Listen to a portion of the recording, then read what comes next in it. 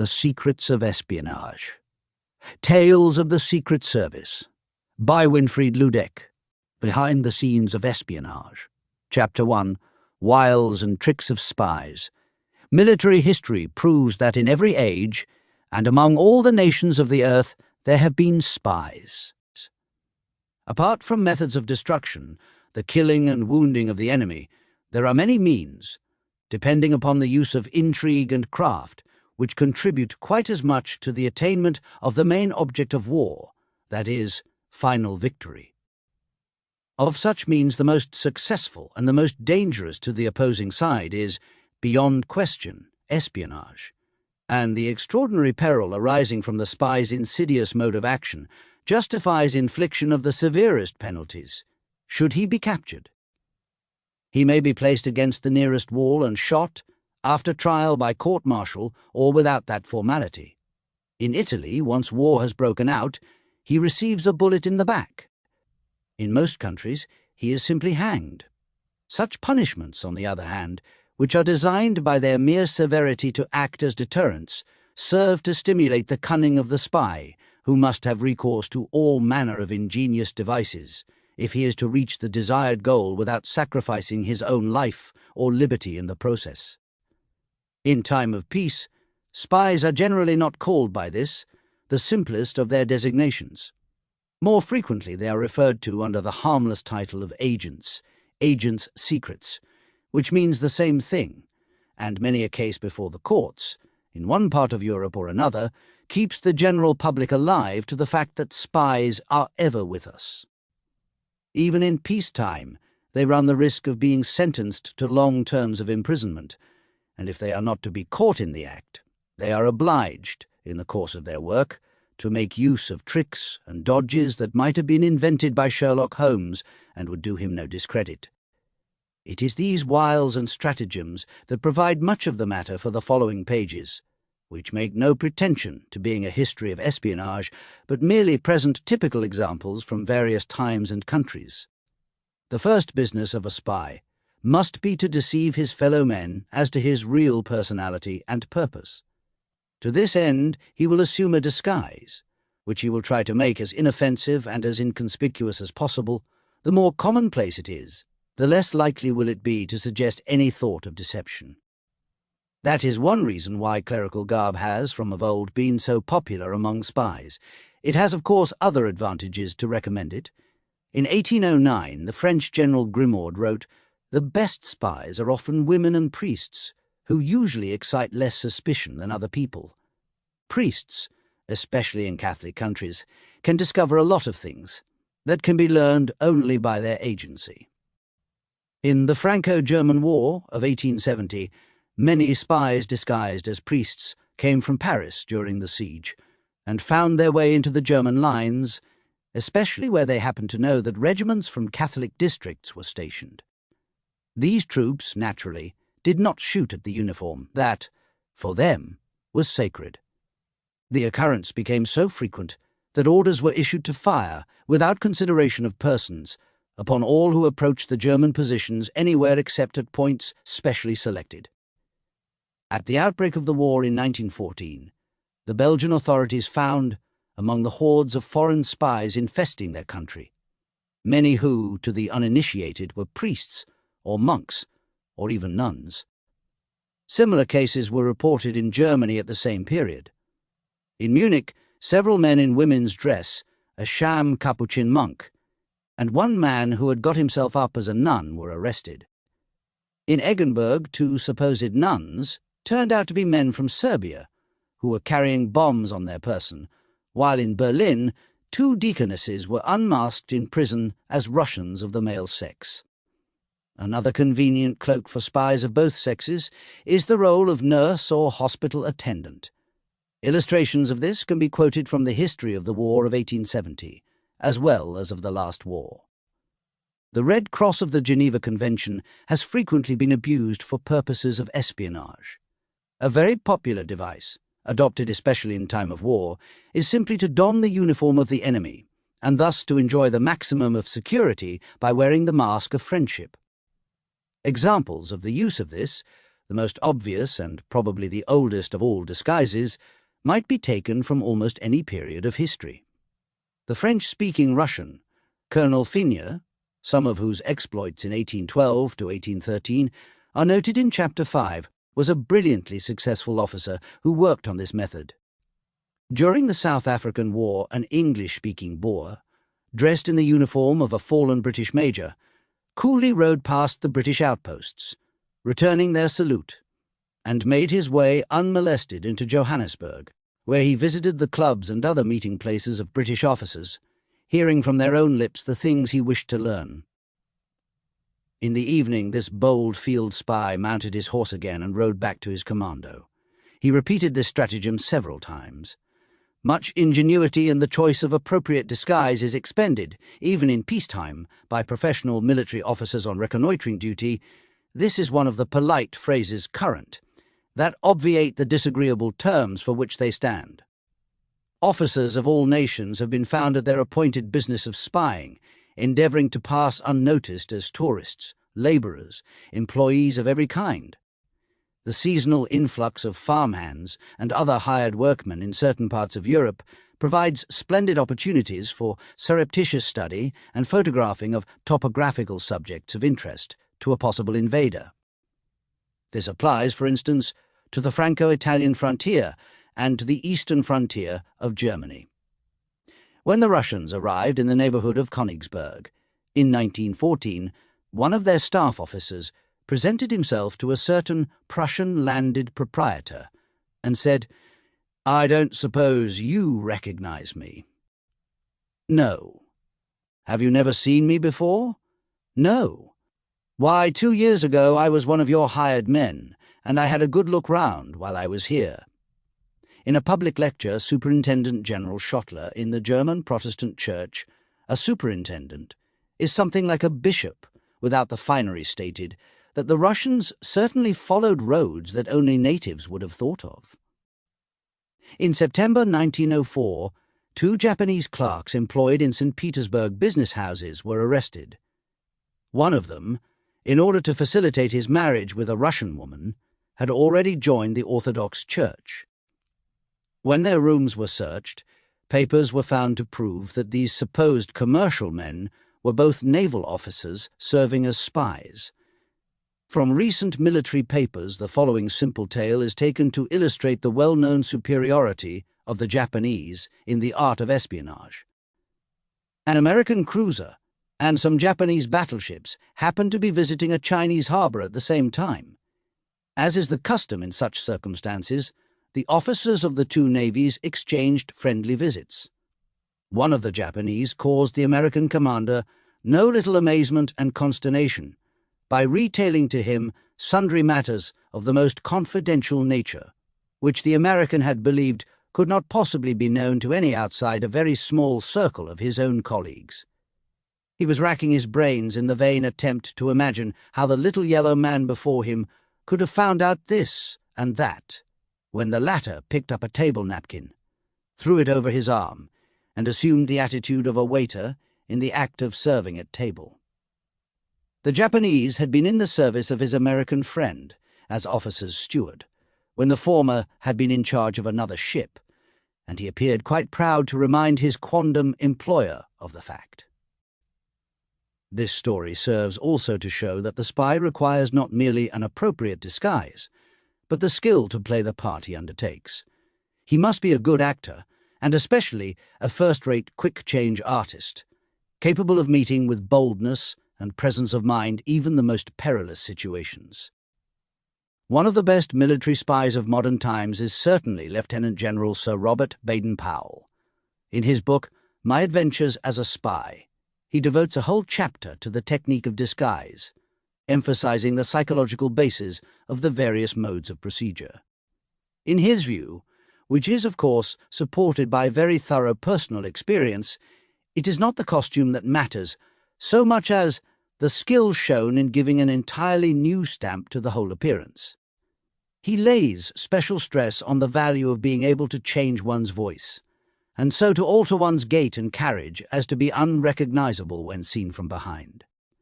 Qualities of supreme importance are quickness of decision and capacity to deal with unexpected difficulties. One device he warmly recommends is the cultivation of a nasal pronunciation for use in emergencies. Spare necktie and headgear, he says, should be carried quite different in colour and form from those usually worn. For experience teaches that, at a passing glance or in a brief meeting, it is the colour of the tie and the kind of hat or cap that are generally most firmly impressed on the mind. Equal ingenuity is demanded in devising means of understanding and of intercommunication among the spies themselves, and in the transmission to the principals concerned of information acquired. These things must be done most warily, arrangements being made, where possible, for quickly getting rid of, or destroying, the material evidence.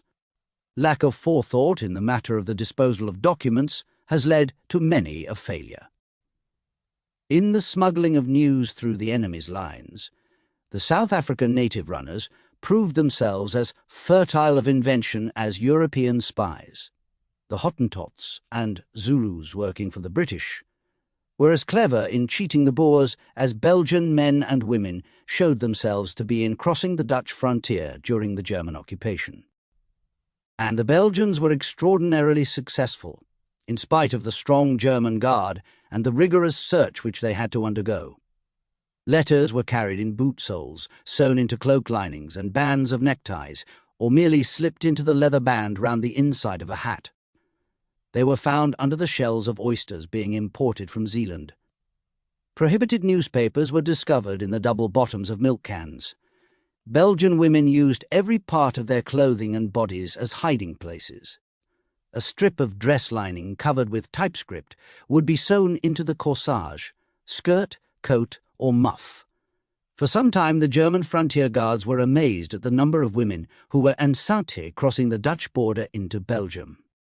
Closer investigation revealed the fact that the curious phenomenon was due to the number of French and British newspapers that were being carried in an unusual manner. When most of these ruses ceased to be useful, they hit upon the cunning idea of shooting the letters across the frontier with long-distance crossbows, which was easily and successfully carried out during the hours of darkness.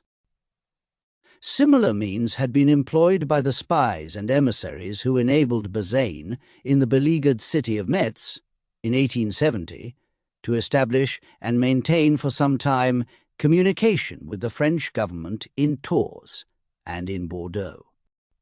During the Balkan War of 1913, a woman in Sofia, suspected of espionage, was being kept under observation. The Bulgarian officer appointed for this service found her one day engaged in conversation with a Turk. They happened to be standing at a street corner, near which was a jeweller's shop. Watching the two figures reflected in the mirror of the shop window, he saw the woman remove from her braided hair a cigarette, which she handed to her companion, whereupon they separated and went off in different directions. Both were arrested. The suspicious cigarette was still in the Turk's case. It was filled at both ends with tobacco, but the middle portion was occupied by a tiny roll of paper, which was found to contain important details concerning the movements of the Bulgarian army. The woman was a Russian who had been expelled from her own country, but the most cunning methods of all were in vogue among the Japanese spies during the Russo-Japanese War of 1905. Most of these spies were drawn from the Chinese population, and were often ostensibly earning their livelihood as peddlers, porters, and waiters. Even in very suspicious cases, it was impossible for the Russians to convict these people of treachery by discovering upon them any material evidence of their carrying reports. The peddler would carry in his basket goods of various colours. They might be black, blue, red, or white, corresponding to the uniforms of regiments. At the same time, each definite class of goods represented a different kind of weapon. For example, if tobacco and cigarettes were being offered for sale, the packet of tobacco stood for one military engine, the cigarettes for another. To complicate the matter for outsiders, and to make their message all the clearer to those for whom it was intended, they would show cigarette holders of various kinds. Now and then inconspicuous notes in Chinese characters would be written on the articles. Separately, these notes meant nothing at all, Arranged in a certain order, they conveyed complete, and often very detailed, reports. The transmission of information may be accomplished by signals of all sorts and by means of codes and cipher. The former are used by primitive peoples, as well as by spies belonging to the lower classes of the population everywhere. For the successful employment of the second method, a little more intelligence is requisite. A war correspondent, writing in the days of the Battle of Lemberg in September 1914, stated that the Austro-Hungarian troops suffered great losses owing to the espionage and treachery of the natives, who indicated the positions occupied by artillery and infantry, employing by day columns of white and grey smoke, or small mirrors as heliographs, and by night, light signals. A simple method of communication is provided by the use of appearing and disappearing lights in house windows, by the burning of turf, and by the chalking up of signs upon buildings. During the Boer War, British spies, chiefly natives, would mark out a track by peeling the bark of trees, and show a change of direction by breaking over and bending a tree top, or by laying a bundle of grass where the path turned.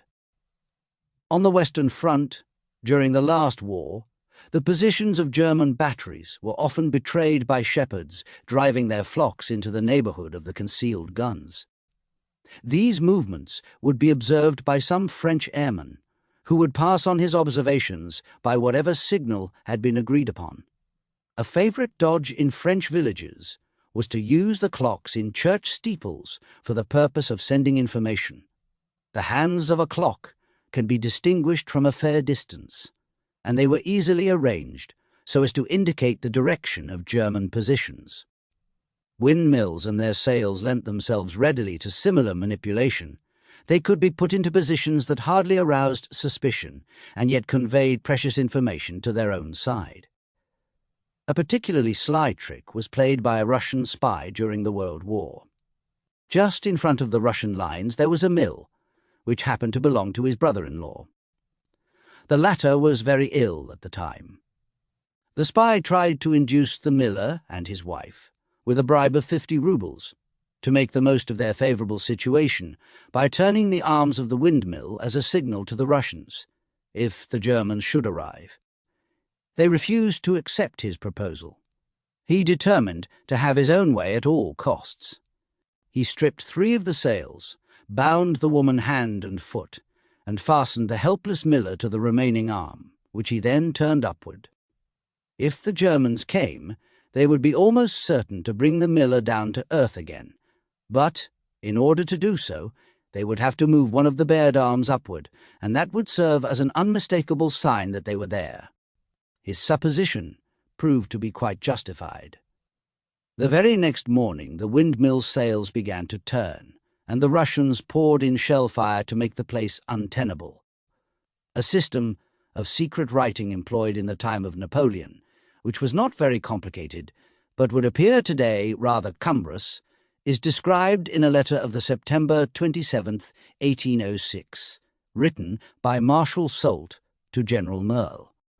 The instructions of today's date, that I am sending you along with this letter, are to inform you of His Majesty's will that I am to agree with you upon some sort of secret cipher, which you are to use in future correspondence with the General Staff. In compliance with this order, the best thing to do, in my opinion, is to make use of the brochure entitled The Battle of Austerlitz, by a soldier present on the day of the December 2nd, 1805, ascribed to Major General Sutterheim, Paris edition, published by Fane. The first number will indicate the page, the second number will indicate the line counting from the top, including the running title. The third number will indicate the position of the required word or letter in the line. If this number stands for a whole word, underline it. Between the numbers, commas must be placed, etc. While a letter in cipher makes it perfectly obvious to any reader that some mystery is being concealed, all cryptic writing aims at covering up its real significance. The apparently harmless words and sentences convey one meaning to the casual reader, but a very different meaning to the initiated.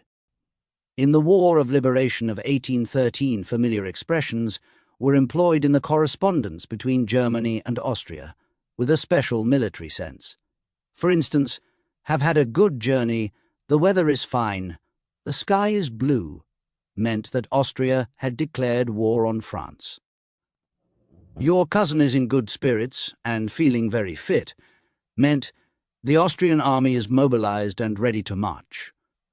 Very instructive in this connection is a letter from a spy to the headquarters of a Royal and Imperial Austrian Corps, found among the Austrian documents referring to the same campaign of 1813.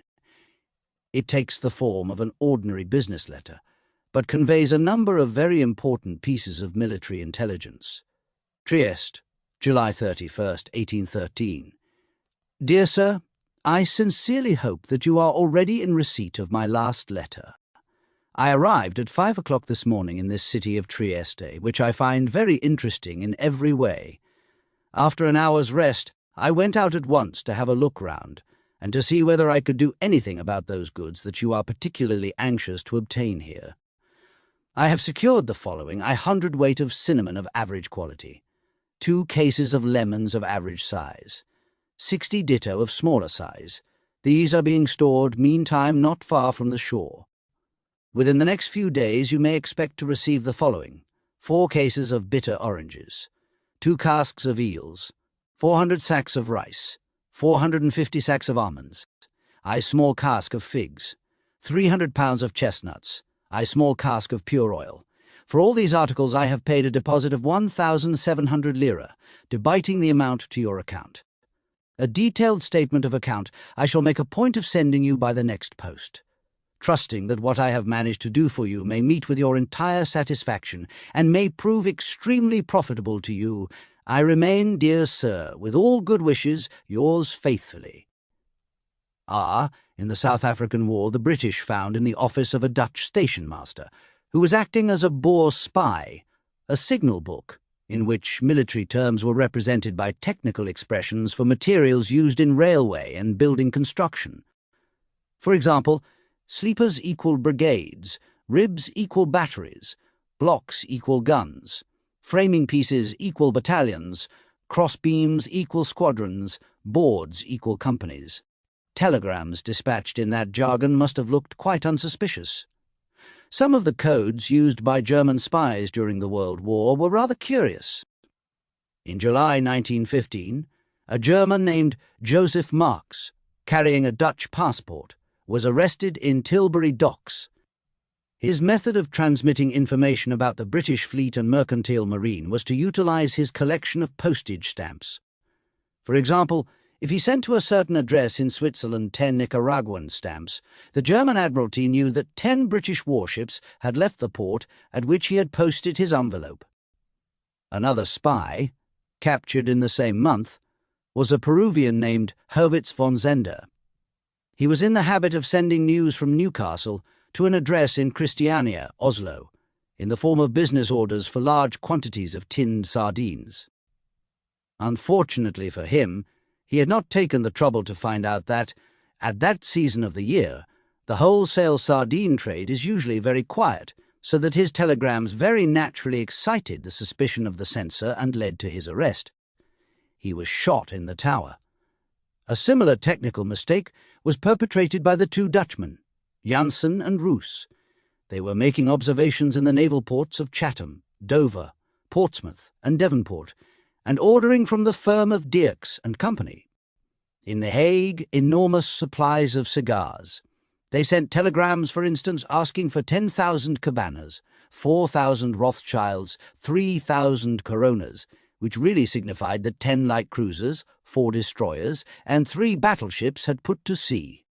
If such orders had been dispatched from London, it is just conceivable that they might have passed without remark, but coming from dockyard towns they were too improbable. 2 facts had escaped the notice of those agents: the population in British seaports, and British seamen in general, smoke pipes or cigarettes, but hardly ever cigars, and the British counter-espionage was already fully aware that the House of Dirks and Company was simply a screen for the Germans, and was indeed the headquarters of their espionage service in Holland. Janssen and Roos also paid the extreme penalty.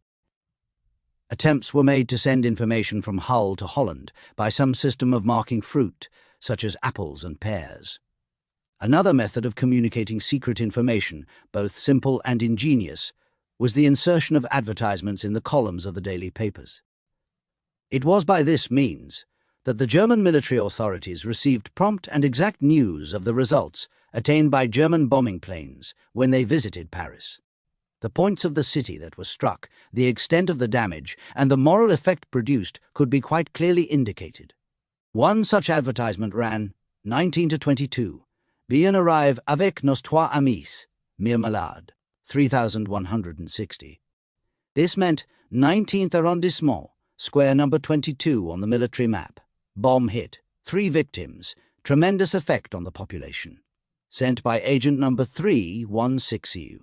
In this way, the German intelligence service in Switzerland, where the French newspapers circulated freely, got to know exactly the results of the bombardment, and that within 24 hours of the event.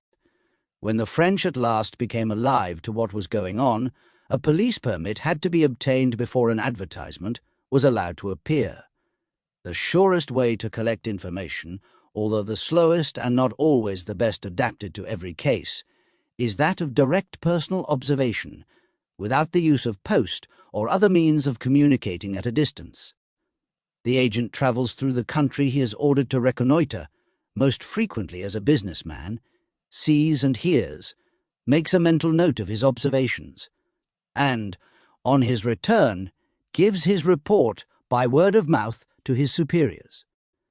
This method was the one generally and successfully followed by British spies, who visited Germany disguised as neutral journalists and studied conditions on the spot. And yet, even spies of this category were discovered and shot, nearly always because they aroused suspicion by some act not inevitable or necessary to the performance of their task. They might, for example, be found to have received money from persons known to the counter-espionage service as being in the pay of the enemy. There are many other devices employed with more or less skill to conceal the transmission of information, but space will not allow us to mention them all here. It would require a special chapter to discuss the use of invisible inks and the innumerable codes and ciphers that have been invented. Chapter 2. France.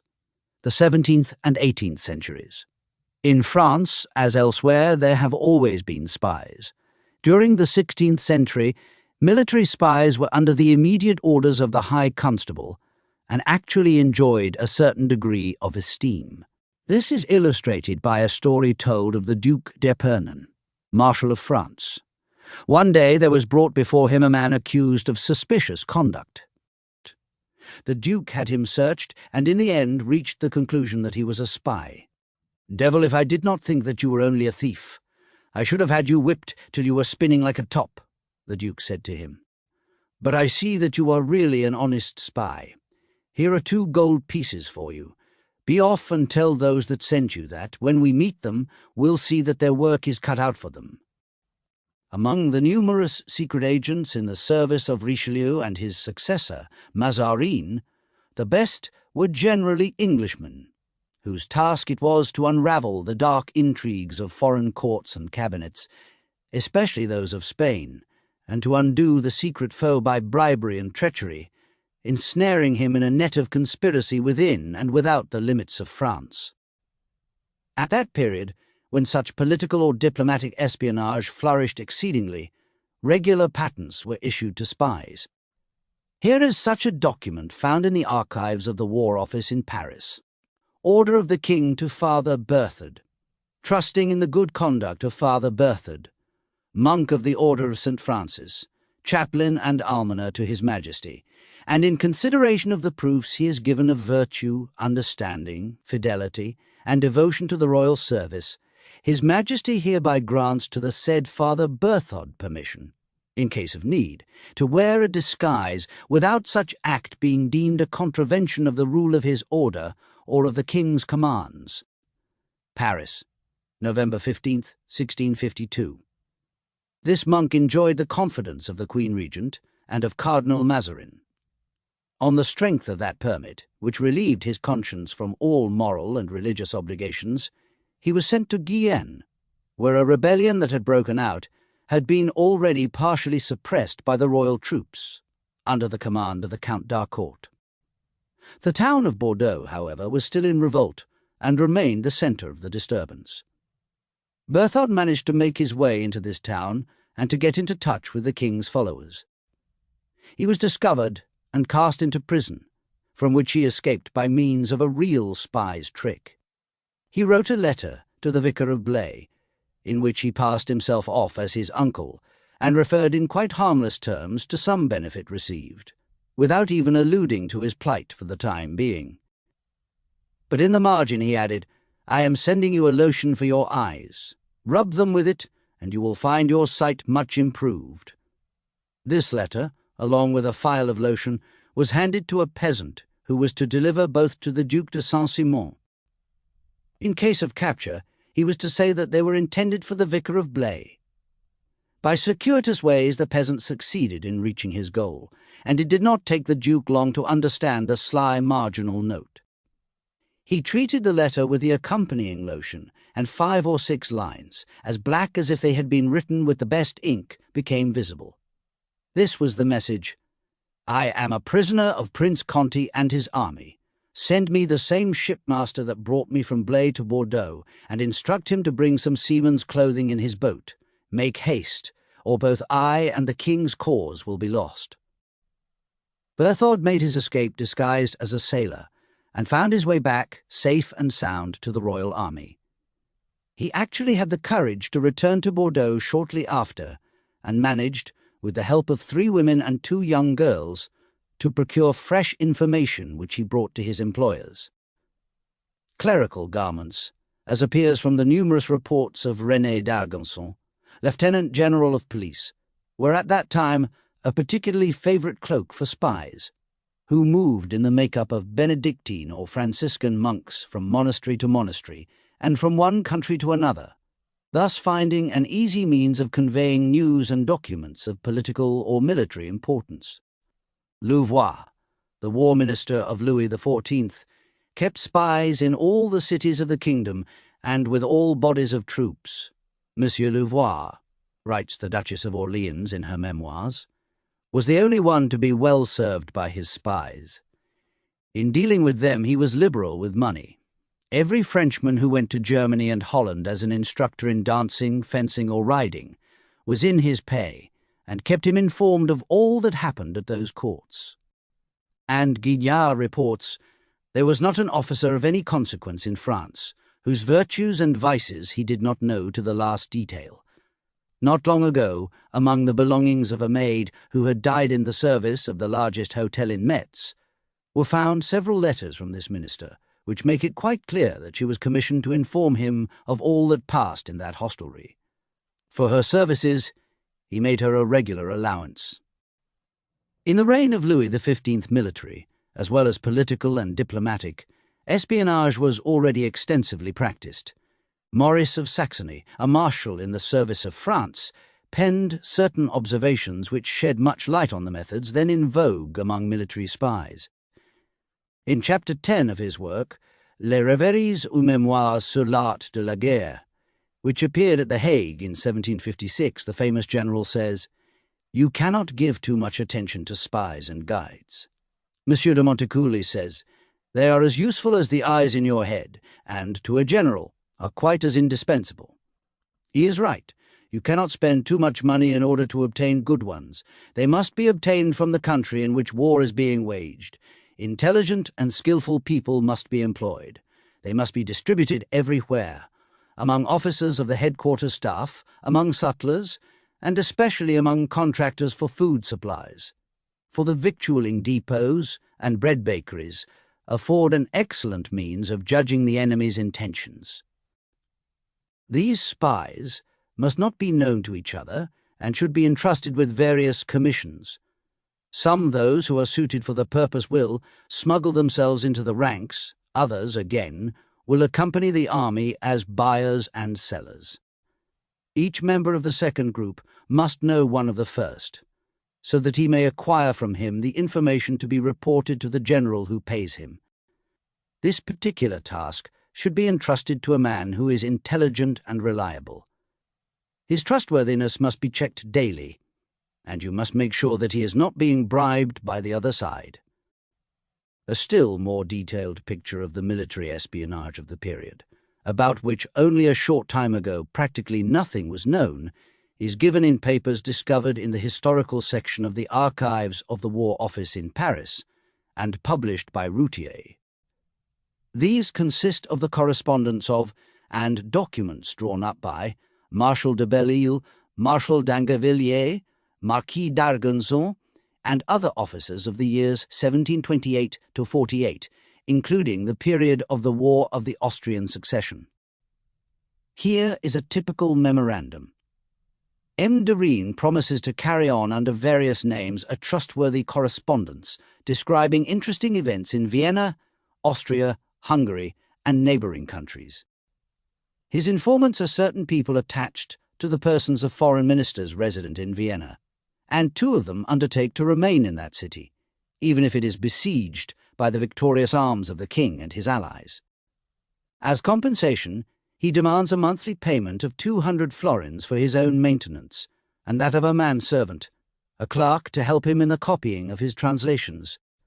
Further, he will require 200 ducats for the duration of the present campaign, to distribute among the purveyors of news, bearers of instructions, and others who will, at risk to no one, send him information at this time, when the court of Vienna is taking barbarous measures against those who buy or sell even the most trifling bit of news.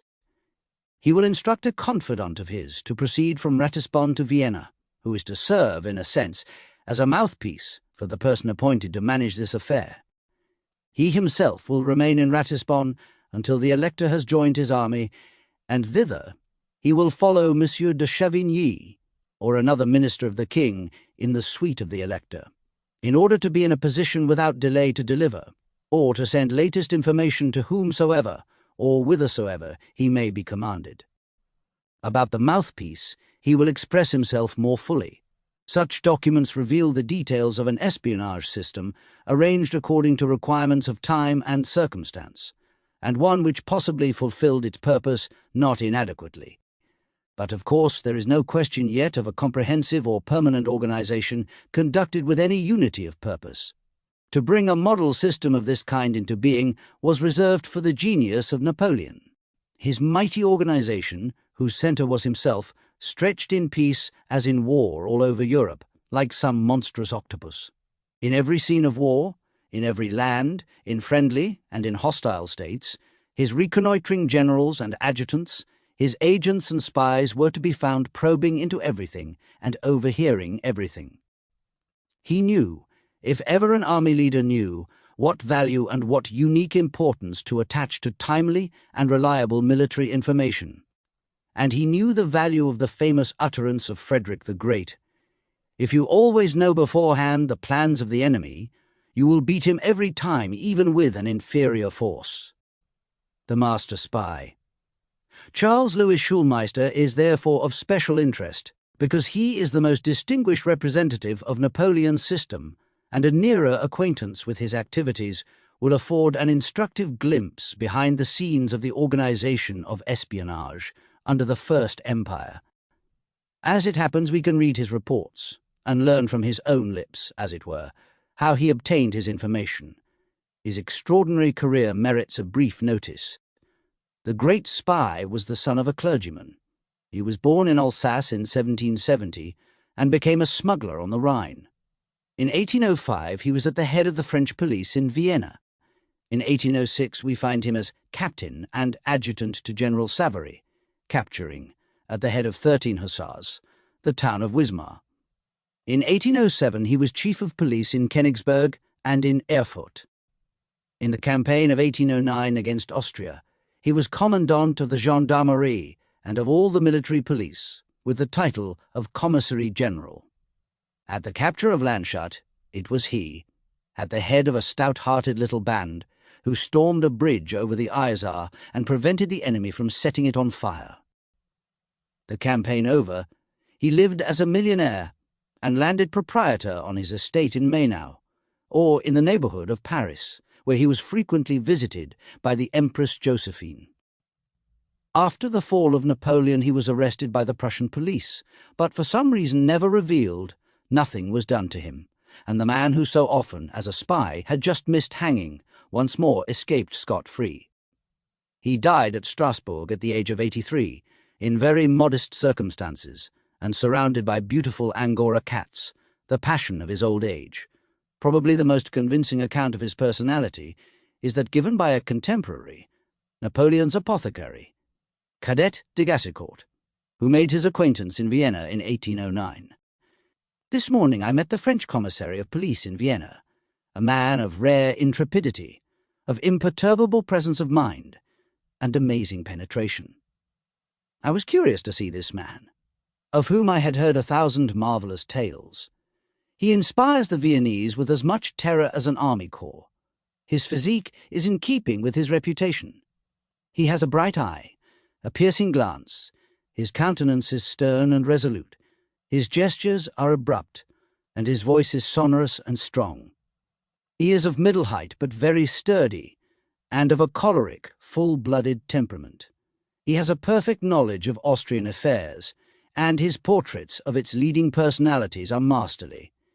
On his brow there are deep scars, which prove that he has not run away from dangerous situations.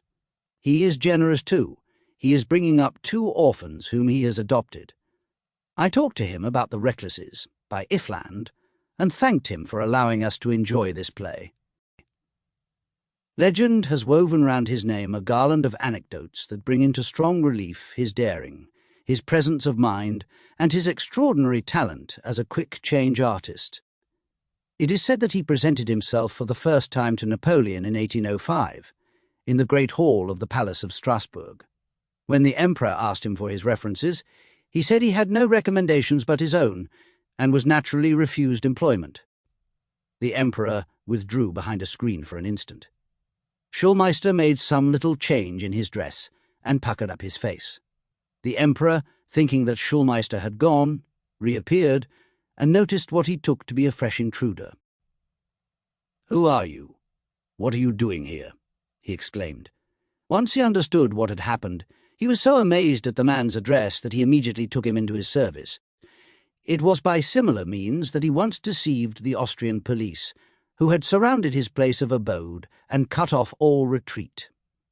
He passed right through their midst, bowing politely, and they let him pass, because he had not the least resemblance to the Schulmeister they knew.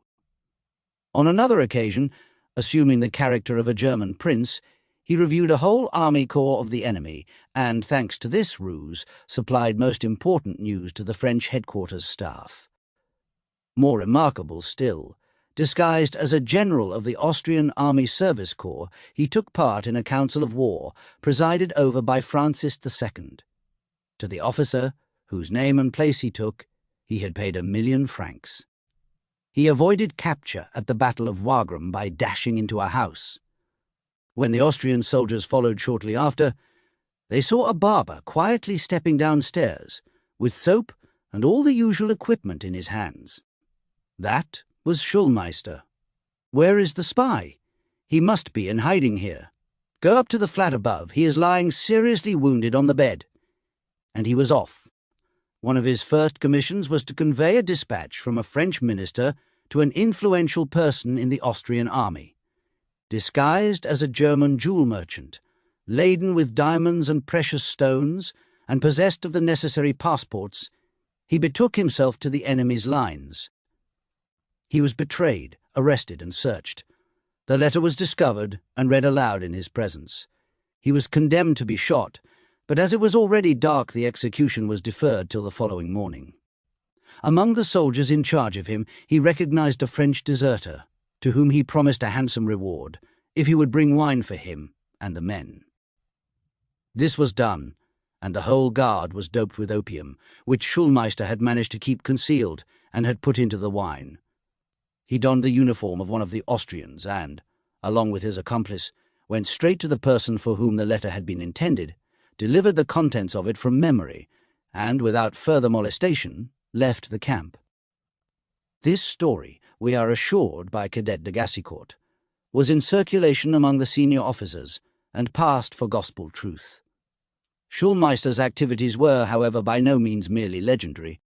Indeed, it must be admitted that his principal achievement during the third war waged by the coalition was of great historical importance. It is certain that, in the shameful surrender of Ulm on the October 20th, 1805, by the incompetent Austrian General Mack, Schulmeister acted quite a prominent part.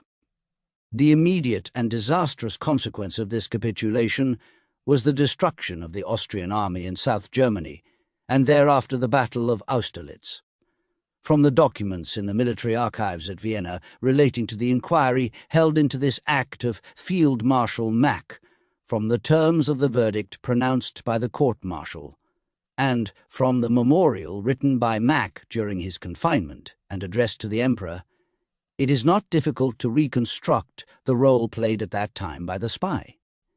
From Schulmeister's own reports to General Savary, to be found among the correspondence of the French army in the archives at Paris, the facts stand forth even more clearly.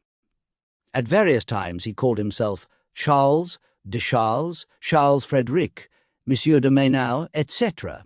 He had been recommended to the Austrian leaders by Captain Wendt, the officer in charge of their intelligence service, and had soon won the confidence of Mack, of the Archduke Francis, and of the other generals.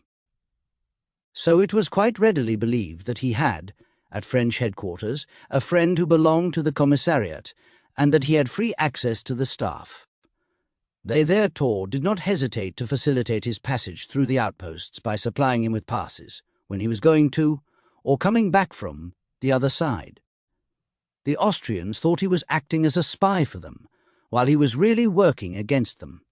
Passing thus freely between the two armies, he had the best possible opportunity of conveying to General Savary information as to the hopeless conditions prevailing in Ulm, the fatuous and chaotic measures taken by Mack, who would issue on one and the same day two utterly contradictory sets of instructions: the shortage of artillery, munitions, and food, the absence of adequate fortifications, and so forth. At one moment, Austrian suspicion was aroused by an imprudent inquiry of Schulmeister's, but he re-established his credit with them by passing on a piece of news that could easily have been checked, and by offering to guarantee the truth of it by his own person. He knew at the moment that the enemy could not escape Napoleon's ring of steel, and in any case Mack, in his infatuation, did not attempt to act upon the information. He preferred to believe an idle report that suited better his own wishes. This story was to the effect that the English had landed at Boulogne, that somewhere a revolution against Napoleon had been carried through, and that the French army was consequently in retreat. There is reason to believe that Schulmeister was responsible for this invention, his object being to maintain Mack's state of irresolution, and to conceal as far as possible the actual movements of Napoleon. In all this episode, it is practically certain that Wendt, the ostensible head of the Austrian Espionage Bureau, was nothing else than a tool in the hands of Schulmeister. This is made evident by the latter's reports to Savary, and by the facts that Schulmeister, though he does not say directly that he had Wendt in his pocket, does acknowledge his indebtedness to this man's traitorous information about the state of the Austrian armies, and that, after the capitulation, he recommended him warmly to General Savary for employment on the staff of the army in Tyrol. In two letters, written immediately after the surrender of Ulm and addressed to Savary, Schulmeister described in detail his comings and goings, with the exact dates on which he was present with the Austrian army, and that on which he communicated his reports to Murat. In the second one, he asked for some more interesting job than that of keeping an eye on the remnants of a beaten host, and suggested that he be allowed to make for the Russian army and then Vienna, mentioning accomplices he had in high places. Savary willingly acceded to his request. Accompanied by Rulski, an Austrian officer of hussars, whom he had bought with hard cash, and himself disguised as an officer of the Austrian army, he moved freely among the Russian staff, observing the morale of the higher ranks and acquiring exact data concerning Kutuzov's plans and the forces at his disposal, all of which must have been of inestimable value to Napoleon. After the capture of Vienna by Murat, Schulmeister became a very efficient chief of police, keeping General Savary continually informed of all that went on, and of his own measures. But he soon had a substitute appointed, and went to Brunn, where he became the director of espionage for an army corps, managing a bureau, with numerous agents and emissaries at his disposal. His special task at the moment was to watch the armies of Princes Charles and John, and, thanks to the skill and courage of his subordinates, no less than to his own masterly arrangements, his reports were astonishing in the exactness of their detail. From Austrian official documents, it is evident that, in the spring of 1806, he was, along with an accomplice named Rippmann, under lock and key, accused of correspondence with the enemy. But, as he was in possession of passes signed by Mack and Mervelt, it must have been difficult to convict him of playing a double game. At all events, he certainly escaped with his life. He was, as has been indicated, no less remarkable in his capacity of policeman and soldier than in that of spy, but those other activities have less interest for us here. He was physically courageous and was repeatedly wounded in battle. At Friedland he was seriously injured by a shrapnel bullet, but Napoleon, richly as he rewarded him, refused to grant him the one recognition he craved, the Cross of the Legion of Honor, saying that that was reserved for his braves. Schulmeister was merely the master spy in Prussia before 1870. In the years 1855 to 1856, there was great excitement in Germany over the Tecken affair, which was also discussed at length in the French and British press. The judicial inquiry proved that the prime instigator of the business was Mestier, the French ambassador at the court of Berlin, who had taken advantage of his position to carry on quite an extensive scheme of espionage. On the July 24, 1855, there appeared in the Vossische Zeitung an advertisement which ran, yes, on the 24th of July, at 4 p.m. in Z. This was an intimation from Rothen, a secretary to the French embassy, that he agreed to meet in Zellendorf the ex-lieutenant Tecken, then an old man of 70. As a matter of fact, Rothen did not keep the appointment. In his stead, he sent a man named Hassenkrug, who had once been a Prussian police official and was then an agent in the French Secret Service. Tecken refused to trust this person and insisted on a personal interview with Rothen, which took place in the Tiergarten. Tecken handed to the French diplomatist reports that had been sent in by the Prussian military attaché at St. Petersburg, Count von Meinster-Meinhovel. These contained useful information concerning the Russian army and the state of things in Sebastopol, then besieged by the Allies. Further, he communicated extracts from the journal of General von Gerlach, in which that officer made almost daily notes of the views prevailing at the Prussian court on the political situation. Such information was obviously of great interest to the French government, and Tecken was handsomely rewarded. He entered the regular espionage service of the French embassy. Many subsequent meetings with Rothen took place. But, a little later, these were given up in favour of correspondence by letter, with a certain merchant, Mr. Hauptner, and his wife as intermediaries, who also paid over the money received by Tecken. The latter had in his employment servants of Privy Councillor Niebuhr and General von Gerlach, the two leaders of what was known as the Kreuzitung party. For 10 thalers per month, these unfaithful servants undertook to purloin letters, or to make copies or abstracts from letters and journals, which they passed over to Tecken. In January 1856 Tecken was arrested, and toward the end of the year, having made a comprehensive confession before the High Court, he was convicted of treason. Bismarck's reference to this affair is worthy of note. In a letter of the November 16, 1855, to von Gerlach, he writes, "They are saying that Berlin postal officials are suspected of being in French pay. This is rather interesting to me. because on a certain occasion Moustier spoke to Manteuffel of a thing that happened here, and of which he can hardly have heard except through a letter of mine, that had reached Manteuffel only half an hour before. The words he used were almost the identical and somewhat unusual terms that I had myself employed. The incident has always been something of a mystery to me. On the 28th of November von Gerlach wrote this observation. In the depositions they forgot to note that Manteuffel told me that Moustier had questioned him about the contents of the letters in such terms as proved that he must have been already acquainted with them. On the 26th of December of the same year, von Gerlach notes in his journal, "This affair of the theft of letters in the post is taking a more and more sinister turn. The post office seems to have been opening letters and delaying the delivery of documents." At a later date he writes, "The French ambassador is having the dispatches stolen." During the period preceding the Franco-German War, another notable French spy was a man named Gerard, who was in the personal suite of the Empress Augusta, his particular duty being to read aloud to her. This person was undoubtedly a tool in the hands of the ambassador Gontran-Biron, who probably recommended him.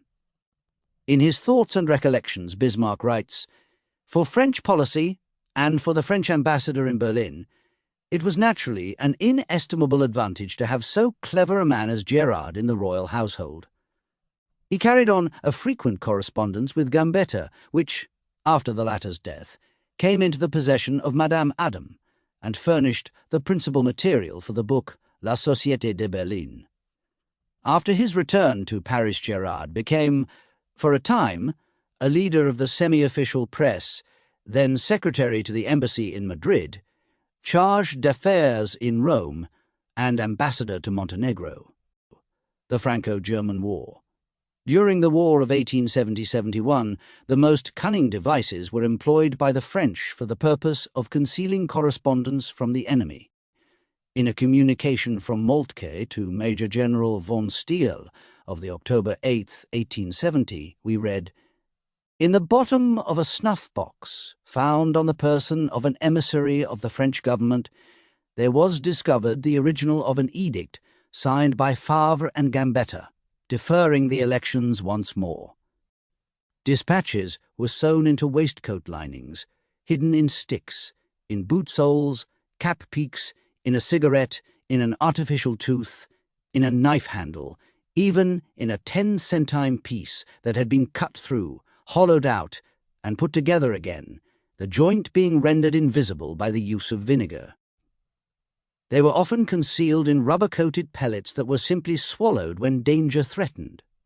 There were emissaries who had to swallow the same pellet several times. The Germans would search French prisoners suspected of carrying messages, strip them, give them a strong purge, and keep them under constant observation. If no suspicious signs had been observed in the course of a week, the patient was generally released with a warning not to be caught again in similar circumstances. The guilty was shot off-hand. On the October 4, 1870, from his headquarters at Ferrières, Moltke issued this order: "We have proof that communication is still being maintained between Paris and Tours by runners.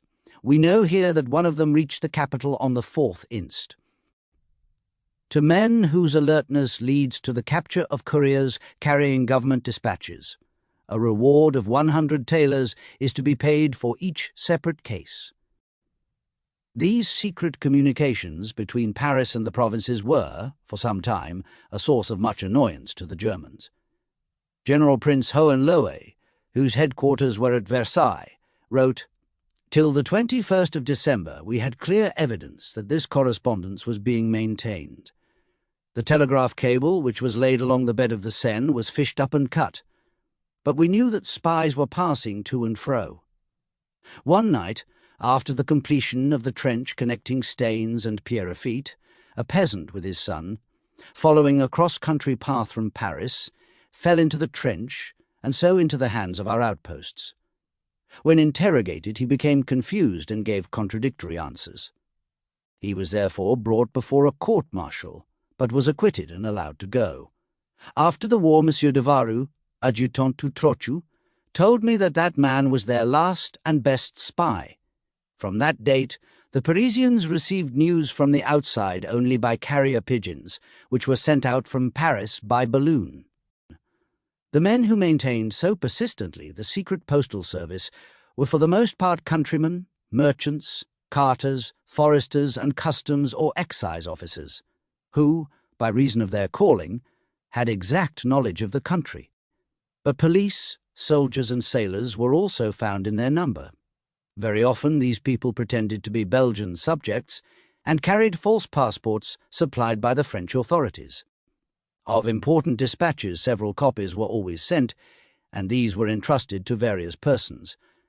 One dispatch of MacMahon's was conveyed by 20 different people. The contents were often known to the bearer, so that, if the document happened to be lost, while he himself got through, he might be able to give the message orally. Women were frequently employed as spies, but they seldom reached their goal, and were generally not so successful as men. One woman, a certain Louise Imbert, however, disguised as a man, rode from Metz to Thionville, carrying dispatches which she had concealed in her hair. During this campaign, the French authorities made a great mistake in connection with these extremely dangerous missions, either by promising more than they usually paid, or else by promising too little. After all, in this spy business, the money question is, as a rule, the vital one. The reward for carrying dispatches through the enemy's line was from 50 to 200 francs. Often not more than from 5 to 20 francs were paid. The peasants especially were badly paid, as is revealed by the data quoted from the accounts of the Secret Service Fund at the Bazaine trial, for example. September 24. To a peasant belonging to Donchery, who returned from Saarbrücken, 5 francs. September 25. To a peasant from Donchery, 50 francs. But under the date October 22nd, we read, to Valcourt, interpreter. Special mission, 300 francs.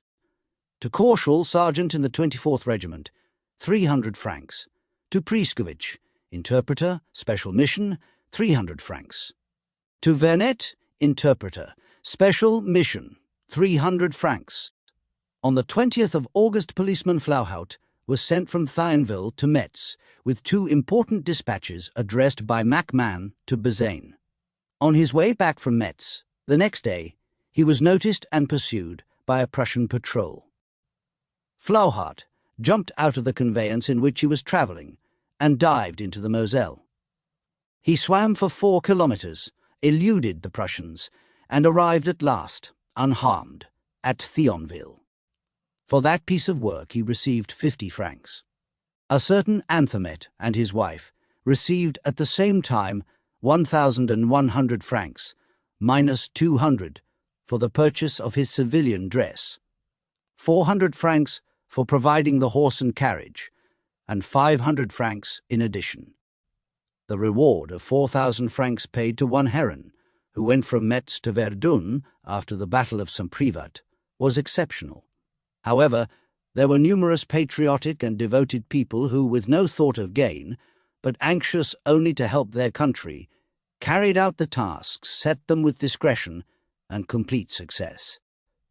There is a case on record of a man who offered to undertake a perilous mission disguised as a Prussian lancer, and, as he did not know any German, to have his tongue cut out, so that he could not speak at all. General Jarras tells of a peddler named Maqueres, who, in Metz, offered to act as a spy, and unconditionally. He had sworn to avenge the burning of the village of Jussy by Prussian troops. For carrying a dispatch to Verdun and bringing back the reply to Metz, he was offered 1,000 francs. He, however, wanted no reward, thinking himself sufficiently paid by having had the privilege of serving France. It was very awkward when dispatches in cipher, delivered often at such great risk to the bearer, could not be read, and that has been known to happen. Gambetta, for example, at Tours, received a dispatch dated October 26th from Metz, but as he did not possess the key to the cipher of the army on the Rhine, he had to send it to Paris to be decoded. It was not returned to Tours till the 17th of December. The badge of the Red Cross was frequently abused by the French for purposes of espionage. After the Battle of St. Privat, General Prince Hohenlohe writes, "A Frenchman was observed galloping round the bivouac. In the prevailing state of exhaustion and fatigue, our people had merely noted that he was unarmed and wore a white brassard with the Red Cross of the Geneva Convention. But when for the third time he circled round the guards, we thought it suspicious, and Major von Roon was instructed to question him. During the interrogation he was insolent and yet, at the same time, nervous. He was required to dismount. His armlet was found to bear the depot stamp of a regiment of Fusilier Guards. He was a French staff captain, and for this abuse of the neutral badge he might have been shot at once. The Prince of Württemberg, however, being forbearing and good-natured, had him handed over to the civil authorities." Stieber, the chief of the military police, describes the curious case of a French diplomatist who was actually living in the German GHQ at Versailles, under cover of the Red Cross. "Yesterday I made a great haul. The first secretary to the French embassy in Berlin, Lesord, who played an important part after Benedetti had been requested to move it, was Lesord, who handed to Bismarck the declaration of war, has been living here incognito in the home of his mother, a very great lady. No doubt he had some difficulty in deciding where he really ought to go, for he would hardly be a welcome guest in Paris at the moment, and perhaps he thought we should not notice or recognize him here, in the disguise of an attendant in a French hospital." When, soon after this arrest, a general round-up was carried out, several secret emissaries of the French government were discovered among the men who were ostensibly devoting themselves to the care of the wounded. As far as their influence on the intelligence service was concerned, the activities of the representatives of France in neutral lands were insignificant. The only exceptions were Tachard, the ambassador in Belgium, and Cussy, the consul in Luxembourg, who worked in close association. Tachard was extraordinarily busy maintaining intimate relations with the general manager of the Luxembourg Railways, with the editor of the Independence Belge, and with the prefect of police in Brussels, from all of whom he received valuable information. He had another source of news in Belgian spies, who were generally working for both sides. Dispatches received by him through these various channels were passed on to the government at Tours by telegraph, while he also managed to get important and often encouraging news over the frontier of Luxembourg into Metz. Cussy maintained numerous agents all over Luxembourg, and especially on the French boundary. Their chief business was to send in reports on all persons coming from, or going to, Metz, and to watch Bazaine's dealings with Prussian headquarters.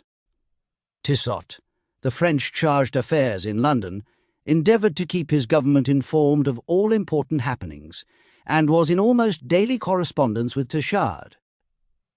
After the unfortunate issue of the war, the French General Staff was reproached with having had no good spies, and with its incapacity to organize an efficient intelligence service.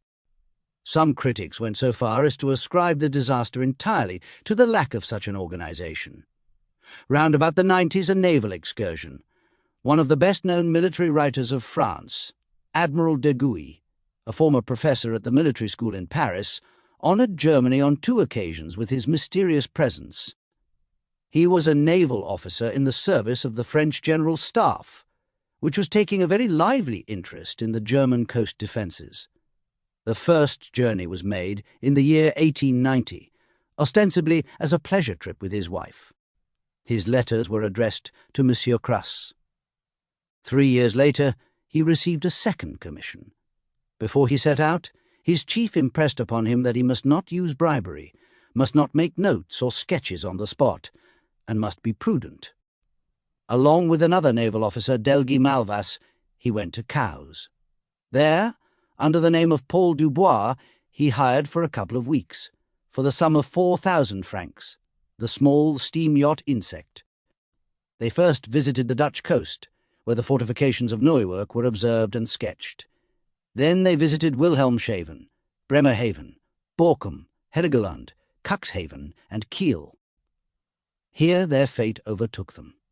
They had been taking photographs as well as making sketches, and their carelessness in leaving drawings, plans, and charts lying about in the cabin proved their undoing. The customs officer in Cuxhaven certainly found no dutiable articles on board, but he was struck by the extraordinary abundance of those aids to navigation and made a report of what he had observed to his superiors, who in their turn informed the police.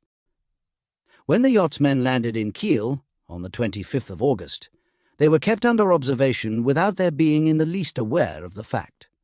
The supposed tourists made straight for Fort Pries, which had been built only a few years before, and which occupied a very remote and well-concealed position. After observing it very minutely, they made excursions to other defence works, and finally returned to the yacht, where they were arrested on the 28th of August. During the trial it came out that Delgi Malvas had already made a very profitable stay in Germany in 1892, in the guise of a commercial traveller for medical specialties. They were sentenced to imprisonment in a fortress for 6 and 4 years respectively, but by an act of grace on the part of the Emperor, they were granted their liberty after only a brief confinement. Counter-espionage. The evidence given during the Dreyfus trial sheds an interesting light on many aspects of our subject, especially on the accepted methods of counter-espionage. Lieutenant Colonel Cordier, one of the witnesses, described one case. The usual method? We had for a long time an agent of quite remarkable gifts and only trifling faults. This agent was reputed to have a weakness for visiting the houses of the great, and in these houses to prefer the society of the servants to that of their masters, a matter of taste. Very often he brought away with him papers, which were sometimes whole and sometimes more or less torn. For years this agent kept these scraps of paper and pasted them together. He sorted them out himself and brought his booty to the general staff. He used often to come to the War Office to complete his work in the presence of the officer who looked after this branch. In the end, the officer took to helping him at the job. Some people, it seems, find much fascination in scissors and paste. I said that this agent had certain little faults. He had affairs with women, and particularly one that I do not need to retail here. In consequence of this particular affair, a lady named Madame Millescamp thought it appropriate to have her revenge by informing the German embassy that certain work was afoot. At once we ordered our agent to break off all relations and to be very circumspect. Then Madame Millescamp was arrested and sentenced to 5 years' imprisonment. We were thus assured of her silence. Our next business was to find out how the Germans were taking the affair. We learned that they were laying a trap for a lady. This lady was in correspondence with our agent. It was she who had been securing the bits of paper. He had been receiving them from her. His meetings with her, which, because of her employment, took place generally at night, and often in churches, were arranged by postcard whenever she had anything to hand over. Some of the tales told of the means applied to test the loyalty of French army officers are very curious. In a house opposite the German embassy, in the Rue de Lille, Colonel Sandher had fitted up a complete observation post. A flat had been rented there, in which an agent permanently resided. In the window shutters openings were made, through which, as Colonel Picquart himself admitted, everyone who visited the German embassy was photographed. General Gons stated in his evidence before the military court, immediately below this flat, the officers attached to the embassy had hired the rooms on the ground floor, where the unmarried men took their lunch every day, the wife of the concierge doing the cooking for them. There was a dining room and a smoking room, in which coffee was taken. Right over this room, Colonel Picquart had things arranged so that anyone sitting near a certain piece of furniture was able, by means of speaking tubes which he had fitted in the chimney, to overhear all the conversation that went on below. An agent, who was personally unknown to me, was sent to this upper room daily, and had to report every evening to Colonel Picquart. It was extremely imprudent on the part of a soldier to have dealings of any kind with aliens, especially with Germans. There was a cavalry officer named Dorval, who always had some special agent at his heels. He had ordinary social relations with the German ambassador and the military attaché, and his wife was an Austrian. All that surely constituted sufficient ground for regarding him as a traitor. His servant was bribed, and, by the usual channels, letters of his found their way into the Ministry of War. They proved to be perfectly harmless notes, invitations to dinner, etc. When he went to Moscow, he was followed and carefully watched, to see if he would make any attempt to procure military information by approaching the officers composing General Boisdeffre's mission to Russia. But here again, no damning evidence of any kind could be discovered to confirm the suspicion harboured against him. Thus, officers in the French service, the moment they became in the least suspect, and sometimes without any provocation whatever, were ruthlessly exposed to the attentions of informers and spies. As in the case of Esterhazy, official authority did not appear to be required before letters were stopped in the post, or stolen from one's place of abode, and police raids carried out in one's absence. The results of counter-espionage are, of course, most evident in the arrest and conviction of spies. In the Journal des Débats of the November 10, 1894, a whole series of cases is enumerated, in which the French Secret Service had succeeded in revealing the extraordinary activity of Italian espionage in French territory. For 18 months, an Italian officer of high rank was discovered to have assisted as an ordinary workman in the construction of the forts at Nice, while another was proved to have worked in the same forts as a mason in 1885 to 1886. In the year 1887, an Italian staff captain, disguised as a water carrier, observed the mobilization of the 17th Army Corps at Toulouse, and in 1894 another Italian officer took part as an ordinary soldier in the manoeuvres of the Chasseurs Alpins French Mountain Rifle Regiment. It was also quite well known to the French intelligence service that an Italian officer, entrusted with some such secret mission, was in receipt of 25 francs a day, and that, in order to avoid international complications in case of his failure, his own authorities had him posted as a deserter during the period of his absence. If he were arrested abroad, they could shrug their shoulders and say, well, after all, what was the sense in making such a fuss about a deserter? The agent provocateur. A good type of the agent provocateur was Galanti. Captain Marechal, who was acting for the French Secret Service in a frontier post, took him into his employment at the command of Colonel Picourt. Galanti, half smuggler, half spy, was, in the opinion of the police in Belfort, a double spy, serving two countries at the same time, and doubtless serving best the one that paid best. On the May 19, 1896, Galanti sent in a report that he had met, near Fort Besancourt, a man named Kennelly, whose confidence he had gained by pretending to be an accomplice. This man had told him that he had been commissioned by a foreign power to make his way into one of the outer batteries of Fort Besancourt, in order to measure the caliber of the guns, and also to photograph 5 batteries and 2 forts. Galanti also stated that Kennelly had already been into one of the batteries, but had found the muzzles covered with caps chained to the guns. As he had no tool with him to cut the chains, he had had to give up the enterprise. Galanti, however, had lost no time in accompanying him to an ironmonger's to buy a file. Something went wrong, and toward the end of May Kennelly found he was short of money and was going to leave Belfort. Galanti, instructed by his superiors, gave him money so that he might go on with his work, and it was decided that this should be carried out on the night of the 31st of May. Necessary preparations were made by the French authorities. The fort was surrounded with soldiers, others were posted in the battery and at the entrances. On the stroke of 12, the unlucky wretch appeared and approached the guns. He was arrested.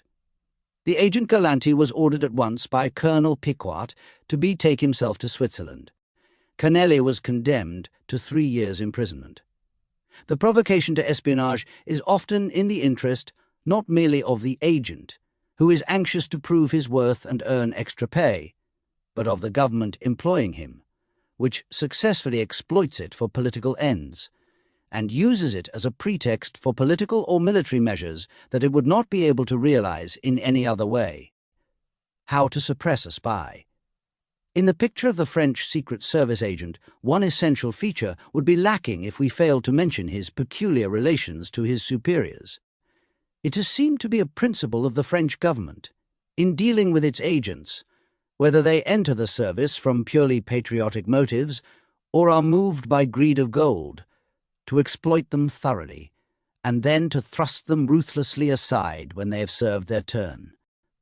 The spy achieves either too little or too much, and, in the end, by reason of his intimate and special knowledge, is likely to become dangerous to his own government.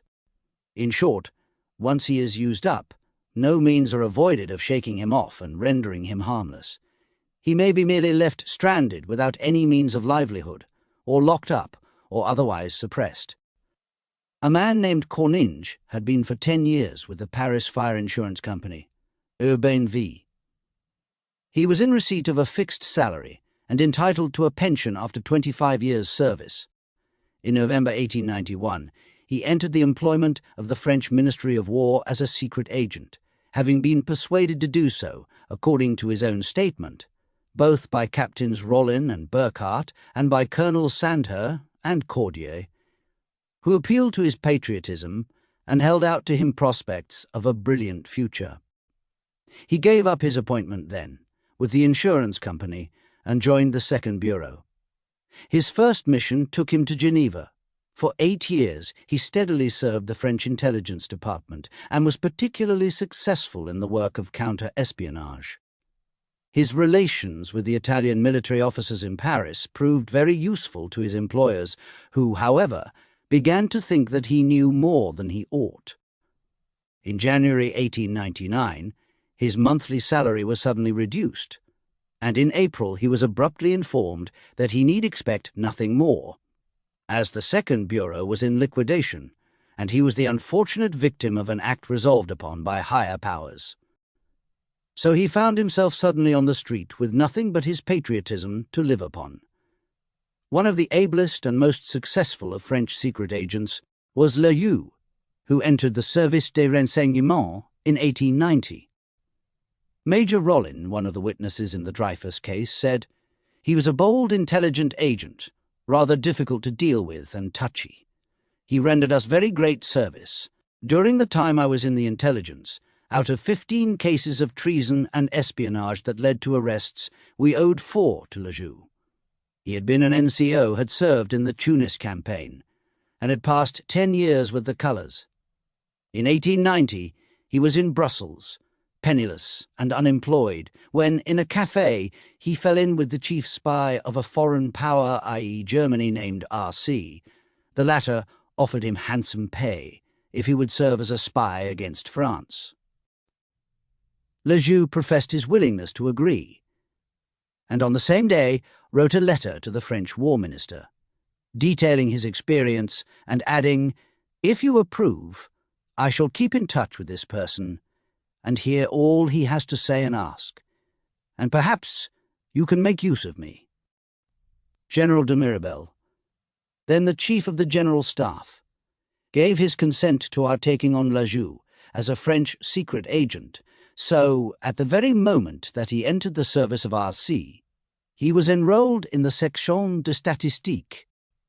Ludecke received from the foreign agent one questionnaire after another, in which the most varied inquiries were made as to French military organization, fortifications, etc. An officer of our intelligence drew up the answers, which were submitted to the Chief of the General Staff and his second-in-command. For 3 years, a list of questions was thus sent in and promptly answered, almost every week. In this way, the adversary was encouraged in the belief that his information was up to date, while we knew all the time how ignorant he was and could act accordingly. When at length the questions became more and more precise in form, it was, of course, increasingly difficult to supply such answers as would continue the deception and prevent suspicion from being aroused. Ludecke, as an accredited agent of the foreign power, had acquired a mass of valuable details concerning military matters and the spy system of that state, which he had communicated to us. When the other side observed that the answers were becoming vaguer and that, about the same time, several of their agents in France were being arrested, they ceased to trust Lüdecke or to show their hand. Before describing the shady means adopted to get rid of this spy, once he was Brule, that is, once his usefulness had become gravely impaired, we shall give a brief extract from a long letter written by him to the Minister of War in Paris. During the first years I was very successful. To me alone was due the unmasking and arrest of Lieutenant Bonnet, of Schneider, of Thiessen, of Lieutenant Kunche, etc. To me alone, and no one can deny it, is likewise due the exact knowledge possessed by the French staff of the working of the German Secret Service near our frontiers, Brussels, Geneva, Lausanne, Ouchy. There were the innumerable reports drawn up by officers of the Second Bureau that I delivered to foreign agents in Berlin. There was that packet of cartridges that I sold them. What anxious thought that must have caused the German staff! It was I who revealed the names of German agents in Belgium and Switzerland.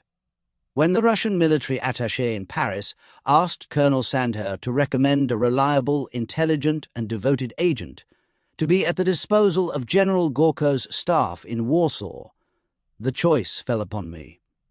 It was soon after that Colonel Sandherr was decorated with the Cross of Commander of the Order of St. Stanislas. I did not hesitate to spend a fortnight in the Intelligence Bureau in Berlin, where I had managed to gain the goodwill of the officers. But I was risking my life, for, while I was engaged in Warsaw, I had often come to Paris, and had had to travel via Vienna or Berlin. When I returned to Paris after finally leaving Russia, I was welcomed effusively by the officers attached to the Second Bureau Sandherr, Rollin, Burkhardt, etc. But all his devotion did not save him, for, after Lüdecke had been 5 years in the intelligence service, the Ministry of War decided that it was time to dispense with his assistance. There was a suspicion that he was not merely a counter-spy, but was actually in the service of Germany. On the occasion of a meeting he had with the agent of the foreign power, R.C., in Luxembourg, they had him under observation, and came to the conclusion that he was compromising the service by letting it be generally known that he was a French agent. They therefore announced to Lüdecke that his salary would be paid for 3 months longer, and that he would then have to look out for other employment. They also let him know that he had been denounced by one of the double spies whom he had introduced to the French service. Lüdecke was, of course, no longer able to furnish any information of consequence. But his most serious offence was that he knew too much, including things that might be highly disagreeable to his superiors, and very incriminating for Major Henry, of the Second Bureau and notorious in connection with the Dreyfus affair. It was necessary to be rid of Lüdecke. The department that owed so much to his cooperation represented him as a drunkard, a liar, and a greedy, grasping wretch. While he was absent from Brussels, an agent entered his house, broke open his furniture, and stole his papers. Not satisfied with that, they endeavoured to induce his wife, in consideration of a heavy bribe, to leave her husband and to brand him publicly in the Paris press as a traitor. This criminal attempt failed. Lüdecke himself was persuaded to accompany 2 police officers who said they were taking him to General Boisdeffre, with whom Lüdecke had just been in telephonic communication. Their real destination was the lunatic asylum of Saint-Étienne, where Lüdecke was confined for a week. The medical officers dismissed him at the end of that time, certifying that he was perfectly sane. He fled to Genoa, where the French authorities made his stay impossible by informing the Italians that his mind was deranged. Finally, they paid the price of a 3rd-class fare to Brazil, and in 1897 he was packed off from Antwerp to São Paulo. They then apparently felt safe. His papers had been stolen, and the ocean lay between him and Europe. Sandherr said Lüdecke had been worth 2 army corps. Cordier referred to R.C. Lejeux and Company, for it was alleged that Lejeux had brought to the French service 5 other agents, all, like himself, ostensibly in the employment of R.C., and all double spies. A note made in 1895 by the Ministry of War confirmed his initial successes, but summed him up as a traitor. A radical means of getting rid of an agent who is suspected of knowing too much, or has, for other reasons, become superfluous, is to bring about his arrest by a foreign power.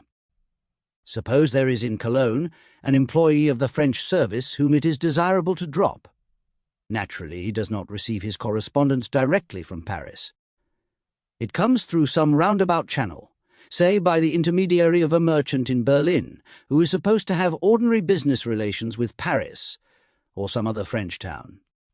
This person receives an envelope containing some communication for the gentleman in Cologne, which he slips into an envelope bearing the printed address of some Berlin wholesale house, and sends it off to Mr. Franz Gebhardt, Post Restante, Cologne. The agent calls for the letter at the post office. One day, however, a letter arrives with the address, Mr. A. Gebhardt, and the postal officials, in obedience to their regular instructions, refuse to hand it over. The letter is returned to the Berlin wholesale house, whose address is printed on the envelope.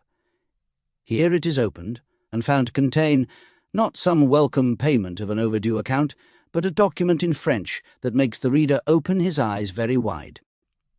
The police are informed, and next time the agent calls for his letters, or without waiting so long, they have him arrested. The apparently accidental substitution of A for Franz procures the unfortunate spy some years of imprisonment, and his late employers have nothing more to fear from him. Chapter 3. The British Intelligence Service. The Napoleonic Era.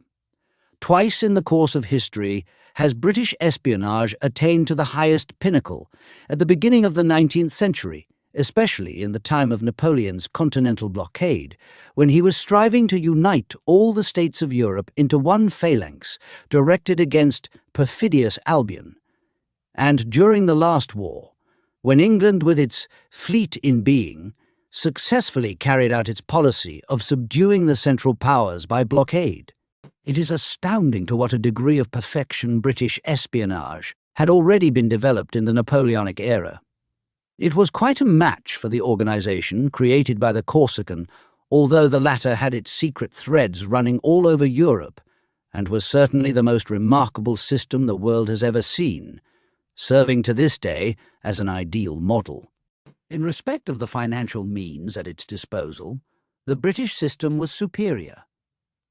While French chief spies, in their confidential reports to the Emperor, were continually complaining of empty exchequers and the lack of secret funds, the cabinet of St. James scattered gold with lavish hands, and was therefore in a position to procure the most important information by using the well-tried means of bribery to induce highly placed persons in the enemy's camp to turn traitor.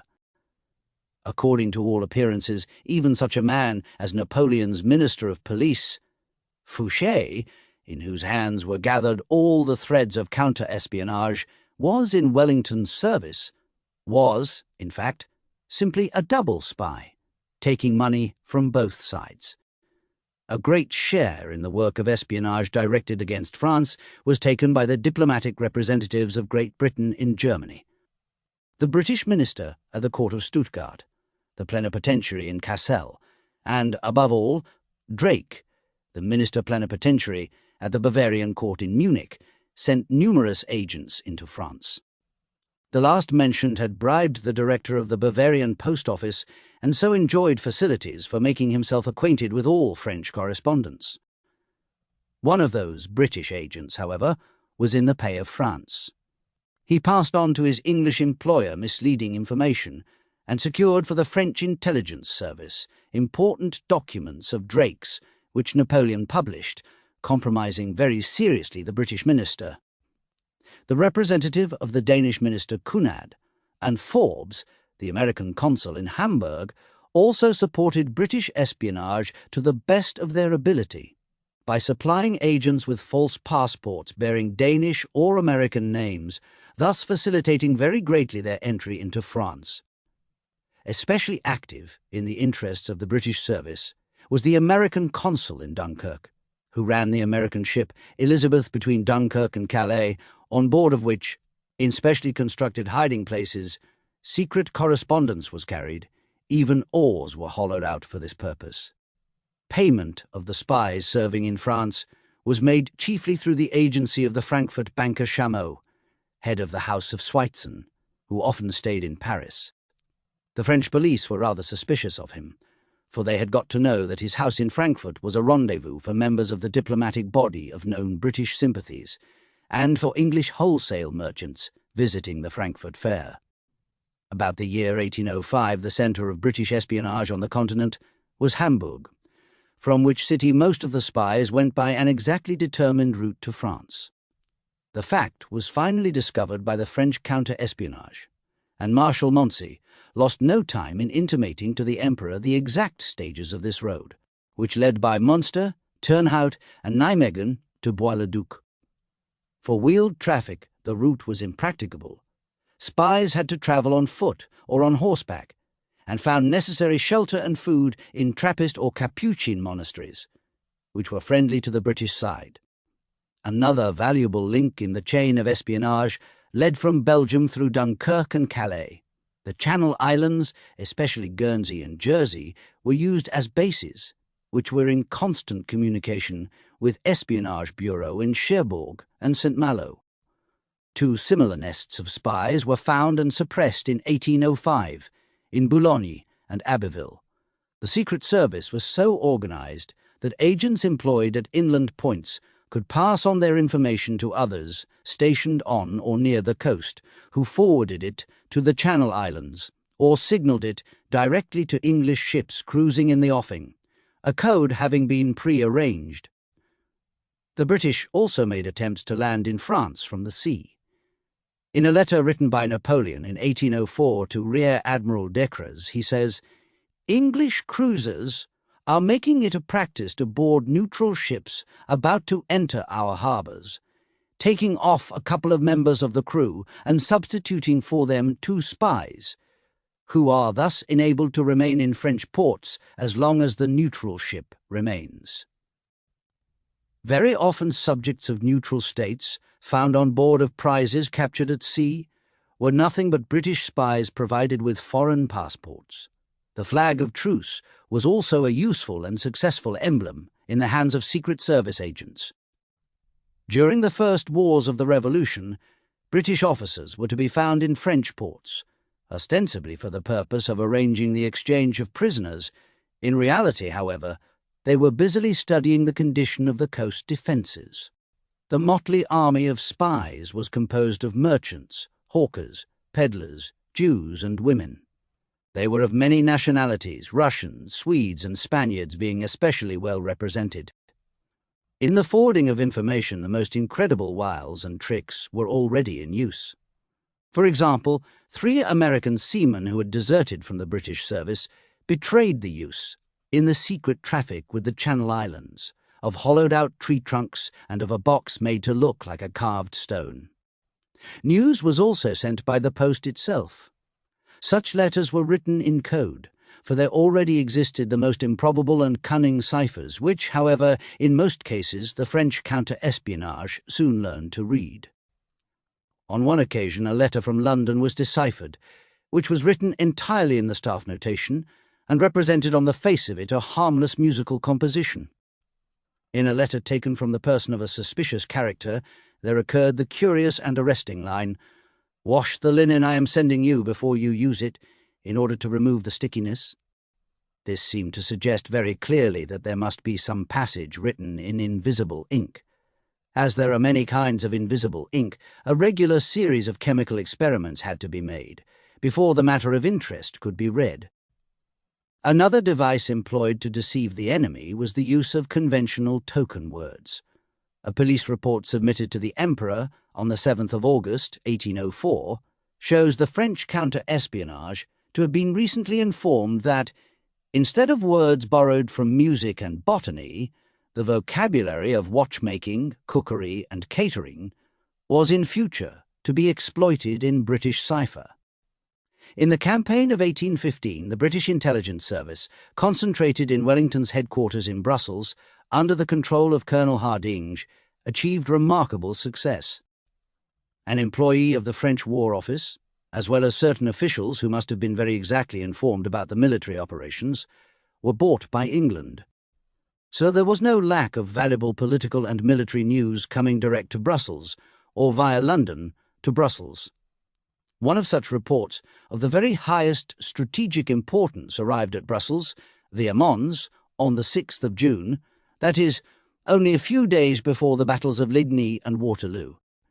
It ran, "Officials familiar with the plan of the military operations state that the Emperor will go in person to Avesnes with the intention of carrying out a feigned attack from the Maubeuge side upon the Allies, while the main attack is to be made on the Flanders side between Lille and Tournai, in the direction of Mons."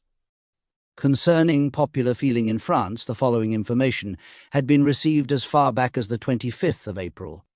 "Enthusiasm for the Emperor is strong in the army, but not among the people. The National Guard will be induced to march only at the point of the bayonet. One lost battle will cause this army to break up, for it cannot escape the influence of political factions." A prophecy which, as events showed, was fully justified. And about the position, strength, armament, and order of battle of the French army, English spies furnished the most detailed information, which proved to correspond exactly with the facts. Baden-Powell and the South African War. The modern British Secret Service is concentrated in the Intelligence Department of the General Staff in London. Its organisation owes much to experience gained in actual military operations in India and during the Boer War in South Africa. On the whole, except for the rise of one eminent man, the Secret Service in South Africa appears not to have been very successful. Admiral Lord Fisher stated explicitly that it was a wretched failure, but Fisher could be at times unduly pessimistic in his judgments. Certainly, the information available does not suggest that the achievements of the intelligence branch in those years were as brilliant as they had been at an earlier date, or as they were to become 10 years later. In August 1900, an English lieutenant of artillery was captured by the Boers, convicted of espionage, and shot. Lord Kitchener, the Chief of the Staff in South Africa, afterward Commander-in-Chief and War Minister, created a Peace Committee, which included treasonable Boers. Apart from the name, this committee had little to do with peaceful aspirations. It served simply the purposes of espionage. That, at least, was the Boer view of it, as is clearly indicated by the terms of a War Office dispatch of the January 13, 1901. The agents sent by the Peace Committee of Boer prisoners in Pretoria were captured by De Wet on the 10th of January. One of these emissaries, a British subject, was shot. The other two were flogged. Natives rendered the British most valuable services. The artful cattle thieves, especially, managed repeatedly to steal through the enemy's lines. The reports carried by these native runners were written in cipher or in Hindustani in Roman script. The paper was rolled up into a tiny ball and pressed into a hole bored in a stick, the opening being then stopped with clay or soap. Sometimes it would be forced into the bowl of a pipe, and so, if danger threatened, the message was burned when the tobacco was lighted. Or the paper might be inserted into a boot sole, or sewn into the folds of the clothing. The natives in German Southwest Africa adopted another device for the same purpose. They also pressed the sheet of paper into a tiny pellet, which they covered with the tinfoil that was used in the packing of tea, and hung one or more of the pellets on a string round the neck. When danger threatened, they quickly dropped the string on the ground, where it was hardly distinguishable among the stones, made careful note of the exact spot, and picked it up when the air was clear again. By fire signals, too, by smaller or greater columns of smoke, the natives informed the British of the strength and movements of the enemy. Specially noteworthy was a certain Zulu or Kaffir named Jan Grootboom. As a hunter and guide, he had come much into contact with white men. He wore European dress, spoke English fluently, possessed the cunning and pluck characteristic of his race, and proved a trusty and competent assistant to his able chief, afterward Lieutenant General Sir Robert Baden-Powell. For it was in the South African War that Baden-Powell won his spurs. He is the founder of the Boy Scout movement, now worldwide. He was certainly the most distinguished officer of pre-war times to serve as a spy, and is beyond question one of the most gifted Secret Service agents that ever lived. Like the real Englishman he is, although he practiced espionage as an officer on professional duty, he took it at the same time as an interesting sport that stimulates the nerves and makes demands on all a man's powers. After all, it is a game in which the least little bit of carelessness, the most trifling negligence, may lead to instant discovery and entail the loss of liberty for many years. In time of war, it may mean even death. A second Sherlock Holmes, Baden-Powell was up to all the cunning tricks of a skilled detective, and he was endowed with such a marvellous gift for quickly transforming his exterior as would have done credit to a seasoned actor, so that he was ready to face even the most perilous situations. Once he was ordered to obtain exact information as to the position and power of the ordnance mounted in the fortress of Cattaro in Dalmatia, a point that was, as everybody knows, bombarded more than once in the World War. He carried out this mission in the innocent guise of an entomologist. His whole equipment consisted of a sketchbook that contained quite a number of finished or only half-finished drawings of butterflies, in addition to a paint-box and a butterfly net.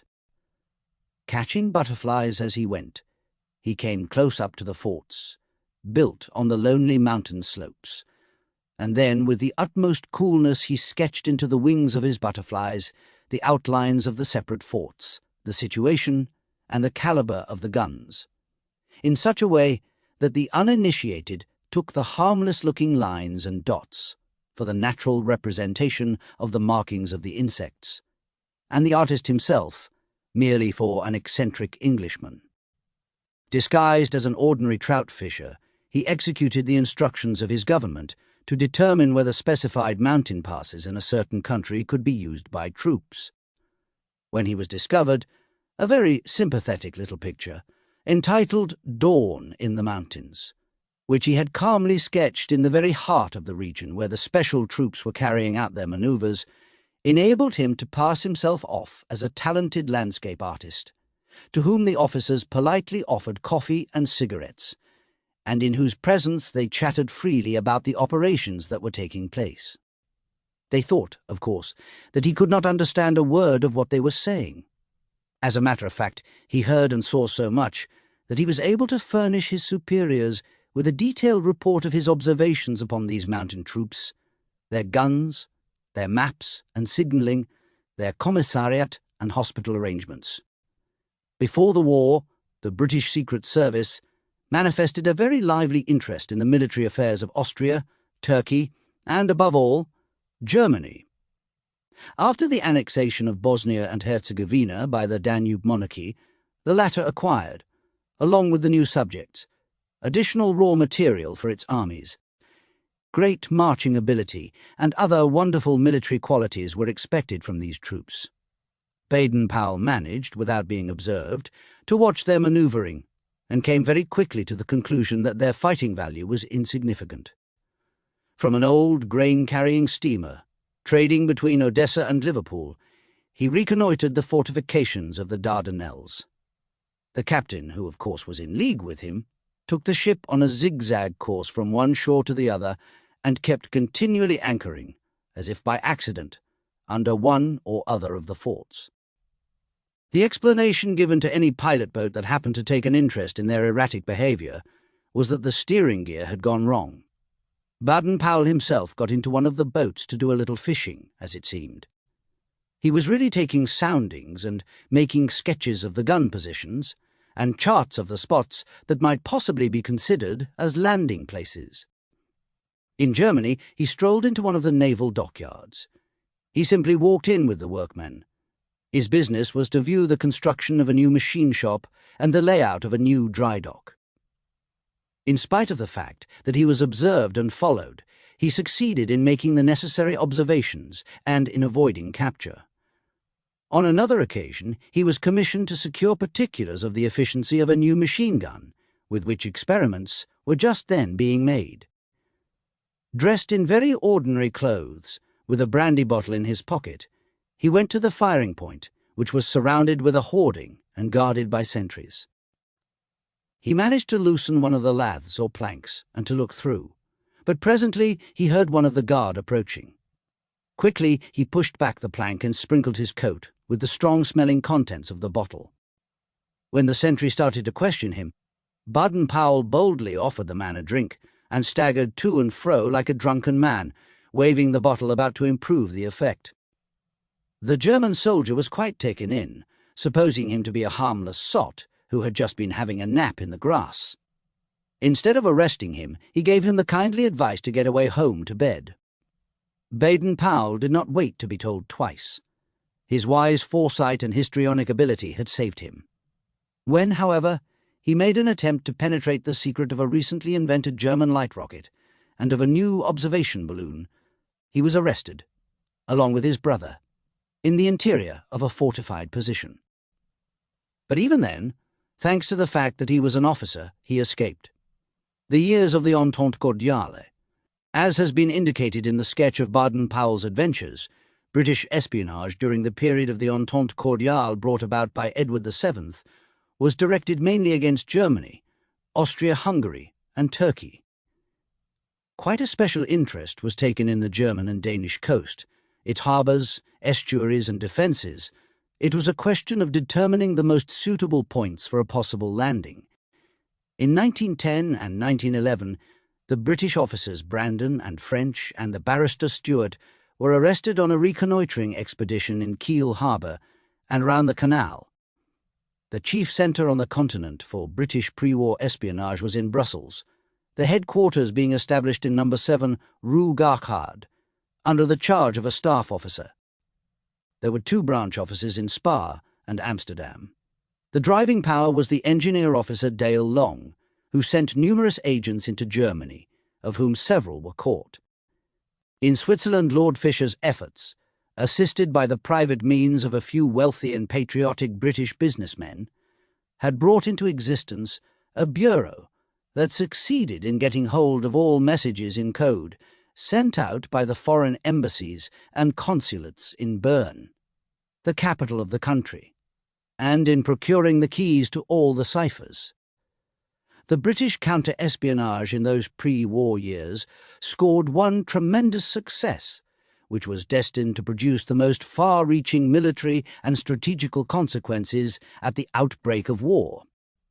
The personnel of that particular branch was indeed not numerous. It consisted of 4 officers, 3 detectives, and 7 clerks. But it functioned very accurately, and above all, it was lucky. Its success was due in no small measure to culpable slackness on the part of its opponent, for it was the chief of the intelligence service of the German Admiralty himself, who, by his incomprehensible imprudence, supplied the key which enabled the British authorities to unlock the German mystery in Britain. When the Emperor was visiting London, this personage was a member of his suite. One evening, after business was over, he called at the hairdressing establishment of a certain Mr. Ernst, situated in a very out-of-the-way part of North London. This strange proceeding was, of course, not unnoticed by the detectives of Scotland Yard, who set about investigating the history and activities of the hairdresser. He was a German, but had been born in England. They soon discovered that he was serving the German Secret Service in the capacity of letterbox. That is, it was his business to receive letters arriving from Berlin, to readdress them, to supply them with British stamps, and post them to the various German secret agents stationed in Britain. For 4 years, the British counter-espionage read the entire correspondence of the German naval staff with its 22 agents in Britain, and was consequently perfectly informed concerning German aims and intentions in military and naval matters. While Berlin had not the slightest inkling of the fact, and that is perhaps the most remarkable feature of this very remarkable affair, the whole network of German espionage lay open to the British service, which very naturally took good care not to disturb these people in their work, and so to dry up this precious source of information. The German Secret Service was working, so to speak, under British supervision. Not till the 4th of August, the day of the declaration of war, was a hand stirred, and then 21 of the 22 spies, whose exact addresses were of course well known, were arrested. One managed to escape via Hull. The consequence of this step was, in a military sense, of enormous importance. For a long time after the commencement of war, the German naval staff had no information whatever of the movements of shipping and of the transport of the English expeditionary force across the Channel, which perhaps very materially influenced the final outcome of the war. The Great War, the basis of the existing secret intelligence service in Britain, was laid in 1907 by Colonel Edmonds and his successor, Colonel MacDonough. The latter, at the outbreak of war, took over control of the espionage service on the staff of Sir John French.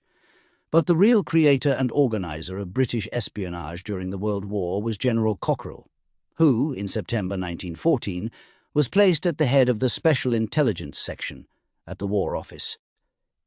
He had already acquired wide experience in this province by years of active service as intelligence officer in various parts of the empire. Within a very short time, he was able to bring into existence a mighty organization that stretched over the world like a gigantic net, covering all that which we usually include under espionage and counter-espionage, as well as the military supervision of harbours and dockyards, and the censorship of telegraph and postal services, and of the press. The corresponding naval department was in the hands of Sir Reginald Hall. In this office he was a successor to his father, for it was the latter who, 40 years before, had called the Naval Intelligence Department into existence. Sir Reginald Hall rendered specially valuable service in the field of counter-espionage and the capture of spies. 30 German spies fell into his hands, of whom 11 were shot in the Tower of London, while one was hanged. It is indisputable that the British Secret Service met with great success during the last war. This it owed in the first place to the unlimited funds placed at its disposal. Assuredly, British agents had to work for their money, but on the other hand, they were well rewarded for what they did. The Admiralty paid as much as £1,000 for information concerning the naval strength of the enemy. However, in contrast to other powers, the British Intelligence Service never paid its agents in advance, which afforded the principal some guarantee against the likelihood of being swindled, the material supplied always being carefully tested before money was handed over. Per contra, it never happened, as it certainly did with the French and the Germans, that the agent was denied the fruits of his perilous labours, or worse still, cynically betrayed to the enemy, when for any reason it was desirable to get rid of him. The secret of the success of British espionage in the war lay in the sober and businesslike application of those in charge of the nodal points, and in the employment of no agents that were not absolutely trustworthy. Once these had been thoroughly tried out, no hesitation was shown in placing at their disposal large sums of money, so that they might adopt the only means recognized by the British authorities of acquiring secret information by hired spies, that is, bribery. Women spies were not directly employed, but great things in the way of espionage were accomplished by British military officers acting from purely patriotic motives and regarding the work as an exceptionally exhilarating kind of sport. Further, neutral journalists were frequently employed by the British, both in Germany and on the German front. The chief centre of the British intelligence and counter-espionage service was in Holland. Its main concern was the observation of the Dutch and Belgian coasts, and of the German fleet. The most important station was in Rotterdam, in the office of the Uranium Steamship Company, which consisted of 15 rooms. Outwardly, it bore the appearance of a business house, posing as the commercial adviser to the British government and employing an army of travellers, that is, spies. It was under the management of a captain who had organised the espionage system in Switzerland.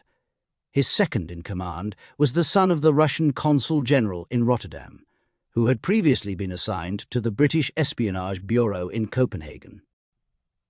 British espionage was also directed against the neutral state Holland and took special interest in the fortifications of the harbour of Flushing. In April 1916, a band of 6 spies was arrested after photographing the forts composing the land defences of the Scheldt estuary. They were all provided with British passports, bearing distinguished and even aristocratic names. In December of the same year, no fewer than 27 individuals were taken into custody, charged with espionage in Holland on behalf of Britain. Among them were 1 English major, a captain, a lieutenant, 2 pilots, and 21 Belgians. In Switzerland, the British Secret Service did not make itself so conspicuous. One of the officers assumed the clever disguise of a school of languages with branches in Zurich and Bâle. The latter was suppressed in April 1916.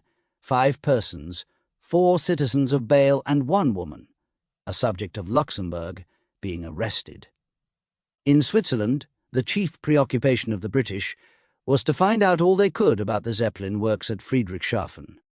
The British air attack of the November 21st, 1914, upon this point, was proved to have been made possible only by information supplied by a fitter named Rieser, who was a native of Switzerland, in the pay of Britain. This man was afterward caught by the Germans and sentenced to 6 years' imprisonment. In the Scandinavian countries, it was chiefly in trade and commerce that British espionage developed its activities.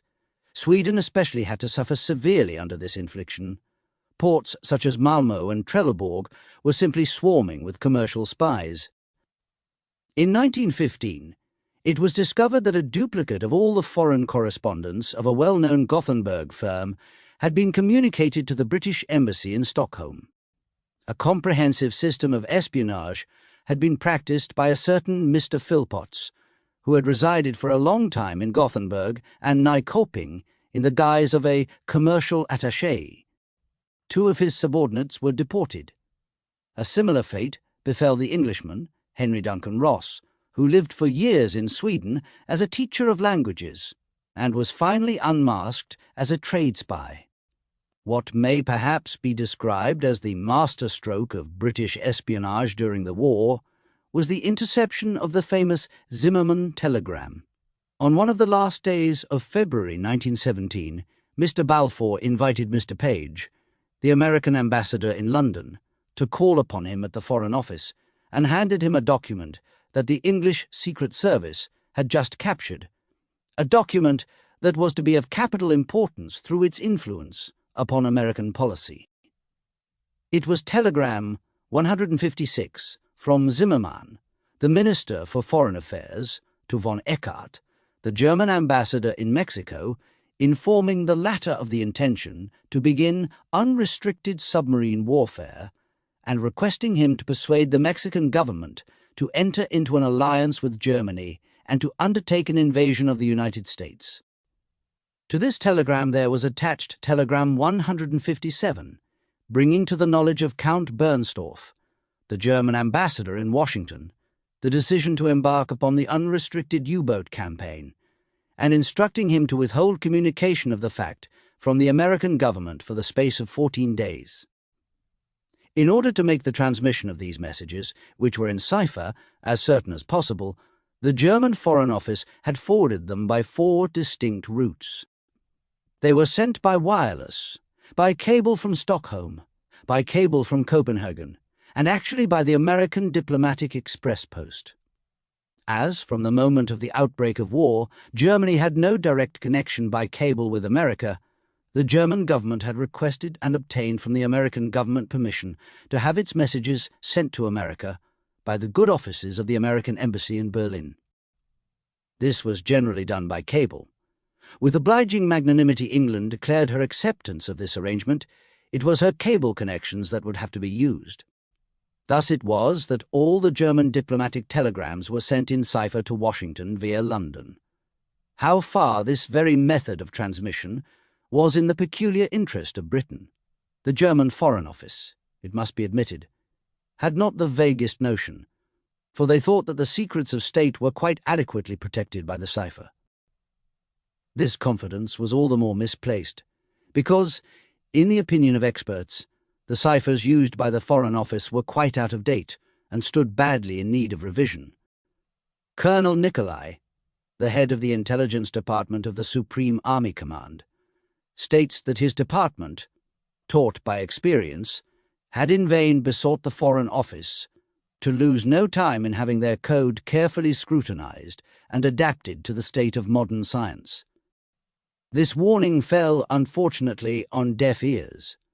The fact is, and at this time of day, nothing is served by trying to keep it dark, seeing that the British have themselves admitted it from the first days of the war onward.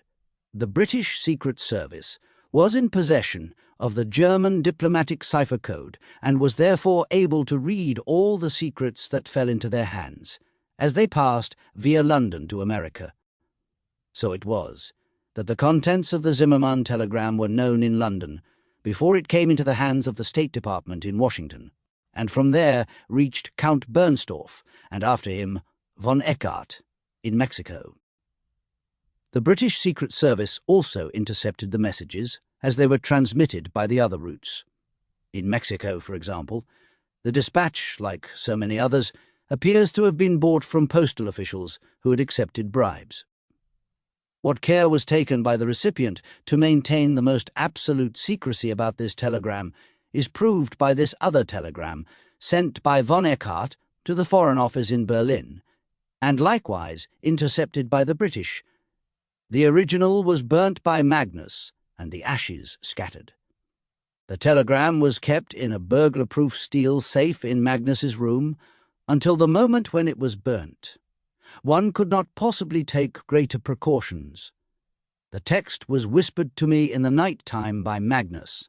My servant, who knows no German, sleeps in the next room. Vice Admiral Hollweg has already pointed out that every wireless signal of the German fleet was an open secret to the British, seeing that the Russians had passed over to them the code books captured when the cruiser Magdeburg was sunk in the Gulf of Finland at the beginning of the war. But the fact that, for nearly 4 years, they were in a position to check every movement of German shipping, and to know whenever a German submarine left harbour and where it was stationed, was an advantage that they owed to the incomprehensible and unpardonable carelessness of the German naval staff, who might at least have considered the possibility of their code having been deciphered. From certain signs one would think that they might have come to the conclusion that the thing had been done. The war was far advanced before the plan was hit upon of changing the cipher at frequent intervals. France.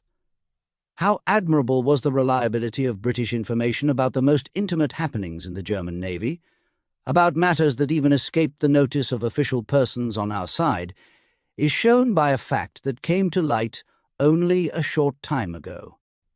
In the first half of October 1918, the representative of an English newspaper was able to inform a Dutch journalist that the Germans were proposing to risk a great naval engagement, but that the spirit prevailing among the men was so depressed that they would refuse to put to sea and would simply mutiny.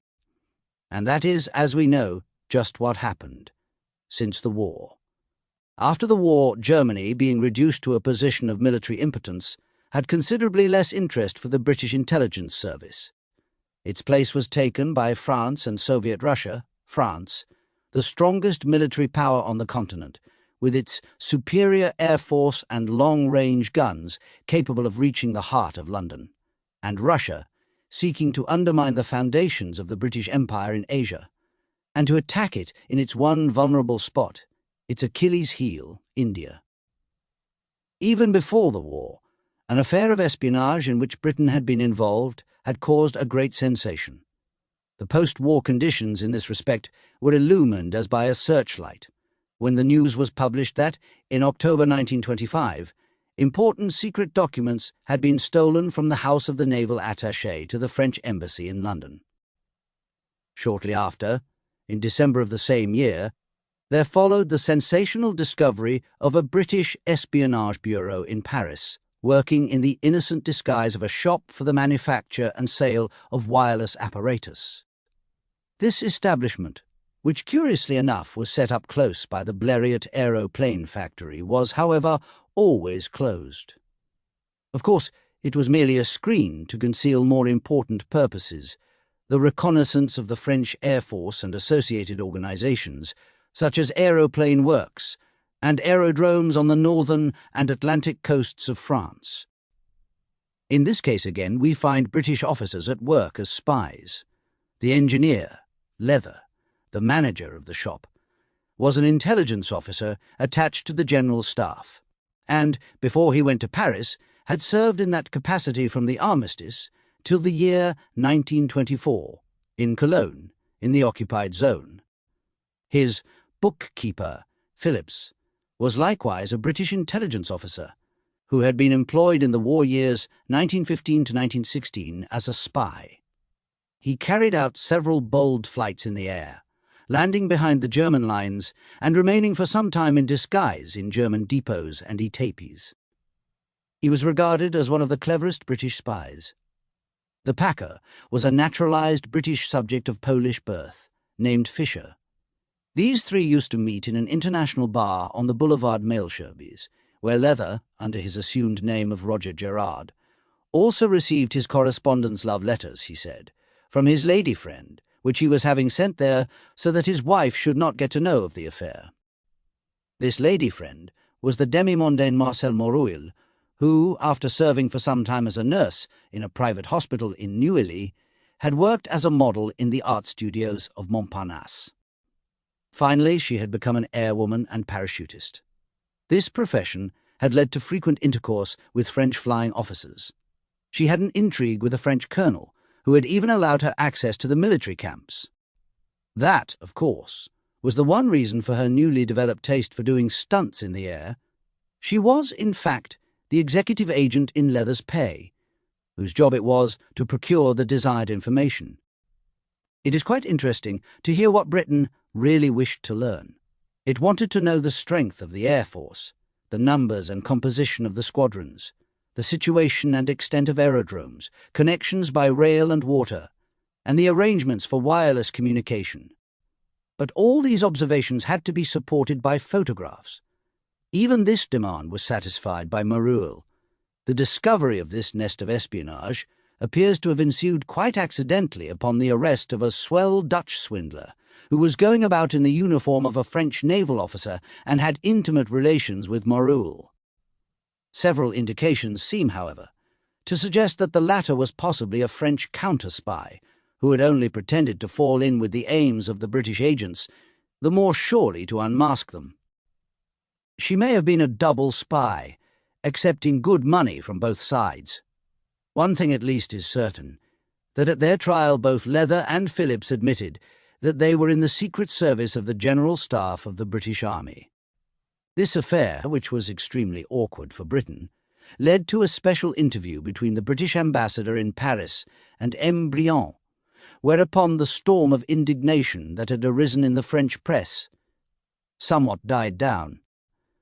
With reference to the business, the Journal des Débats wrote, "While the British have been working in Geneva for the disarmament of France, and serving up to us all manner of dreams of universal peace, their espionage service is trying to penetrate the secrets of our air defences and to paralyze our achievements in this field by corresponding countermeasures."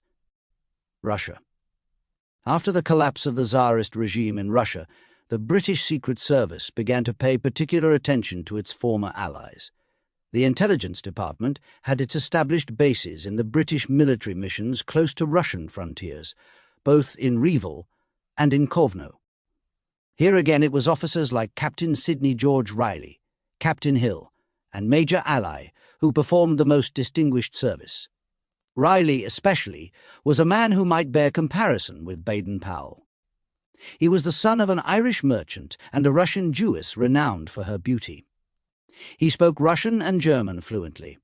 He was of a foolhardy, adventurous nature, a bold, nay, a reckless, gambler with fate, whose most ardent desire it was to meet death in the most romantic fashion possible, a desire that was destined to be satisfied. In the year 1900, we find him at Port Arthur, in Manchuria, where he founded the house of Grunberg and Riley, timber merchants, and became soon after manager of the world-famous Danish East Asiatic Company. But all that was merely make-believe to conceal his real activities as a spy in the service of the Japanese government.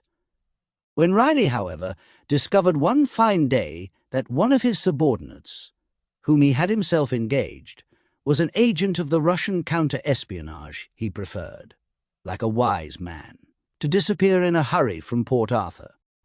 In order not to awaken suspicion, he carried off with him to Japan a lady with whom he had been flirting. The Japanese paid him handsomely for his successful service. After the Russo-Japanese War, he went to St. Petersburg, where, with the help of an intimate Russian friend, Countess R., he succeeded in entering the circle of Rasputin, a most influential personage, as we know, in Russian politics. From this time onward, he appears to have been active in the British Secret Service. In 1910, he reconnoitred the Russian air forces and actually laid down an aerodrome himself. During the World War, he lived in Germany as a spy from 1917 till the end of 1918, when he betook himself to Moscow. There he rose to be a responsible official of the Soviet government. As such, he was in a position to procure the most important and confidential Soviet documents, which he received many a time directly from Trotsky's room and from the office of the Third International. These documents were conveyed to London by his faithful henchman, Captain Hill. Even the most secret decisions of the All-Russian Chief Executive Committee were reported to the British government by Riley within a few days of their being taken. The transmission by him of the famous Zinoviev letter assumed a worldwide political importance, for its publication in the British press brought about the fall of the MacDonald ministry, frustrated the realization of the proposed Anglo-Russian commercial treaty, and, as a final result, led to the signing of the treaties of Locarno, in virtue of which the other states of Europe presented, under the leadership of Britain, a united front against Soviet Russia. When a communist agent returning from England openly denounced Riley as a British spy, he was able to defend himself with such skill that not he, but his accuser was arrested as a suspect. However, he began to think that it was nearly time for him to vanish. He did so, and then it became quite clear that he had, after all, been a spy. A high price was put upon his head. His description was circulated all over Russia, and the officials of the GPU, the Russian secret police, were instructed to shoot him at sight. Nevertheless, even after this, Riley rashly made several excursions to the Forbidden Land. On his last journey, he had received from the Provisional Tsarist government in Paris instructions to find out the real state of opinion among the peasants. After waiting for weeks at the frontier in the disguise of a peasant, he ventured to cross and was employed in the village of Alikula, until, on September 28, 1925, he found himself face to face with members of the GPU, who shot him on the spot. His romantic destiny had been fulfilled. In London, he was honoured as a hero who had died for his country. Chapter 4. The War in Spain. German and Entente competition.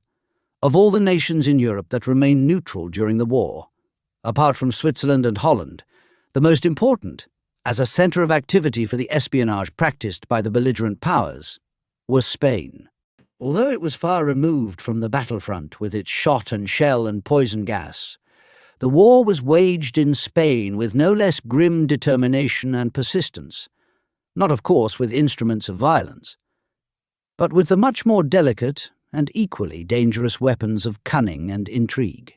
From the embassies and consulates, from the offices of the military attaches, the secret and invisible threads extended to the fashionable hotels in Madrid, to the wretched hovels of Spanish anarchists and conspirators, and to the haunts of Catalonian separatists. And this finely woven network of espionage enmeshed the king himself, Alfonso XIII, who, in all probability, was not a little astonished when he learned, at the conclusion of the war, how important a figure he had been, how the agents of the Germans, as well as of the British and French, certainly the pick of these men, had striven, more than for aught else, to win him over to their cause. The one question, to which both the Entente and the Central Powers sought an answer, was, is Spain going to remain neutral or not?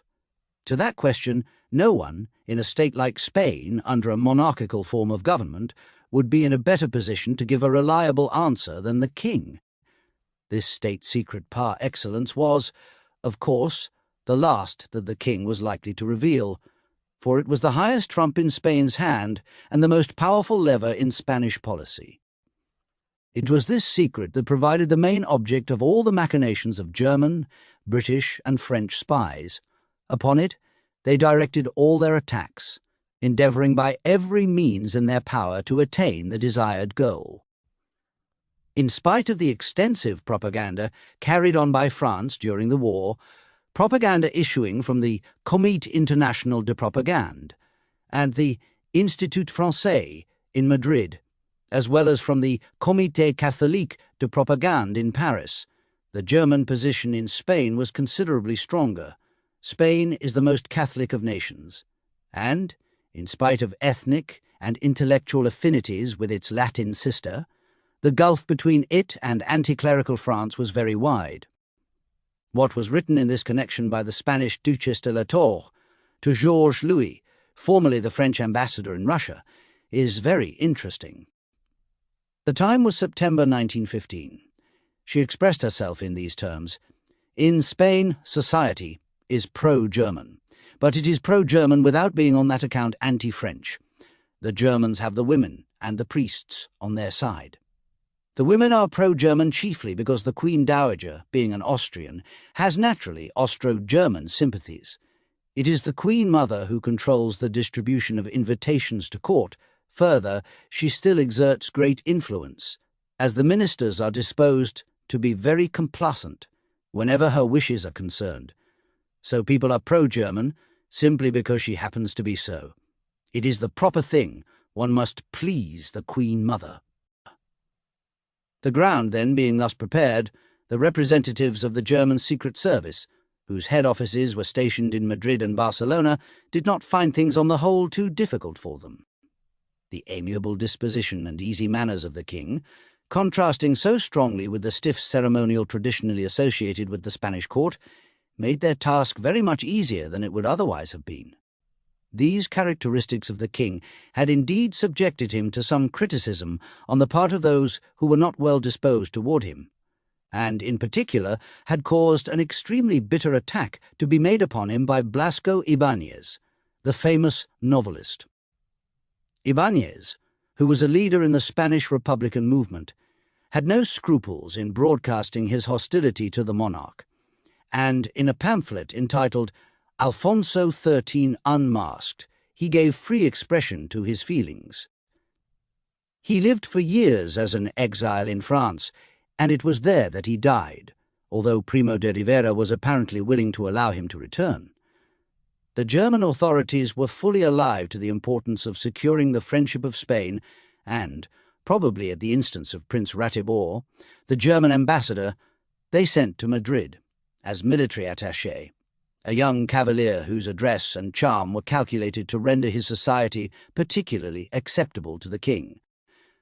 The hopes which animated the German authorities in appointing him proved to be well-founded.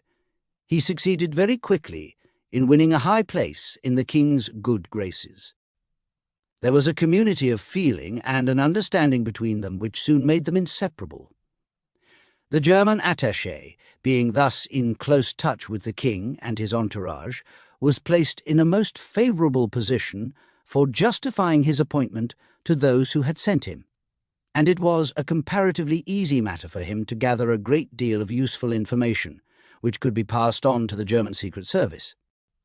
Sometimes very intimate military intelligence that had been quite recently communicated by the British and French came to his knowledge, and, naturally enough, he did not hesitate to exploit to the uttermost the advantages of his position. It is hardly necessary to add that such information was of priceless value to the German government and army staff. The exceptionally cordial relations existing between the German military attaché and the king could not remain hidden for long from the British intelligence service, and in all official circles in London, in the War Office and elsewhere, that state of things caused no little anxiety and perturbation. It was quite obvious that the Germans were in possession of a channel of information that would have to be stopped at all costs, if there was any possibility of stopping it. It was then that the British authorities decided to take a hand at the same game which the Germans had been playing and, in this way, to counter the influence of the military attaché whom they had sent. They resolved to send to Madrid an unofficial envoy whose qualities would make him as acceptable to the king as the German attaché had been, and they chose, as the person best qualified to undertake this mission, a certain English nobleman of high rank. This aristocrat knew Spain intimately, and had been for many years on friendly terms with the king. They were both enthusiastic devotees of the game of polo, which, as is generally known, is the most popular sport of the Spanish nobility. The king and the English nobleman had previously played together in many a match. Thus, community of interest in sport was the means adopted by the Englishman for the purpose of countering the German propaganda and of enlisting, if possible, the sympathies of the king. It is not without interest to note what the British Secret Service in Spain was able to report concerning the general situation in that country. According to the statement of one of the intelligence officers, the king was in his heart quite well disposed toward the Allies, but was under the influence of a completely pro-German clique and of a general staff of the same way of thinking, as they would not have been averse to the idea of taking advantage of the situation to snatch Morocco from France.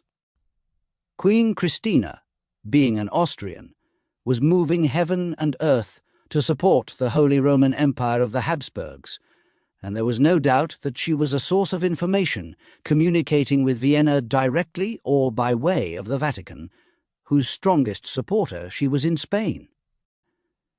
The officer then refers to the exceptionally charming and jolly young man sent by the Germans as military attaché, and he mentions that the king was continually in his company. He continues, "Extremely important was the submarine question. German U-boat commanders did just what they liked in Spanish waters and harbours. It is quite clear from this that the British were not at all badly informed concerning the state of affairs, and it is certain that, in this connection, the nobleman rendered excellent service. The French intelligence service set about its business with great élan and its customary shrewdness.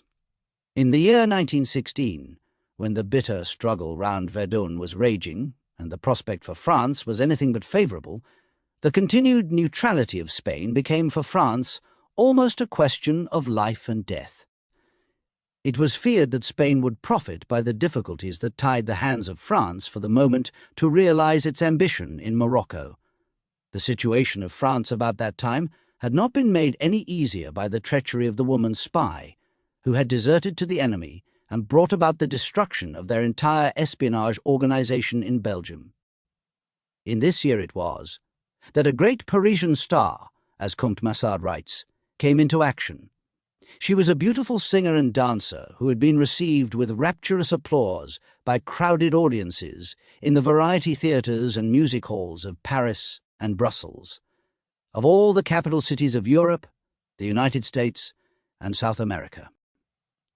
She had not only the most handsome pair of legs, but the rare gift of making even the most indifferent spectators rock with laughter, for she was the personification of esprit, even to the fingertips.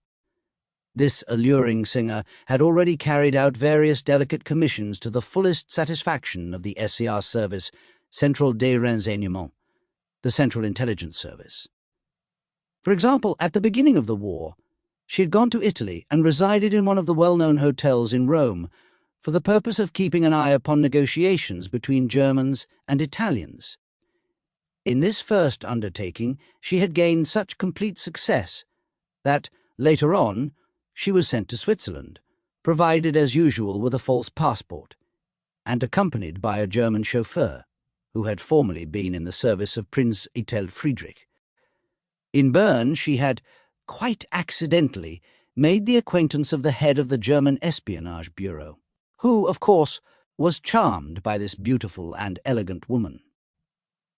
After an intimate supper, she knew the names of all the French agents who were known to the German Secret Service. But, by her Spanish mission, this cunning agent was to put all her previous intrigues quite in the shade. This was the role the SCR recommended her to play. She was to seek admission to the innermost circles of the Spanish court, and to endeavour to procure the liberation of a very dear friend of hers, a young artist who was a prisoner of war in Germany. In Paris they counted upon the victorious personality and temperament of the fascinating dancer to enable her to succeed in gathering much useful information under cover of this apparently innocent mission. Nor had they miscalculated.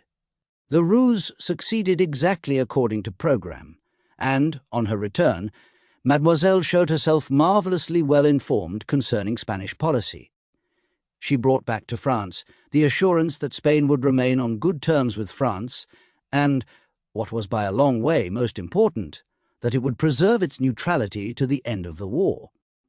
The epilogue to this intrigue is not devoid of a certain comic interest. Monsieur X, confined in a German prisoner-of-war camp, was, to his no small amazement, suddenly repatriated as a result of the intervention of the King of Spain, who had made a personal appeal to the German government. He had not the faintest idea to whom he owed this astonishing piece of good fortune. Comte Massard, however, the military stage manager of the 45 executions carried out at Vincennes during the war, could not conceal his indignation that this clever Parisian, this good Frenchwoman, did not receive the little red ribbon of the Legion of Honour, which, as he acidly remarks, adorns the bosoms of so many unworthy ladies. Chapter 5. Russia. Military espionage under the Tsar's characteristics. When the Tsarist espionage in Russia is mentioned, people nearly always think of the political secret police of Tsardom, the notorious Okhrana, that exercised a veritable reign of terror from the times of Peter the Great, Catherine II, Nicholas I, right down to the last of the Romanovs. While, however, the espionage of the political police was chiefly directed against the enemy within the state, and had as its main purposes the suppression of all efforts to overthrow the absolute Tsarist regime, the personal protection of the sovereign, and the incessant observation of ministers and prominent government officials, military espionage, as the name itself indicates, is a purely military affair, and is directed against the external enemy. That is, the countries not included by the frontiers of Russia.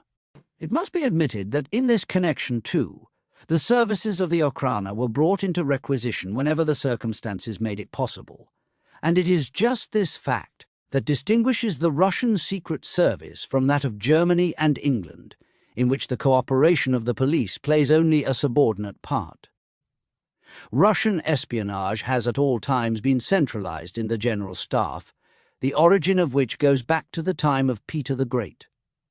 In the reign of the Empress Catherine II, the General Staff was responsible, even in peace times, for the task of collecting and working up information of all kinds concerning the borderland and neighbouring states. In time of war, it accompanied the armies and organized the intelligence service in the field. One characteristic of Russian espionage, all through its history, was the exorbitant amount of money that the government was willing to place at its disposal.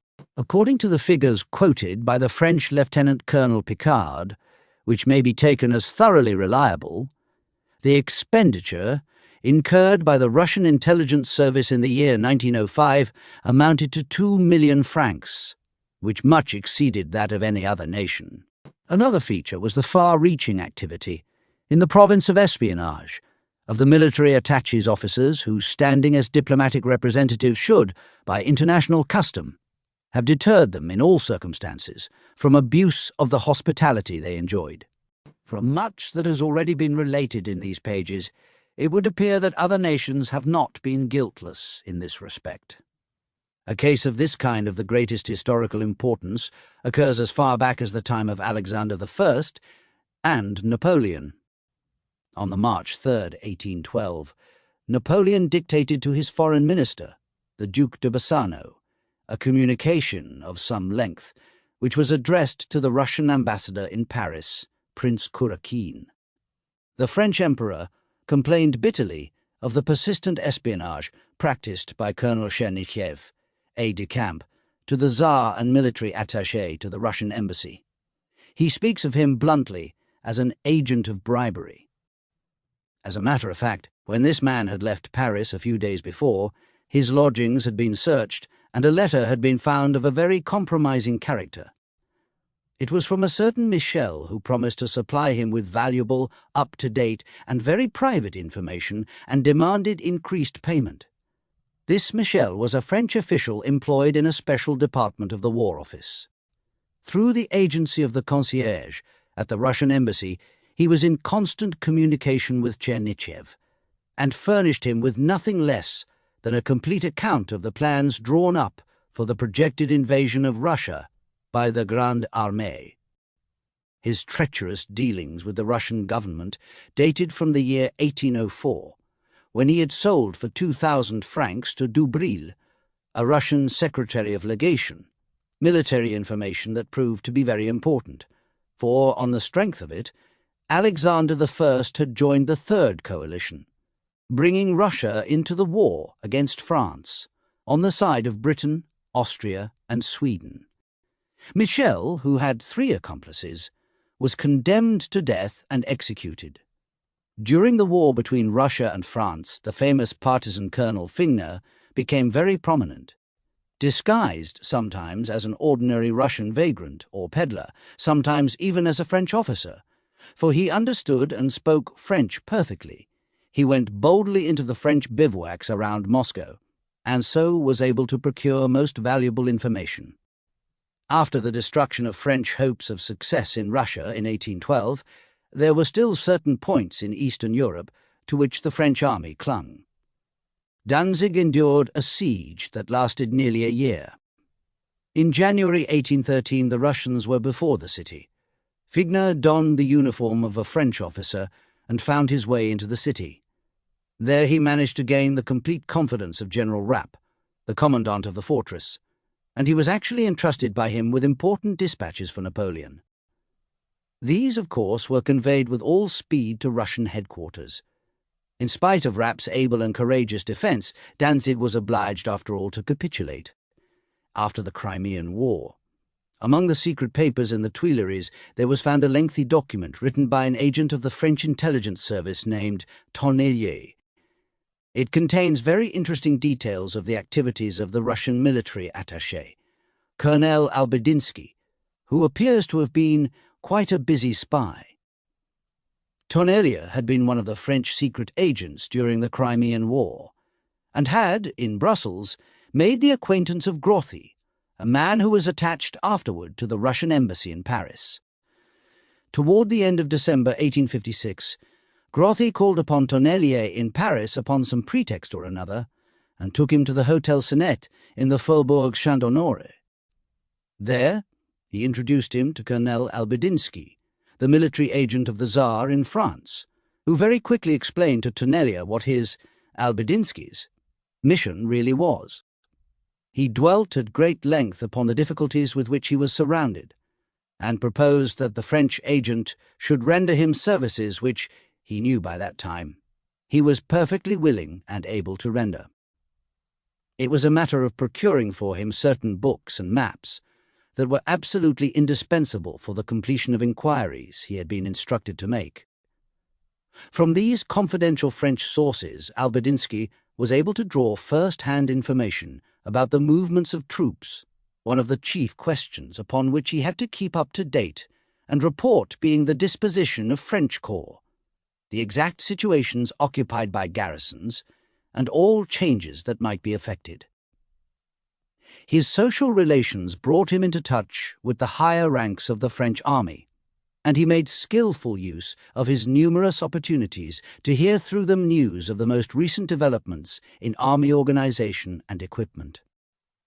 All such information was useful and valuable to Albidinsky, but it was not precise enough upon many matters of detail for him to feel that he had reached the goal he had set before him. Before long, he was enabled to send much more that was of interest to his superiors. In March 1857, he succeeded in making personal contact with an aide-de-camp of the Emperor Napoleon III, who delivered into his hands highly valuable documents, containing, among other things, drawings and specifications of a new mountain gun, with which experiments had been made only a short time before. The French government was preparing an expedition against the Kabyles, a Berber tribe occupying the territory in North Africa, situated between Algiers and Constantine. The expedition was, as a matter of fact, carried out during the year under the leadership of Marshal Randon. Albidinsky's informant secured for him descriptions of the fuses just devised for use in this campaign, plans for the embarkation and disembarkation of troops, and many other interesting details. From 1859 to the beginning of 1862, Bismarck represented the King of Prussia at St. Petersburg. In his thoughts and recollections he describes how, during the time he was serving there as ambassador, he too was the victim of Russian espionage. He relates how one day a Russian diplomatist said to him, "My first indiscretion compels me to perpetrate a second. You will, of course, report the matter to Berlin, but do not make use of your cipher number so-and-so for this purpose. That one has been in our possession for years, and as things are at present, our people would at once conclude that I had been the source of your information. Further, will you please, do me the favor of not suddenly giving up the cipher in question completely. Employ it for a few months yet, when you happen to be sending telegrams of no special import." Bismarck's note to this conversation runs, "For my own peace of mind at the time, I thought I was justified in the belief that, in all probability, only that particular one of our ciphers was known to the Russians. It was an extremely difficult business in St. Petersburg to be sure of the secrecy of any cipher, because every embassy was inevitably obliged to employ Russian servants and subordinates in the domestic affairs of the house, and it was an easy matter for the secret police to obtain agents among their number." The Russo-Turkish War and after. During the Russo-Turkish War of 1877, it was not easy for the Russians to find spies among the Turkish population. Nevertheless, the fall of the fortress of Plevna, which was heroically defended by Osman Pasha, is to be attributed in a very great measure to the brilliant achievement of one exceptionally able Russian spy, whose amazing performance is vouched for and detailed in writing by the Chief of the Staff of the Russian Army. This spy, who had been a volunteer in the Greek Legion of Nicholas I, swam across a river, hid in a mill, where he put on Turkish uniform, and made his way into Plevna along with the Turkish troops.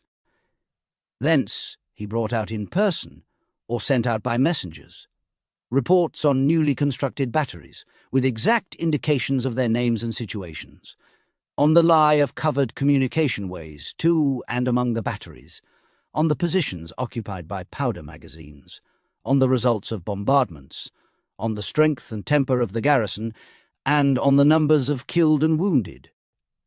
Finally, he crept through the Turkish outposts after they had been strengthened, and brought word to the Russian staff of Osman Pasha's decision to force his way out by the Sofia Road. On May 19, 1884, before the Austrian High Court, the Polish author Kraszewski, a Prussian ex-officer Hensch, and a person named Adler were tried for treason. And this trial revealed the fact that General von Feldman, the Russian military attaché in Vienna, was very seriously implicated. It was proved that he was a spy with regular official credentials. A whole series of letters addressed by him to Adler was included in the documentary evidence in the case. The relations between the general and Adler dated from the year 1879, Adler having served as go-between, while Hensch supplied the material required by the Russian officer.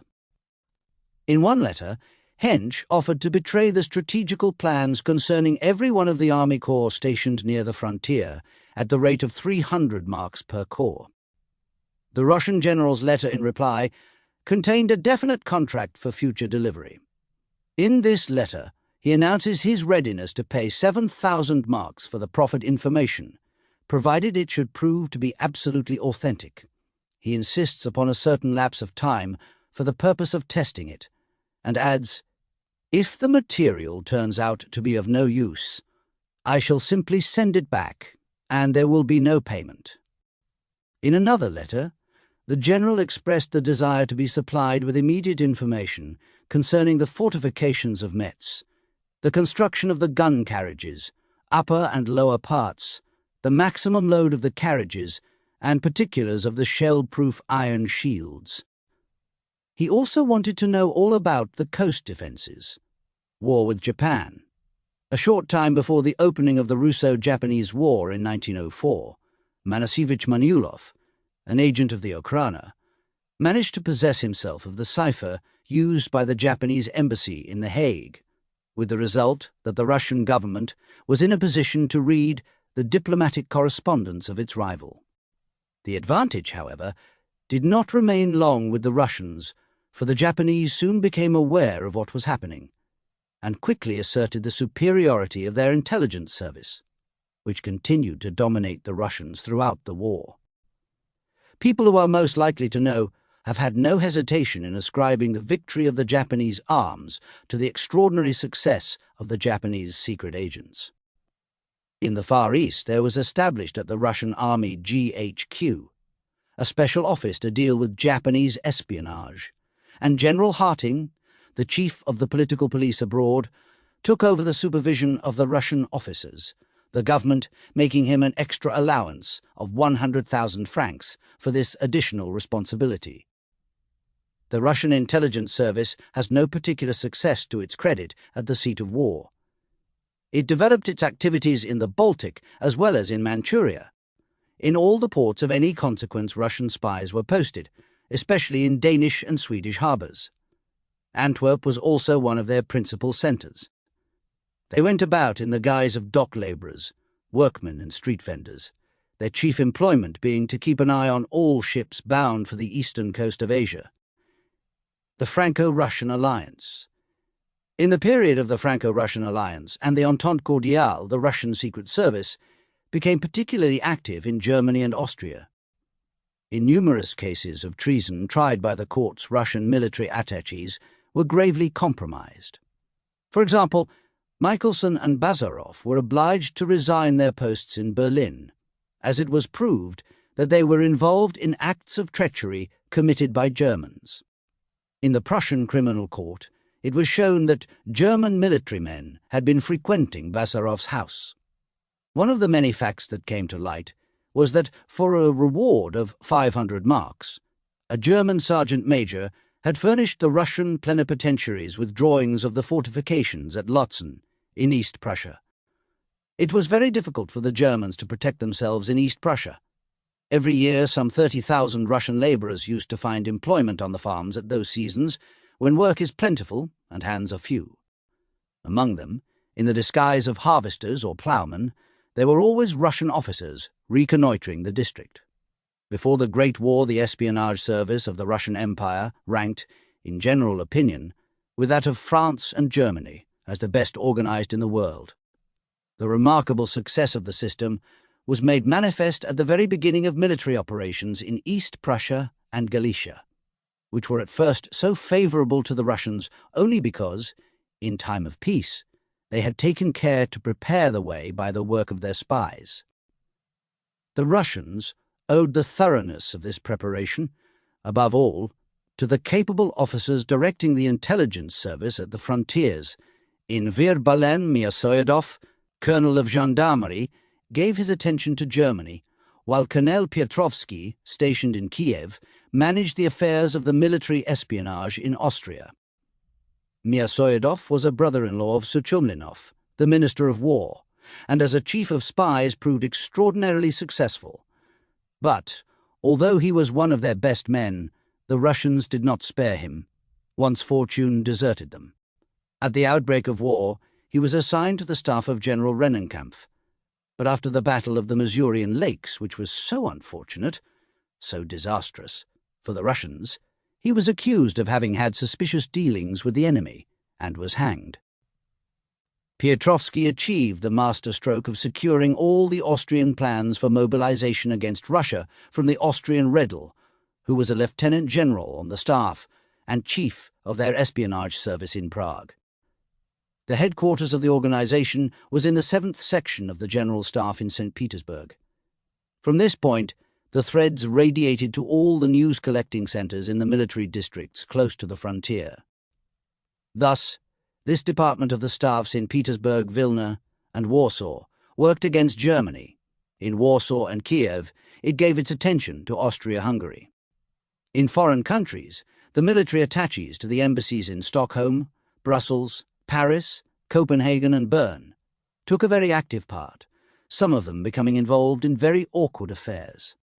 The gendarmerie stationed on the frontiers and the agents of the Okhrana rendered valuable services. The fruitfulness of the pre-war efforts directed against Germany by General Batushin, the chief of the Russian espionage service in Poland, during the years 1907 to 1910, was strikingly revealed when the German troops entered Warsaw in 1915. One small but interesting part of the booty that fell into their hands was a list of German and Austrian official papers that had been passed on to headquarters by the Russian intelligence branch in that city. Among these were enumerated no fewer than 120 strictly private documents and plans.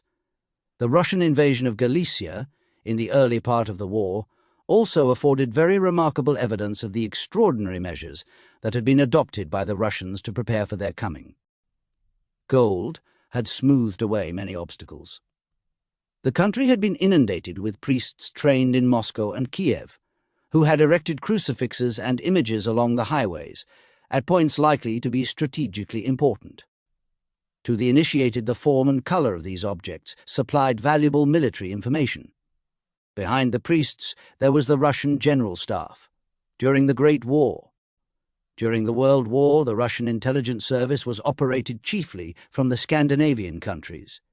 In Switzerland, it worked in close association with the French service. In Sweden, the Central Office, directed by the military attaché Asonovich, intrigued against Sweden as well as Germany, and was only put out of action in 1917 as a result of legal proceedings. Copenhagen was the real headquarters, consisting of 4 distinct offices. Here it was that the agents received their final instructions, after completing a 5 weeks course of training in Russia and passing an examination. Then they were given false passports and sent to Germany by a roundabout way which took them first to Switzerland. 12 of these agents were discovered and rendered harmless. The most distinguished agent employed by the Russians in Copenhagen was the Swede Leander. He was a man of quite exceptional social gifts and an excellent linguist, speaking German like a native. At the commencement of hostilities, he was sent at once to Germany to recruit suitable personnel for the Russian Secret Service. Thanks to his confident bearing and his charming personality, he had no difficulty whatever in finding the entree to the highest ranks of society, thus getting into personal touch with officers occupying influential positions.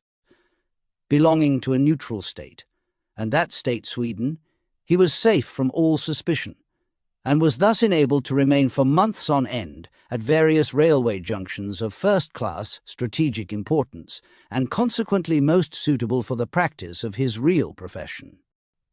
When at length he ceased to feel that he was quite secure in Germany, he transferred the scene of his activities to Copenhagen.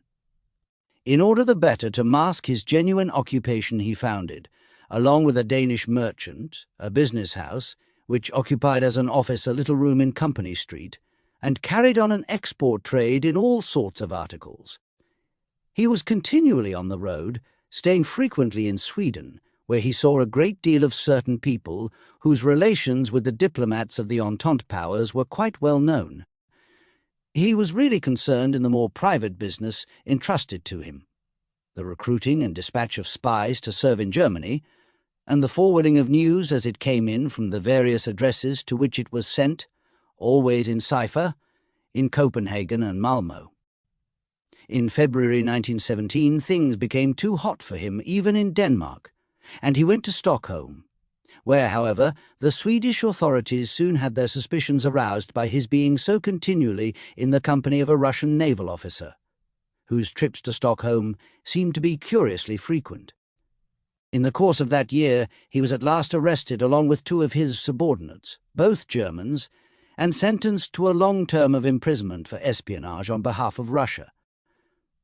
An interesting glance into the work of the Russian counter-espionage is afforded by a report of Dolin, an agent of the Okrana, who was in intimate relations with the German embassy in Bern and the military attaché there.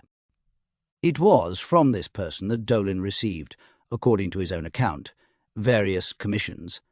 For example, the Germans were very anxious to put an end to all communication with the Far East by cutting the Trans-Siberian Railway, and Dolin was asked to go to Siberia to help them to attain this object. He was to blow up the bridge that carries the line across the Yenisei. This would have served very effectively to prevent munitions sent by Japan from reaching Russia. First-hand information of that kind must have been of the highest importance to the Russian Army Command. On the military collapse of the Tsardom, the Russian intelligence service abroad was taken over by the Entente. Soon after, the Bolshevist propaganda, under the direction of Joffe, the Soviet representative in Berlin, was going in full blast. The Okrana, the secret political police. One of the most remarkable phenomena in the Tsarist civilization of Russia was without doubt the Okrana, the political secret police. The word means guard and is derived from the Russian verb okhranyat, to ward or watch over. If the unhappy land can be said to have suffered under one special scourge or poisonous spring, it was certainly this institution, of which it was said that it, and not the Tsar, was the real ruler of Russia. One of the few achievements of the revolution that may be put down to its credit was that it made a clean sweep of the members of the Okrana, and there were thousands of them, that it summoned to the bar of its courts, created for the purpose, those hosts of venal traitors, informers, and spies, and condemned the lot. The first act of the provisional government was to order the opening of the secret archives of the political police, thus ascertaining the names and precise activities of its countless agents, and rendering it possible to exterminate utterly, if only temporarily, the mainstay of Tsarism. The tragedy of Russia is that the successors of the first revolutionary government have re-established the detestable system under new names, its development and its own view of itself. As far back as the time of Peter the Great, there was an Okrana. In the year 1697, and after, it was designated the special office of the Tsar, and was under his personal control. Its authority and powers were determined by an ukaz, a ukase, decree, of 1702. Whoever had to accuse another of any crime against the state was obliged to refer to the Preobrazhensky Prikaz, the office of the Transfiguration, the name given at the time to this department, the Tsar's residence being called the Palace of the Transfiguration. It was not long before the functions of this office became strictly confined to political affairs. After the Tsar had transferred his residence to Petersburg, the Preobrazhensky Prikaz was united with the secret cabinet or office, which had been founded in 1718, the whole department being controlled by Prince Roma Donovsky. Peter II abolished the secret office, but the Empress Elizabeth brought it back into being. Once more it was suppressed by Peter III, only to become, in the reign of Catherine II, the terror of the empire under the title of Secret Department. The Russian word had changed, the meaning was the same. As the rack had been officially abolished, it was found that the knout was equally efficacious as an instrument for the extortion of confessions. This secret department continued to exercise its functions till the revolt of the Decembrists on the December 14th, 1825, that first movement in the struggle for liberty of an enslaved people. The revolt was completely drowned in blood. Nicholas I then took measures which led to the organization and perfecting of a secret political police, the like of which had never existed in any state before his time. He called it the Third Section of His Majesty's Cabinet, and the abbreviation Third Section continued in use as an alternative designation right down to the last years of the Tsarist regime. However, the Tsar soon found that he was being submerged by his own creation, so that, in the end, he became simply a creature in the hands of Count Benkendorf, who was then at the head of the secret police, and at the same time in command of the Corps of Gendarmerie. The principal aim of the political police was the discovery and prosecution of crime directed against the autocracy, and even though, from the year 1871 onward, political cases were tried by the courts, the whole of the material used as evidence in such trials continued to be furnished by the organized secret political agents, who finally dominated the whole of the police department. The Okhrana and the Gendarmerie had become the real masters, and maintained that position to the end. A Lopuchin, one of the chiefs of the police department, wrote in the year 1904, "The political views of the members of the Gendarmerie and the Okhrana may be very briefly summed up. There is the people, and there is the governing power. As a consequence of the existence of the first, the second is in a permanent state of danger. This danger has to be guarded against, and to that end all means are permissible. Therefore, in the hands of the Okhrana and the Corps of Gendarmes, the protection of the governing power is transformed into a struggle against the whole of society, and finally brings about the fall of that governing power itself." It was indeed the object of the Okhrana to prevent criminal attempts upon the lives of the Tsar, of members of the imperial family, and of the great dignitaries of state. But its own existence, and the vast sums, amounting to millions of roubles, that flowed into its exchequer, had in a sense to be justified. And it is established beyond possibility of doubt that the Okhrana simply invented plots and crimes that did not exist at all, and even staged crimes of its own devising. And that, while it was continually occupied in suppressing revolutionary factions, it always arranged that some of the active spirits should escape arrest, in order that the revolutionary movement should never completely die out. Organization. After this brief review of the historical development of the Okhrana, let us now consider its organization, once wrapped in impenetrable mystery, but now revealed to all by the opening of the secret archives. The most important section of the Okhrana, that in which the secret agents were employed, was quite independent of all other sections. Its activities were kept strictly private, and not even its own officials were initiated into all the secrets known to exist there. It had its purveyors of information and secret assistants, who were known by their assumed names and who were never to be seen in the offices of the Okhrana. The method adopted, as a rule, for the delivery of information was simple enough. An officer, working along with a particular agent, would arrange a meeting anywhere in the town or country, provided it was neither the government office nor the known private address of either of them. There he would receive the report, or this might be transmitted by telephone in some concerted jargon. The chief of the service had a complete list of the agents employed. As the question of expense hardly mattered, or more exactly, as increased expenditure was almost an object in itself, the number of these agents was continually growing. They were not to be found merely in the great cities, but were especially numerous in the industrial parts of the country, in the villages and barracks. Denunciations sent in by agents were always written on a special form, with the assumed name of the agent at the top, and containing a clear indication of the section to which the matter was to be referred, for example, to the section that dealt with the Revolutionary Socialists, or to the one that dealt with the Social Democratic Party. Every document received a running number and was added to the dossier, while a duplicate went to the dossier of the assistant himself.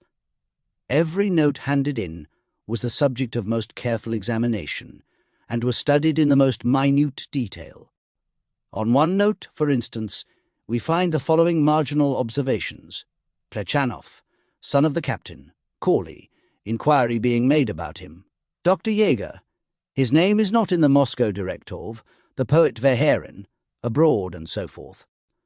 Whenever a person's name occurred in such a note, search was immediately made in special pigeonholes to see whether other data were already to hand. If this proved fruitful, the new facts were added. If no previous reference to the person in question were found, inquiry was at once made at the prefecture of police, where a complete list of the inhabitants of the city was kept, or the services of some of the assistants were called in. The new name was then entered on a card of a special colour, according to the group to which the person in question belonged. If he were a member of the Revolutionary Party, it would be red. For the Social Democrats, it would be blue. For students, it was yellow. Very often, when it was available, a specimen of the handwriting or a photograph would be filed along with the card.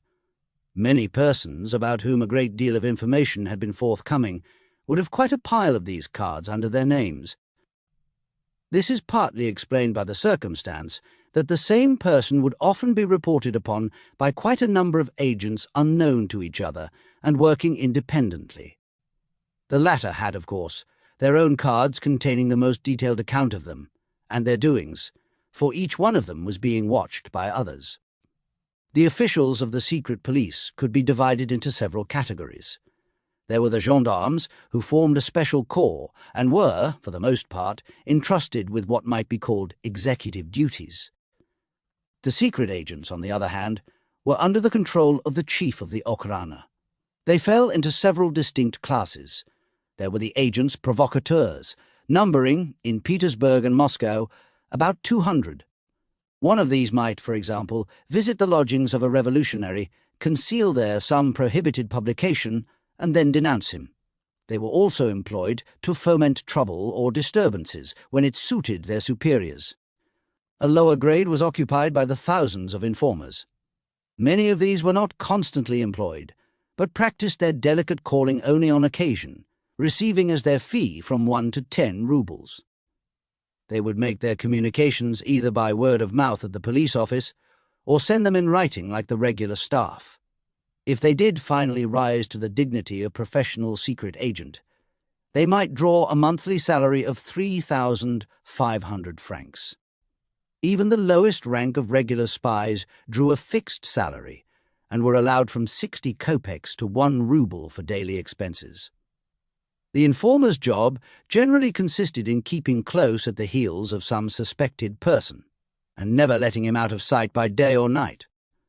Of such spies there were more than 800 in Moscow, over 1,000 in Petersburg, and some 10,000 in all of Russia. Sometimes the spy did not himself know who the suspect was or why he was required to keep a watch upon him.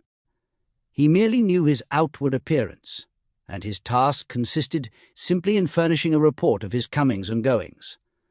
Such a report would commonly take this form: he came out of this or that house and went to this or that place. He met so-and-so and came home at such and such an hour. On the basis of the data supplied by the spies, a graphic representation of the facts was made. It took the form of several concentric rings. At the centre of the first circle stood the name of the suspect. Round the circumference of the second circle, the names of the premises visited were noted. On the third circle were the names of his friends and acquaintances, these being marked with a cross if they had been already settled, that is, arrested. Once the name in the centre had received the cross, the graphic representation found its way into the archives. The case was closed. Quite apart from professional reports by regular or occasional spies, there were also received innumerable denunciations from members of every social class, from nobles, doctors, priests, literary men, and people of the lower orders. These persons might be thinking of adopting the unsavory profession of informer, or they might be simply indulging some special personal malice. Such denunciations were classified as from outsiders, anonymous, political parties, etc. One such communication from an ignorant person with aspirations toward higher things was in these terms: "Your Grace, there is a great conspiracy that I know about. They are plotting to commit a murder. I have proof, and I am able to give you the names of ever so many persons. You need only make inquiry. I assure you that I shall do better than Aziv, who betrayed Lopachin. In a word, I mean to do things on a big scale. Will you therefore please send me 6 rubles, so that I may go to Moscow?" This letter bears the name and address of the sender, and, in the margin, the officer of the Okhrana has written an order to send on the 6 rubles asked for. An important source of news for the Okhrana was provided by letters in the post. They were confiscated, that is, they simply vanished, or they were copied or photographed before being delivered. The most exhaustive inquiries were made into the personality of writer, addressee, and any persons of interest mentioned in letters. Rasputin, one of the principal tasks of the Okhrana, was to guard the persons of the Tsar and his ministers. This service alone occupied 250 secret agents in Petersburg. Not the ministers only, but all the higher state officials had their spies, whose duty it was to see to their safety and, at the same time, to be perfectly informed about all their actions. The disreputable Rasputin was watched over with quite peculiar care. Every step he took set a whole army of spies in motion. A report upon him, drawn up by the chief of the Moscow branch of the Okhrana, runs, March 1915. According to information supplied by Lieutenant Colonel Semenov, the commissary of police for the 2nd District in Moscow, the famous Rasputin went to the Tsar restaurant on the 26th of March. It was 11 o'clock at night when he arrived, accompanied by the widow Amalie Ivanovna Rychetnikova, a journalist named Soyedov, who contributes to Petersburg and Moscow papers, and a young woman whose identity has not been determined. The whole of the company were pretty gay. They retired to a private room and phoned to S.L. Kagulsky, the editor of the Moscow journal News of the Season, to join them. Then they sent for women, who sang songs and danced the cakewalk. Wine was served, and Rasputin, who was obviously drunk, began to dance the Ruskaya. Then he set about making confessions to the ballet girls, such as, "This kaftan, the old woman made it and presented it to me." He also said, "What would she say if she saw me here?" Then Rasputin's conduct assumed a sexual psychopathic character. He paid the dancers 10 or 15 rubles, receiving the money from the young woman who had come along with him. She thereafter paid the bill. The company left the restaurant at 2 in the morning.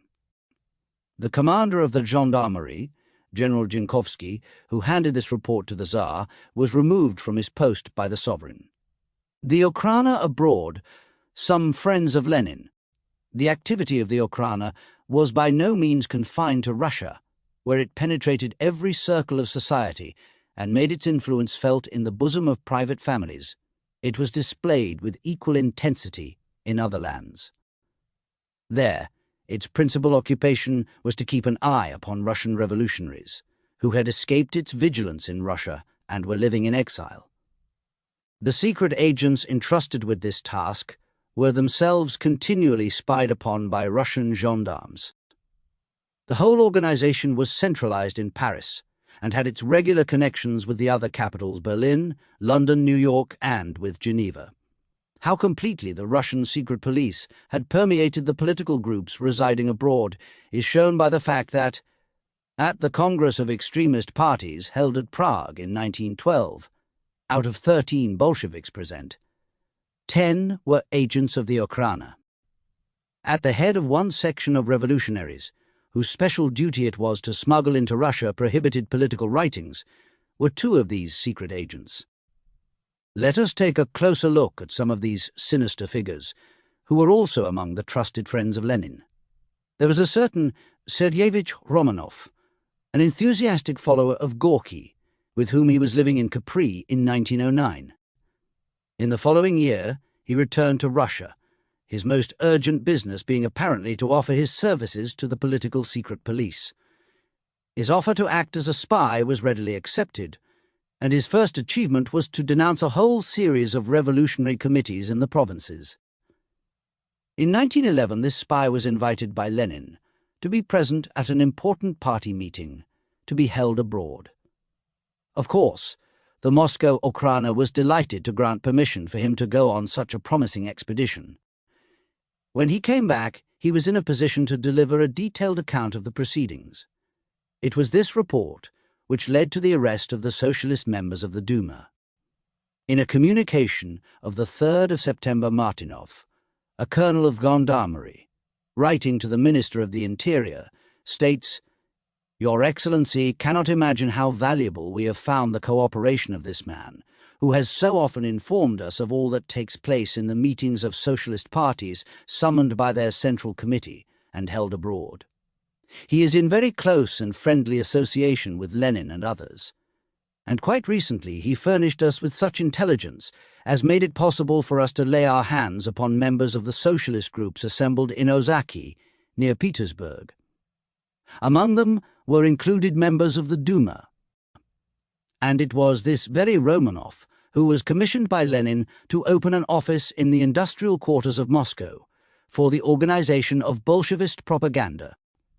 Another supporter of Lenin, as well as of the Okhrana, was Myron Chernomatov, chief editor of the Pravda, Truth, who was arrested in the early days of the revolution. While he was still a schoolboy, he was an active member of the left-wing party. In 1903, he apprenticed himself to a printer for the sole purpose of purloining the type, which was so badly needed by the party for their secret press. After a brief imprisonment, he went to Paris, where he began his career as a spy. For 10 years he was active in the service of the Okhrana as an agent provocateur. In 1913 he met Lenin and his friends in Krakow, where he soon gained Lenin's complete confidence. He was sent by him to St. Petersburg. Shortly after his arrival in the capital, he became the editor of the party newspaper, Pravda. But the finest specimen in this collection was the member of the Duma named Malinovsky, whom Lenin called, in his enthusiasm, the Russian rebel. This Malinovsky was a Bolshevik and, at the same time, in receipt of a monthly salary from the police. He worked in the same factory as a certain foreman named Krimov, who was a rival candidate at the elections. They did not love each other, and the foreman threatened to have Malinovsky dismissed as the simplest method of making sure that his candidature should not be successful. But what happened? During the period of the elections, Krimov, at the instigation of the Okhrana, was simply thrown into prison, and Malinovsky was elected. Meantime, the police department had been rather carefully examining Malinovsky's record, and was horrified to discover that he had been convicted 4 times over of theft, and consequently, according to the law, was absolutely excluded from standing as a member of Parliament. As, however, the Minister of the Interior had given his official sanction to the election, things were left as they were, and the ex-convict, now a deputy, received the hearty congratulations of Lenin and his wife. His salary from the Okhrana, which had formerly been at the modest rate of 50 rubles a month, was then raised to 500. But what interest, one may ask, had the government in introducing this thief, by hook or by crook, into the Duma? The government's interest was simply this, that, by his assistance, they hoped to be able to bring about a dissolution of the House. His business was to serve as an agent provocateur, and, by making inflammatory speeches, to provide good grounds for putting an end to the Representative Assembly. All his speeches were composed by Lenin and Zinoviev, but before he delivered them, they were corrected or revised by the officials of the police department. When General Dienkovsky revealed the double game he was playing, Malinovsky had to make himself scarce. He fled over the frontier into Austria, where he had a meeting with Lenin. The latter refused to believe that he had ever acted as an agent provocateur, and continued to favour him as blindly as ever with his unreserved confidence. So Malinovsky went on, undisturbed, with his treacherous work. When, in October 1913, in Galicia, the Bolshevik Congress was held at which Lenin took part, He lost no time in passing on all the details to the Okhrana. In spite of all this, Lenin went so far as to send him back to Russia with a letter of recommendation for Gorky for the purpose of raising funds for the party. And he actually proposed him as a member of the International Socialist Bureau, where this informer would have been sitting with men like Jaures. Soviet military espionage cooperation with the GPU, the Okhrana, and the detestable Secret Service agents generally were shown up and partly extirpated by the revolution. But under new designations, the old system still persists. It becomes more and more difficult to distinguish between the secret police and the military intelligence.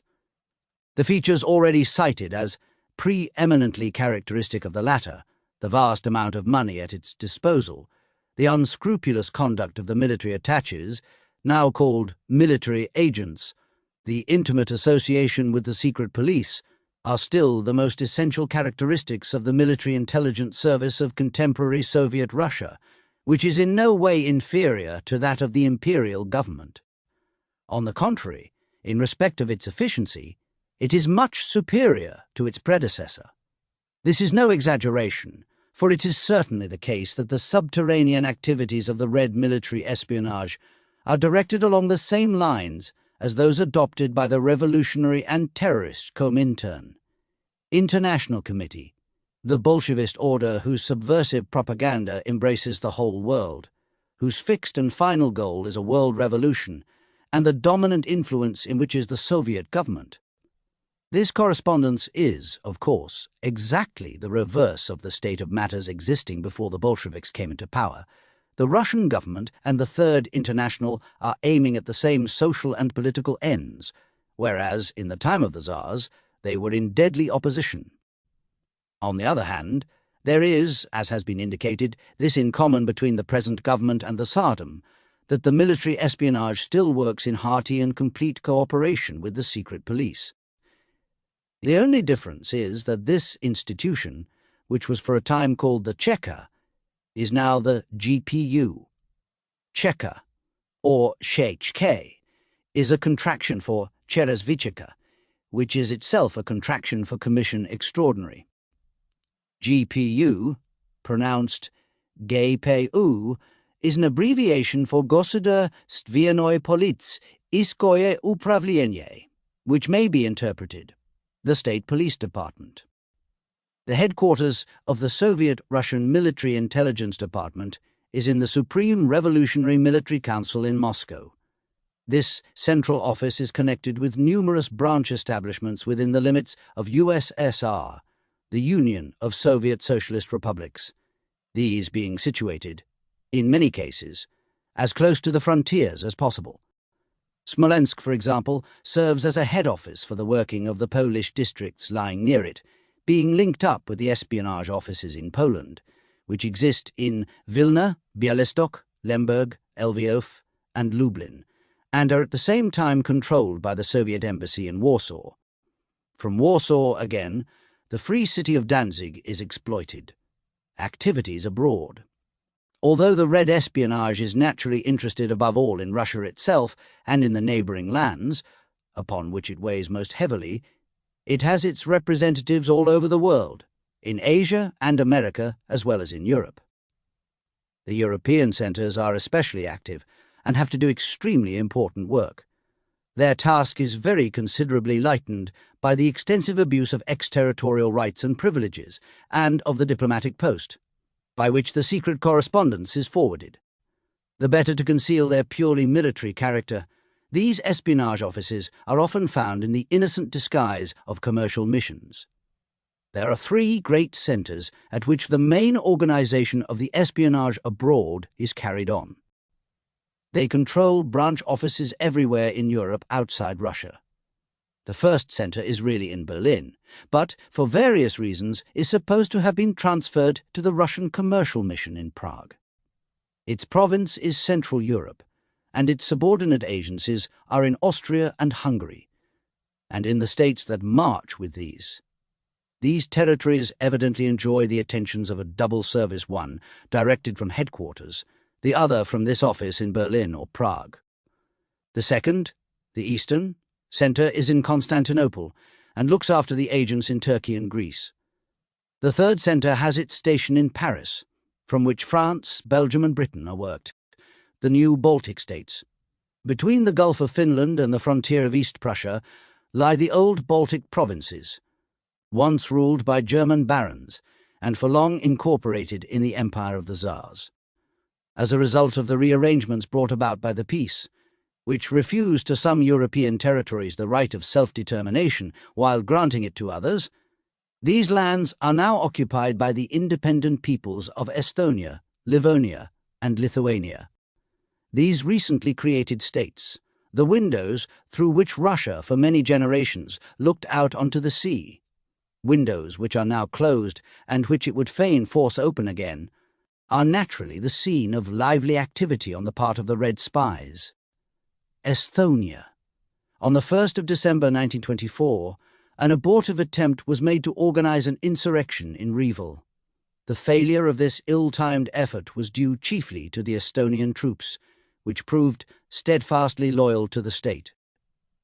But the incident showed to all who knew anything of the facts the real aims and intentions of the Muscovite authorities. 3 years before, in the frontier town of Narva and the surrounding district, quite an extensive organization of Russian spies was discovered. They were collecting information about the army and the measures that were being taken by the government for the defense of its territory. In Leningrad, too, the good work was going forward. Here the Bolshevik spies found a fruitful field of operations in the Estonian consulate, as was proved by the Rostfeld case. It was the old story of a disloyal servant. Rostfeld was one of the secretaries in the consulate, and had taken advantage of his opportunities to supply important information to the Russians. In August 1921, that is, in the same year, 2 Russian officials in Reval were arrested and imprisoned for espionage on behalf of their government. One was Zhukovsky, attached to the consulate, while the other, Ackerberg, was on the staff of the Soviet embassy. They were convicted of suborning 2 Estonian subjects, an official in the Ministry of the Interior and a sergeant major employed as a clerk in the Frontier Guard. They had bribed these men to enter the Russian Secret Service and to secure for them state papers of considerable value. These 2 Estonians had been carrying on their nefarious practices for 2 or 3 years before they were found out, and for their services they had been receiving a regular monthly salary of 14,000 Estonian marks. It was also proved that they had procured other agents. Lithuania. Instances of the lively interest taken in Lithuania have also been numerous. But, a few months before the discovery of the affair mentioned in the foregoing paragraph, the Lithuanian government had rather a stroke of luck. They managed to lock up 2 of the best-known organizers of Russian espionage on their frontiers, Pospelov, an assistant in the Pleskau section, and Solovyev, the second-in-command of the Ostrov section of the GPU. These were both valuable captures, inasmuch as the 2 spies were found to be in possession of confidential documents containing a mass of detailed information about the ramifications of the Russian system in Lithuania. Those districts, situated nearest to Poland, are particularly infected with the plague, and for obvious reasons, should there ever be war between Russia and Poland, it is that part of Lithuania that would be of the greatest strategic value. Poland. In Poland itself, the Soviet Secret Service attains perhaps its highest pitch of intensive energy, and there is little doubt that the ruthless methods in use have enabled the Russians to bring off many a successful move. The Polish counter-espionage service, the defensive, has certainly got its hands more than full, and court cases involving treachery and spying are therefore the order of the day at present. The vast majority of the agents employed in Poland are recruited among the Jews, who are numerous in that country, forming a large proportion of the merchant class. And so the spies usually employ the simple disguise of inoffensive businessmen or dealers.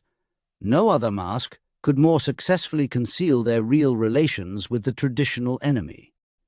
Women drawn from every class of society also act as Russian spies.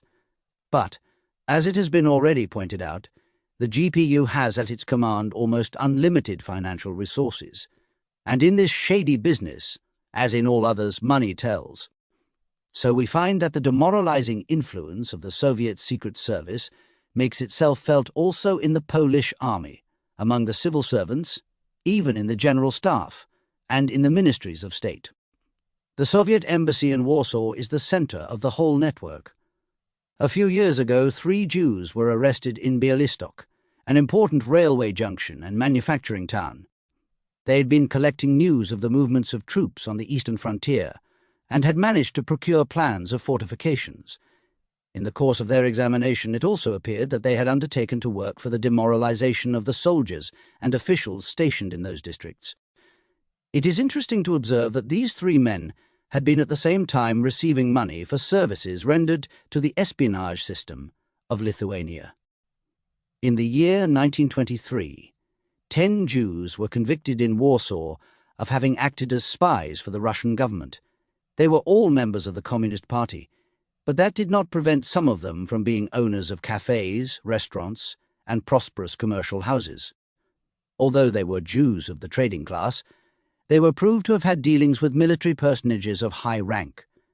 It was in June of that year that the attention of the Polish government was drawn to an interesting pair who had been busy for some time in the capital, a man named Zuboff and his lady friend Balasova. Zuboff escaped the arm of the Polish law by losing no time in seeking sanctuary in the premises of the Soviet embassy, but Balasova was found by the police. She was arrested, as it happened, when she was in the act of making a tour of the sub-agencies in her charge. She had no further opportunity of passing on any news or documents they may have had ready for her. In her rooms were found not only a considerable sum of money, it was said to amount to $400 and 7,000 zlotys, but numerous valuable papers, which, it turned out, had been surreptitiously removed from government offices, and especially from the Ministry of War. Less than 1 month after that episode, a great sensation was caused by the arrest of 6 persons who were found to be involved in another espionage affair. The leader of this group was a man named Inanits. At an earlier date, he had been the manager of an agrarian cooperative society. His next public appearance was in the bankruptcy court, not long after he had obtained the permission of the police to keep a gambling den. In all probability to mask his real purposes, he had also appeared in the capacity of agent for the textile industry. He had acted in some sense as intermediary between the manufacturers of W.N. Eastorp and those of Lodz, and was actually contemplating the publication of an economic journal. The paper was to advocate the commercial rapprochement of Soviet Russia and Poland. This versatile person had found a precious ally in his principal agent Lamka, an officer in the Polish reserve. It was he who supplied the military information and even documents which he procured from the War Office. These documents were not always stolen. A certain Madame Kukowska had been summoned from Paris to Warsaw for the special purpose of photographing them. Another agent who collaborated with Inanits was Strzelecki, who was a captain in the special branch of the General Staff entrusted with the work of counter-espionage. His particular task was to carry on communist propaganda among the officers, holding out, as an inducement, the prospect of their being employed on a Polish communistic general staff, which was some day to come into existence. The Balkans, Romania.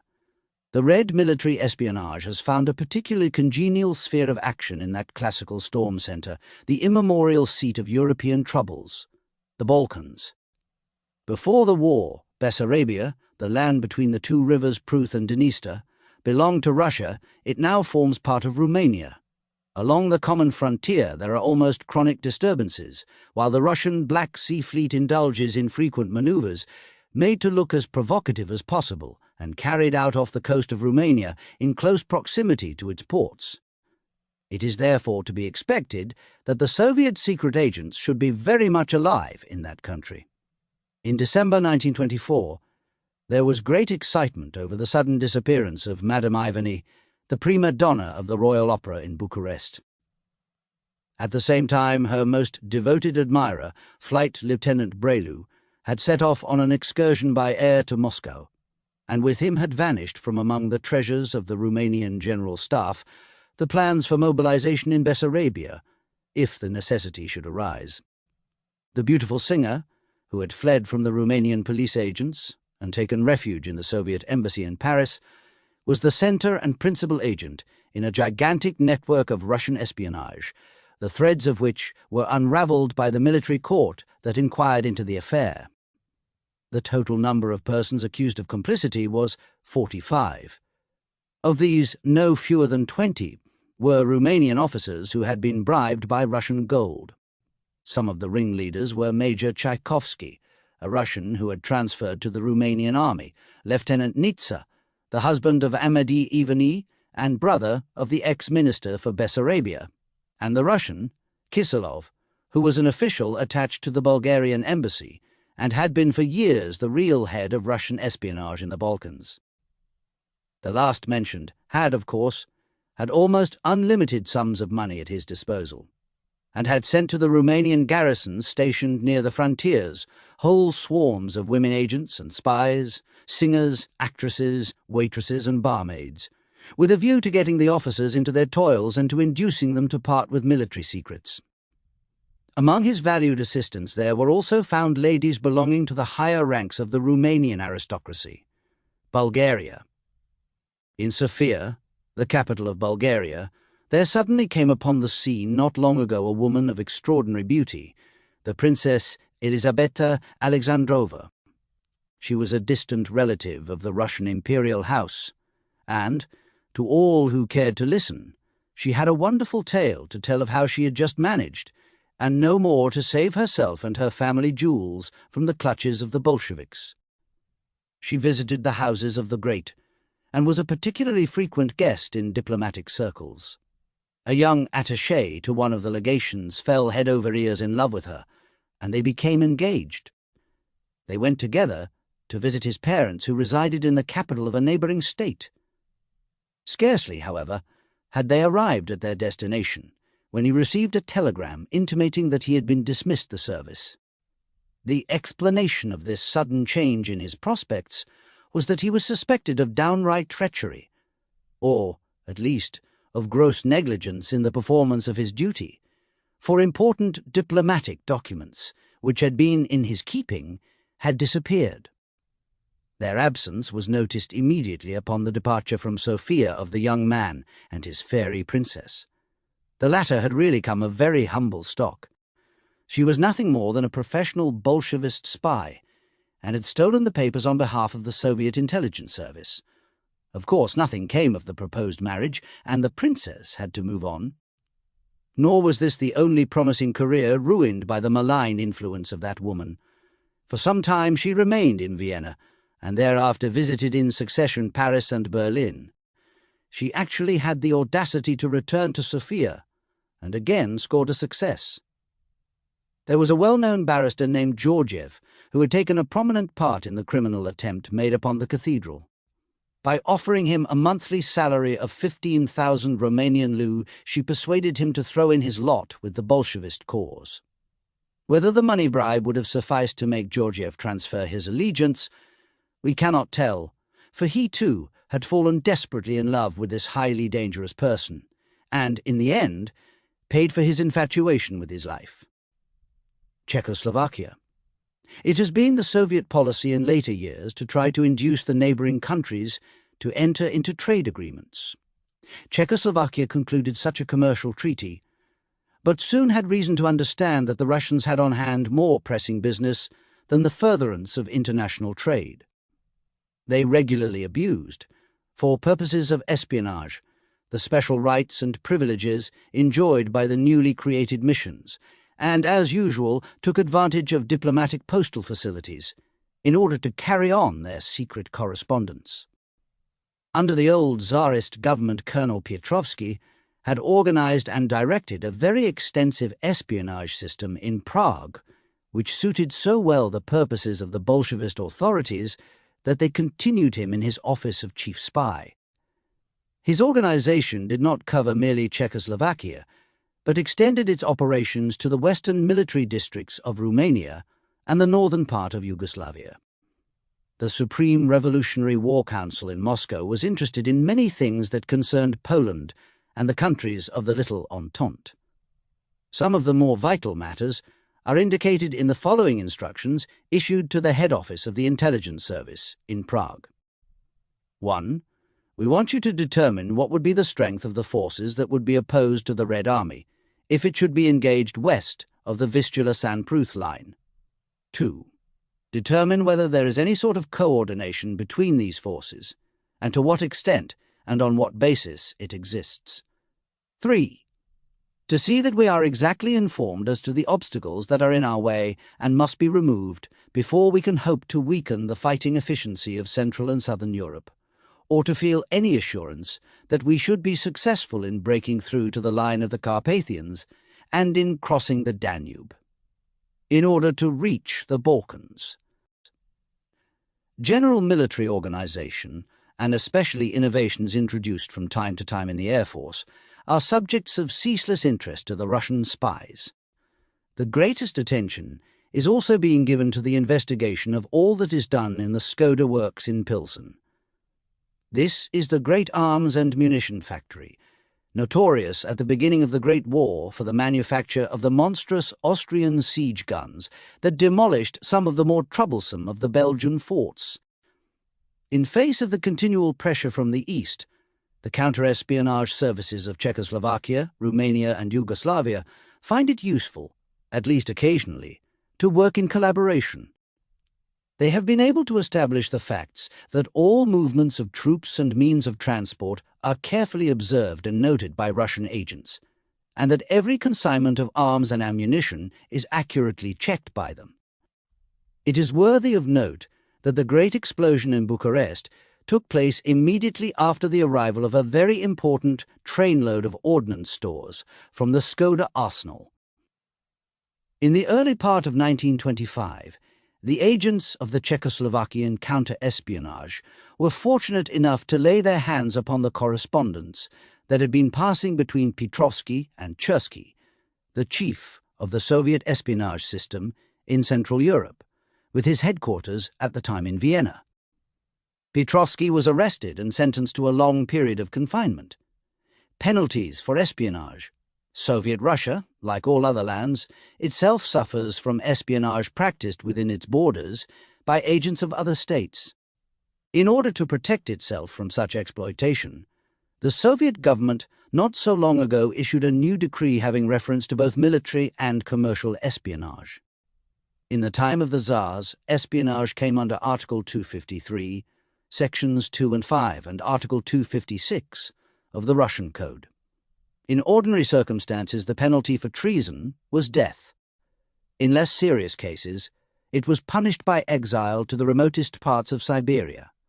According to the new Soviet law, to collect secret military information with a view to passing it on to foreign powers is now an offence punishable by 3 years' imprisonment. Commercial espionage renders one liable to imprisonment which may also run to 3 years. In cases of more aggravated military espionage, the guilty person may be condemned to death by shooting. Chapter 6. Poland. What the Secret Service owes to France and Russia. The organization and training of the Polish army are in a large measure the work of the old ally of Poland, our neighbours beyond the Rhine. In like manner, the Secret Intelligence Service of the Polish Republic, as it exists today, may be regarded in one sense as a peculiar creation of the French General Staff. In the pre-war period and during the war, the chief of the French intelligence service was General Dupont. It was General Dupont who, as head of the Inter-Allied Commission of Control, had the opportunity of making himself intimately acquainted with the conditions prevailing in Germany. And it was General Dupont who took up his quarters in the luxurious Hotel Polonia when he was appointed chief of the French military mission in Poland. When a master spy has the good fortune to occupy such a post, it is not difficult to imagine that his main preoccupation will be to plant firmly in the countries friendly to the policy of France the system that he knows so well. His most important function in the East was to arrange a well-organized espionage system, capable of intensive application and of continued independent action along the lines laid down. The Polish Secret Service really represents a curious combination of the Russian and the French systems, for, if it is true that it owes much to the guidance of able French brains, it combines with that element, to a very remarkable extent, many of the methods characteristic of the old Tsarist regime. A nation does not bear the Russian yoke for generations without acquiring some of the vices of its masters. The Polish system is certainly far more efficient than the imperial system ever was. A feature common to both is the hearty support and energetic cooperation of all the civil authorities. This is especially true of the diplomatic corps serving abroad, and of the political police, which is exceptionally active and, in Poland today, has simply taken over the functions of the infamous Ochrana of Tsardom. Polish representatives show no greater reluctance than the former Russian military attachés to misusing the rights of hospitality. Numerous instances have already occurred of Polish consuls who have been gravely compromised in affairs of espionage. A Polish consul in Berlin had to be recalled by his government, and a similar fate befell his colleague in Marienwerder. The latter thereupon transferred his activities to the free city of Danzig, where he continued his work without let or hindrance, and became shortly afterward the editor of a Polish newspaper. Further, the editor of another Polish newspaper, published in Berlin, was convicted of espionage on behalf of Poland, but as his government had attached him to the Council of Ministers, and as he consequently could appeal to his exterritorial rights, it was impossible to arrest him. All the Germans could do was to invite him to quit the country. As for the persistence of the old Russian model and ideal in the political police, it is well illustrated by the case of the secret agent Kowalewski. Graudenz is a town of some 40,000 inhabitants situated on the Vistula, in what used to be West Prussia and is now part of Poland. The population is mixed, as it is in many of the towns in that region, and the new authorities are not disposed to be too kindly in their attitude to the race that was once dominant. That is quite natural, the tables are turned.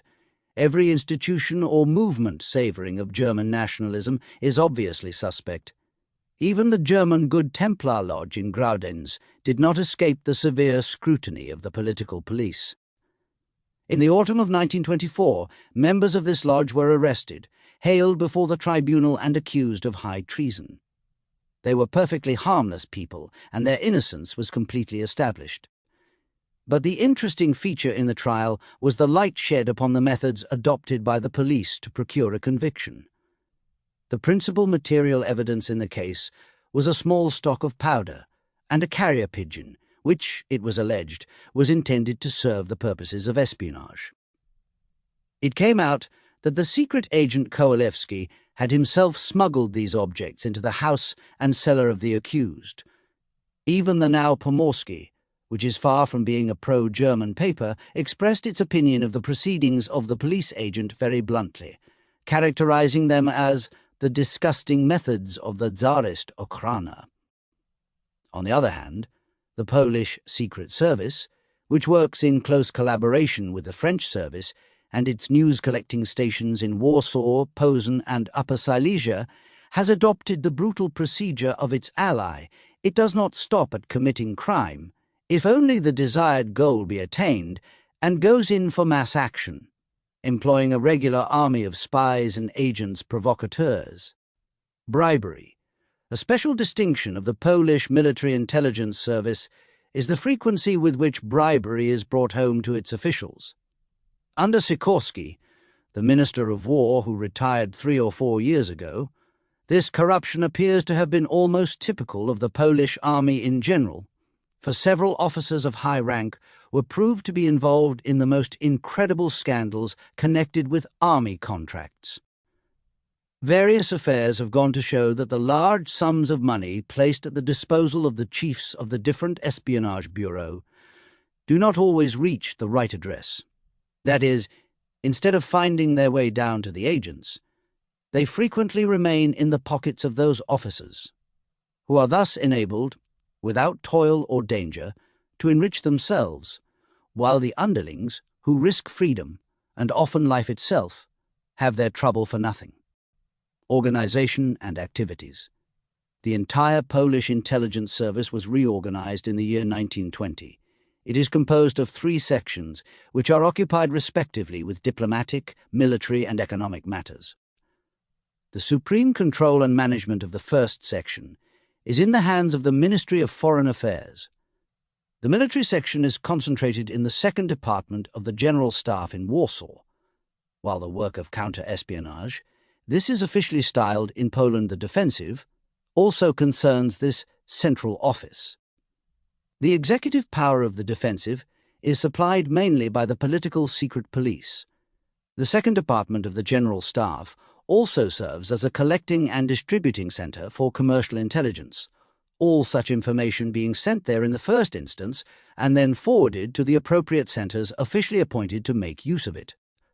The states against which Polish espionage directs its principal activities are Germany, especially the provinces of Upper Silesia and East Prussia, Soviet Russia, Lithuania, Czechoslovakia, and the Free City of Danzig. Branch offices working under direction from Warsaw are established in close proximity to the frontiers of these states. Thus the offices from which Germany is reconnoitred are found in Posen. Soviet Russia is worked from Brest-Litovsk and Bialystok, Lithuania from Vilna, Czechoslovakia from Krakow. And, seeing that Poland has secured a firm footing in Danzig, there is hardly any need for concealing the fact that Danzig itself contains the office attending to Polish interests in that city. The real reason for the existence of these outlying branches is that they provide the best means of organizing, in the neighboring lands, bands of spies who always work under the guidance of a well-tried agent in the enjoyment of the complete confidence of his superiors. Agents employed in the Polish Secret Service are recruited from all classes of society. Persons of military training and habits are numerous, and, of course, are welcomed because of their competence in special departments. Against Germany we find very extensively employed men who have been regular officers in the German army, soldiers of the Reichswehr, Second Reserve, and police officials in the territories transferred from Germany to Poland by the peace treaty.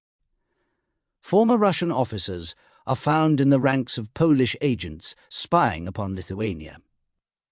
The most capable men are selected for special training in schools of espionage and are obliged to sign a contract which binds them to the regular pursuit of the profession which, of their own accord, they have adopted and for which they are now equipped. In Germany, the possibility of a revival of commercial prosperity and of military power in Germany gives the Polish Secret Service much food for anxious thought.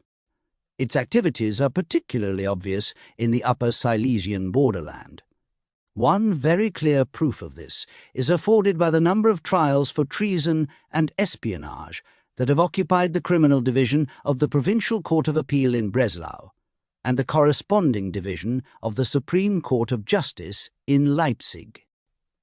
Toward the close of 1923, a group of spies, consisting of 13 persons, was discovered and suppressed. The case was dealt with by the Supreme Court. The principal agent was that Kowalewski, alias Berger, whose name has been already mentioned.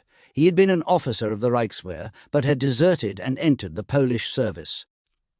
Having proved himself very efficient in his new sphere, he had been entrusted with the responsible task of determining the actual strength and organization of the Reichswehr and of the Upper Silesian Home Defense Forces.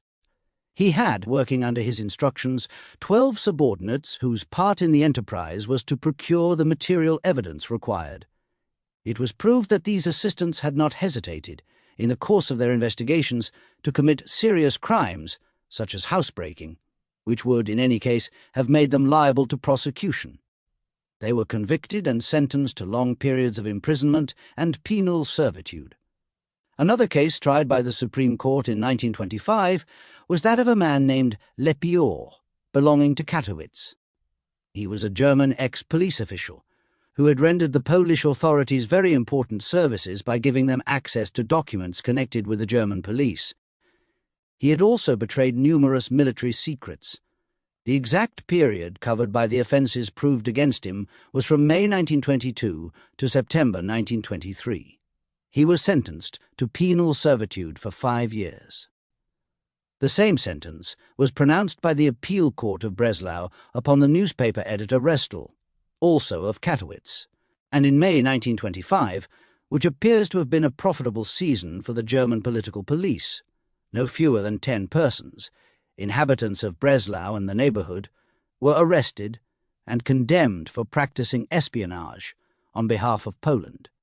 Concerning the intensive campaign of espionage carried on in Upper Silesia by the Polish agents during the plebiscite period, the Polish editor Korfanty has made most interesting confessions in his newspaper, the Rzeczpospolita. While the Allied Commission was sitting in Apeln, Korfanty was kept posted by his agents in all that took place at the meetings, and by this means he managed to get possession of the secret report drawn up by the British Commissioner Percival. Korfanty describes the Commissioner's waste paper baskets as veritable gold mines. From them his men removed the torn and crumpled bits of writing that had been carelessly thrown away, and occasionally found them to be precious sources of information. When he learned from his spies that the English and Italian commissioners were in opposition to the French vote, and were of opinion that only the districts of Ples and Rybnik, along with a part of the Katowice district, should be ceded to Poland, he decided that it was time to take more radical measures. In the critical Council of War, held on the April 30th, 1921, it was resolved to have recourse to armed resistance. The creation of the Polish corridor, which the Germans naturally regard as perfectly senseless, has resulted in the separation and isolation of East Prussia from the rest of German territory. It is now a detached colony of Germans, surrounded by Lets and Poles, and its exposed situation, in spite of its strong nationalist feeling, makes it an obvious mark for military espionage. The zeal that the Polish espionage system throws into this sphere of action is also quite clearly illustrated by several notorious cases before the courts. In one, the accused persons, both natives of East Prussia, were ex-Lieutenant Floys and a merchant named Zollher, who had entered into a formal contract with officers of the Polish intelligence service stationed in Königsberg and Danzig to convey to them confidential military information. Another case, tried in October 1925 by the Criminal Division of the Appeal Court in Königsberg, was even more famous. It ended with a long term of imprisonment for 5 persons concerned, among whom were an ex-Russian officer, a woman belonging to Lich, and a Polish agent officially attached to the intelligence office in Bialystok. In Russia, by the Treaty of Riga, the relations between Poland and Russia were put upon some sort of regular basis, but not in any real sense consolidated. That treaty is but a precarious instrument, especially in view of the unconcealed opinion of the Soviet republics that war is inevitable, sooner or later, with those states that have not yet adopted communism as a national policy. The ever-increasing strength of the Soviet military preparations suggests that the danger threatening from the East is no idle fancy. It is, therefore, comprehensible that the Polish intelligence service should be particularly active in the USSR, the Union of Soviet Socialist Republics. The espionage in Russia is directed to economic as well as military affairs. As in other lands, the most incontrovertible evidence of such activity is provided by the cases of espionage dealt with in the courts. In Kharkov and Kiev, more than elsewhere, the local authorities have been successful in their countermeasures. In Kharkov, the Polish spy Węglinski was tried in December 1924 and condemned to death.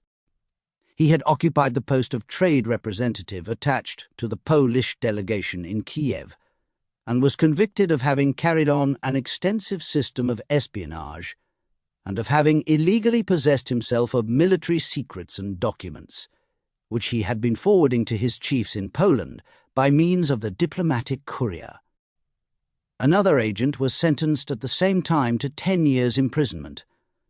Not long afterward, the GPU, the Russian secret police, discovered that Pawlowski, the secretary of the Polish delegation in question, was the guiding spirit in a regularly organized band of spies. Lithuania. Since the violent intervention of General Zeligowski at Vilna, Poland and Lithuania have been living in a state that might be described as latent war. Lithuania is consequently much exposed to the irritating attentions of Polish Secret Service agents. Polish interest in Lithuania is largely centered in Memel and the neighborhood. The town is situated on the Kurishi Half, a landlocked inlet of the Baltic, and possesses a harbor which the Poles think very desirable and, no doubt, dream of commanding someday. In the Rossgartenstrasse, in Memel, the center of a network of spies was discovered and destroyed in the month of September 1924. The principal persons involved were Vladimir Galin, an ex-officer of the Russian army, Novisky, formerly a lieutenant commander in the Russian Navy, but employed at the time of his arrest as a harbor pilot, and an ex-Lithuanian officer named Polyanin. As a screen for his real business, Galin had opened an advertisement agency, which was called The Echo. With the assistance of his two colleagues, he had been collecting information about the Lithuanian army, the press, and the state of public opinion. Equally interesting to his Polish employers were his reports on arrivals and departures of shipping, the tonnage of vessels using the port, and the cargoes carried.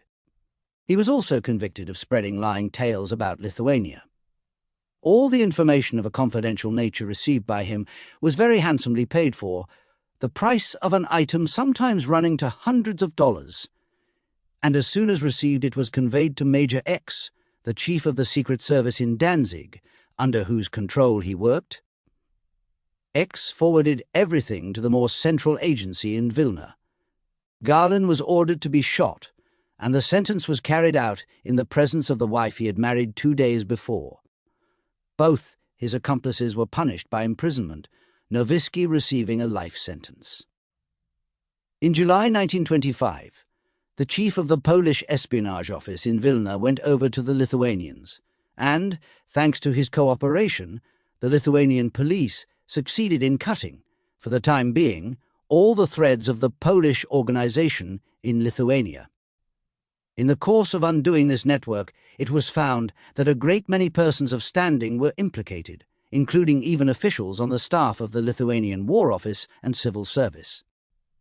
This inquiry revealed the fact that individual agents were not then in receipt of exceptionally generous pecuniary reward, for they were not being paid more than from $20 to $35 a month. Danzig. In the Free City of Danzig, the headquarters of the intelligence service, commanded by Major X, are found in the military section of the Polish Commissariat General. Not only Danzig, but all that goes on in East Prussia, and especially the local Reichswehr, constitute the province worked by this branch.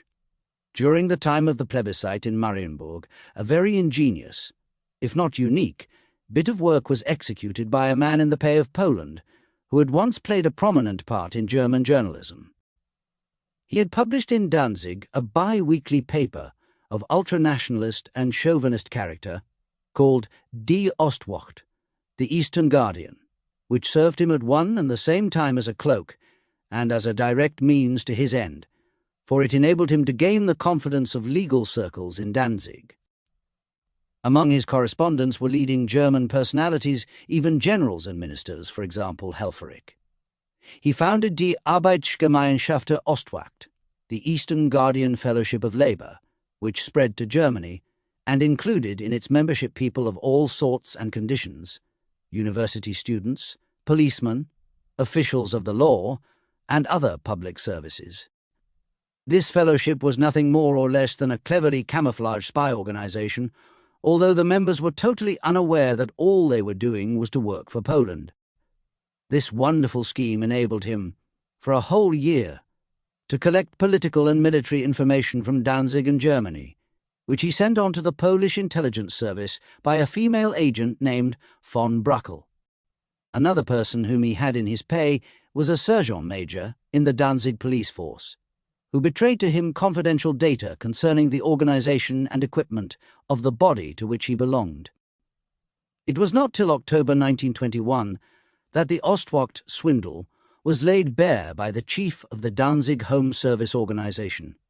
The publisher of the paper fled, and under an assumed name managed to conceal his identity until he was arrested in Berlin in 1925 and sentenced to 6 years' imprisonment. Chapter 7. Japanese Espionage. The War of 1904. In his historical notes to the German Field Service Manual for the year 1908, the famous military writer, Colonel Emanuel, pointed out the splendid and efficient service rendered by the Japanese Espionage Organization, which, as is notorious, contributed in most vital ways to the outcome of the Russo-Japanese War of 1904. The war ended in victory for Japan and established the claim of that country to a place in the ranks of the great powers. According to Bushido, the Japanese code of morals and conduct, espionage practiced in the service of one's country is regarded as honorable and fair.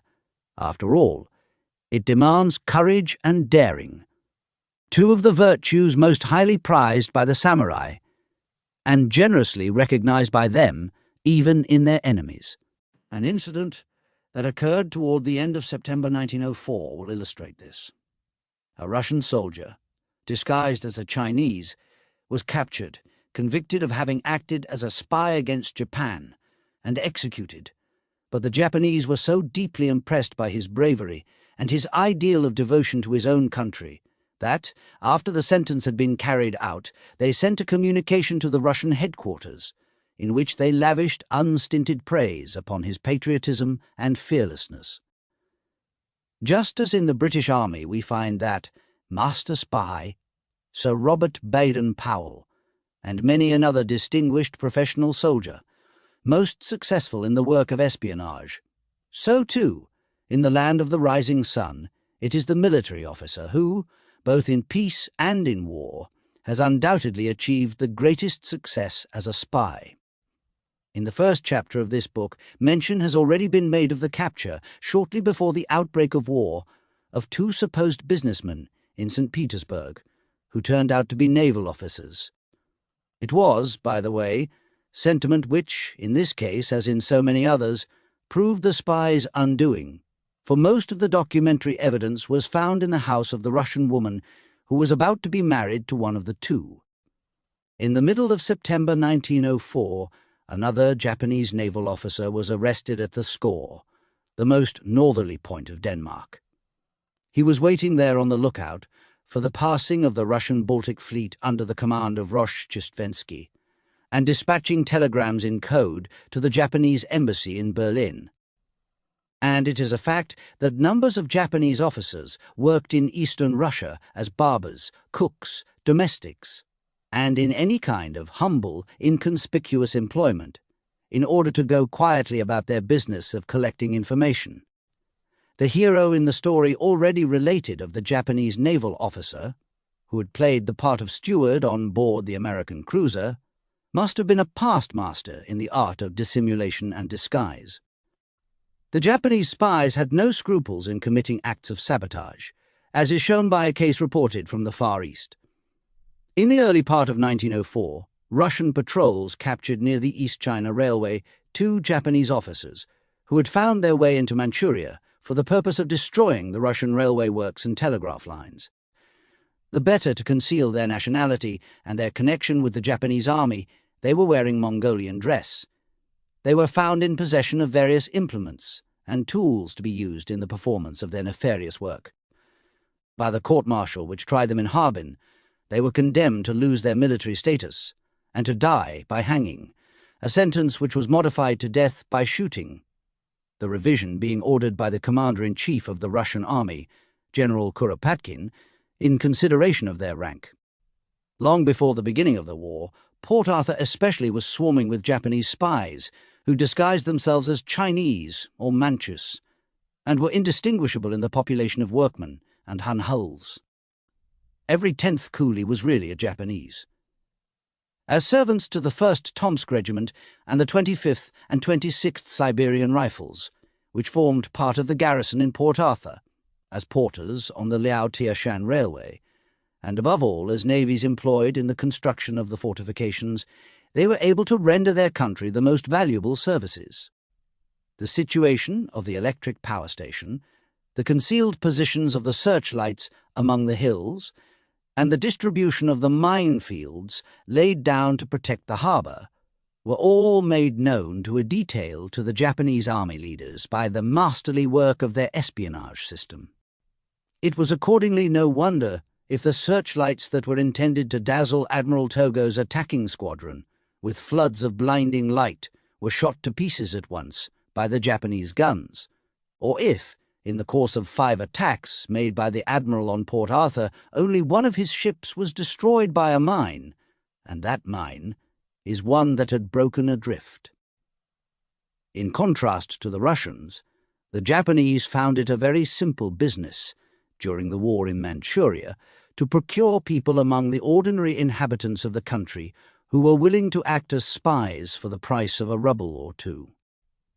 They were for the most part such Chinese as had, in peacetime, served the Russians as interpreters, business employees, and couriers.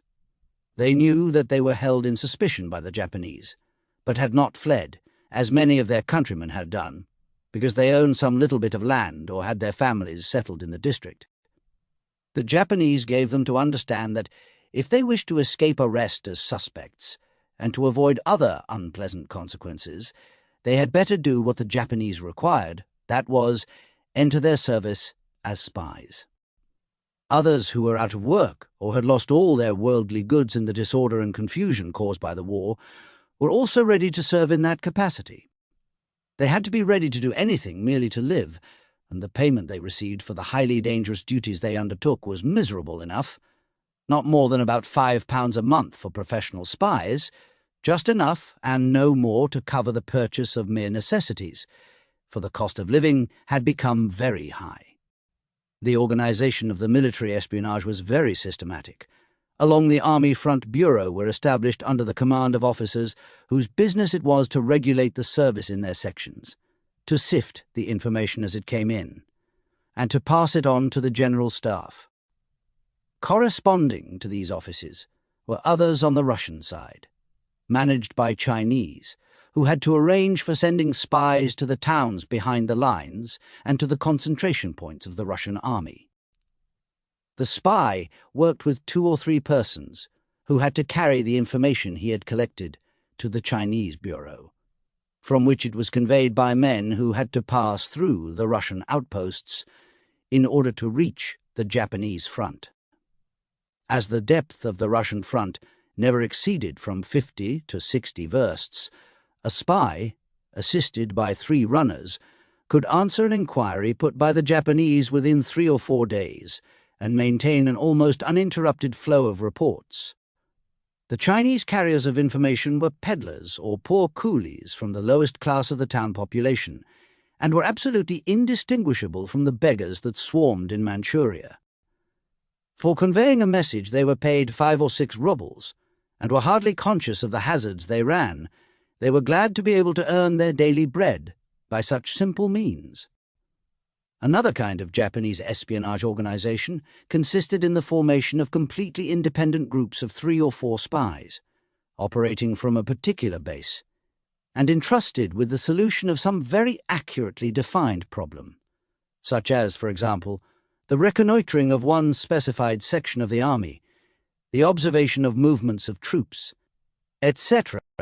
Such a group of spies was always provided with considerable financial means to enable it to establish a centre consisting of a small shop, very often a baker's shop, frequented by people of every social class, including officers and soldiers, from whose conversation much important information could be gleaned, and to whom casual questions might be put without exciting suspicion. The latter part of the work, being rather delicate, was always performed by the senior member of the group, while the others interested went about as waiters or attendants, or outside the house as peddlers. The stricter the Russian measures of counter-espionage became, The more perilous, of course, grew the transmission of military intelligence. To conceal it, new devices were continually being invented and employed. Reports were carried in the soles of shoes or worked into the pigtail. They also used the trick, tried everywhere among spies, of sewing them into the seams of footwear and clothing, the message being written on a tiny bit of paper very tightly rolled. Information of very great importance was not put in writing at all. It had to be committed to memory and communicated orally to the officer in charge of the Japanese bureau. Toward the end of the war, the Japanese were fond of using the stratagem described on page 19, by means of which hawkers used their goods to convey the message.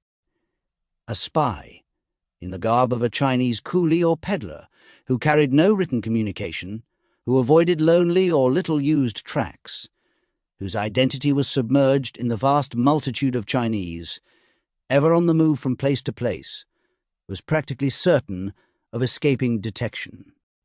Only through some rare accident could he be unmasked. And in the circumstances, it is not a matter of astonishment that the Japanese were informed of almost every step taken by the Russians.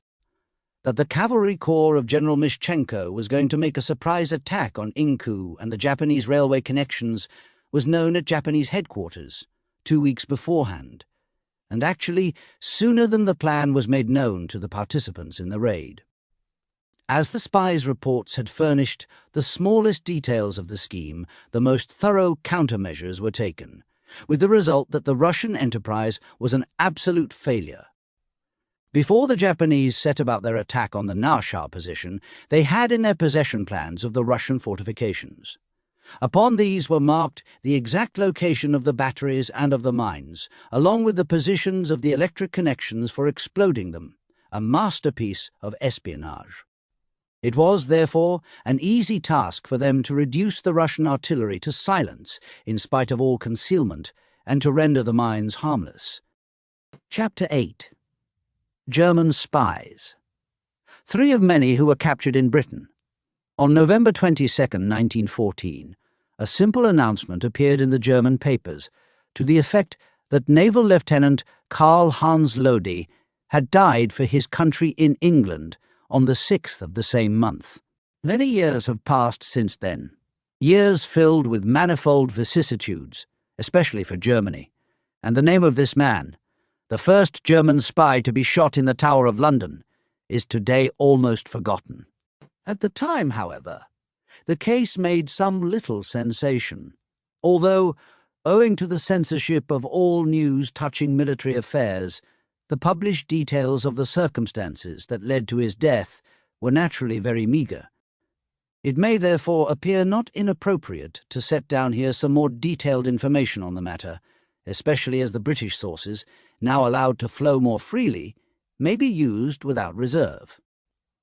Lodi, a native of Berlin, after retiring from the Navy with the rank of lieutenant, entered the service of the Hamburg-Amerika line, and enjoyed the best possible opportunity of visiting the 4 corners of the earth. He settled for some time in the United States, and there became so familiar with the manners and customs of the country that he could easily have passed for an American, and spoke English with a marked American accent. He married in the States a beautiful American lady. The shipping company by whom he was employed organized for its wealthier patrons conducted world tours, Lodi acting as guide.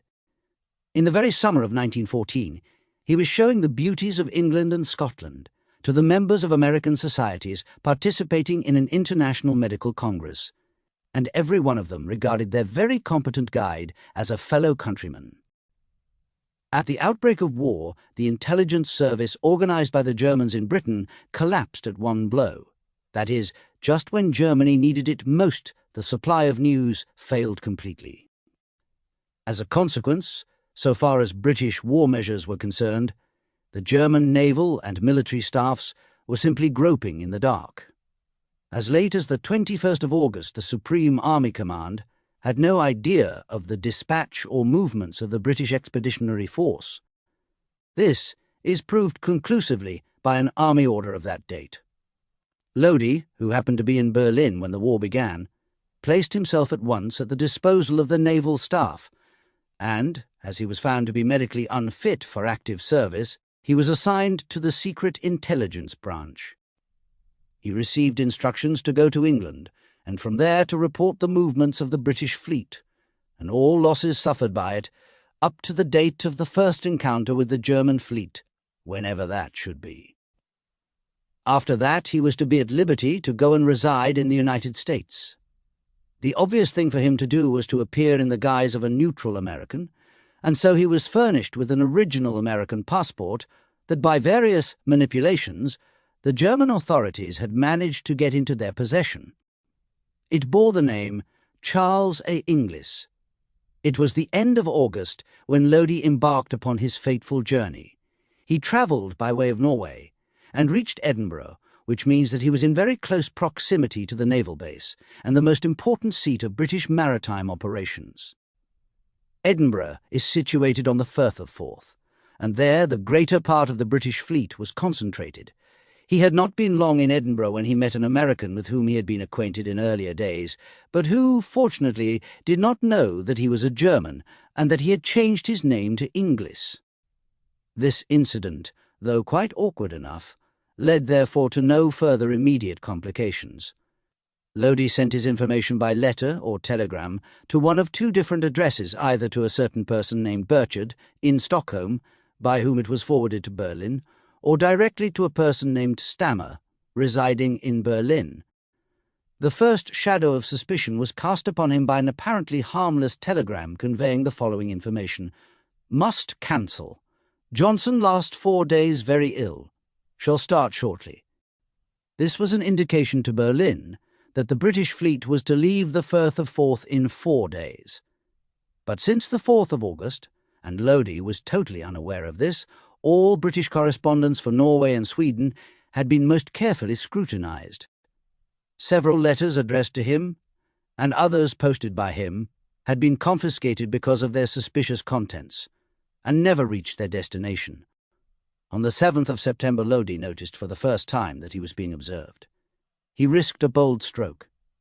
He went straight to the police and complained that they were annoying him, an innocent American subject.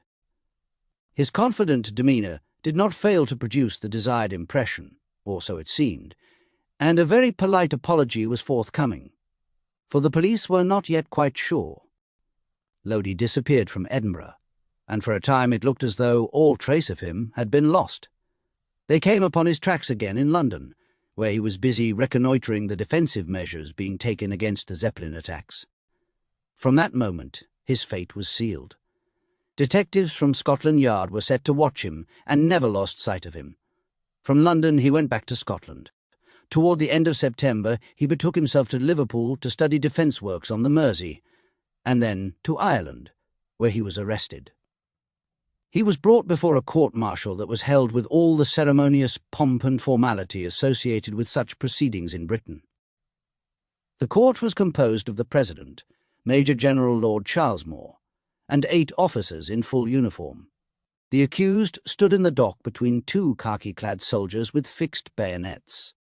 The ground of the indictment was that, on the 27th and 30th of September, he had sent to Karl I Stammer in Berlin 2 letters signed Nazi, which contained information about British military preparations and defensive measures.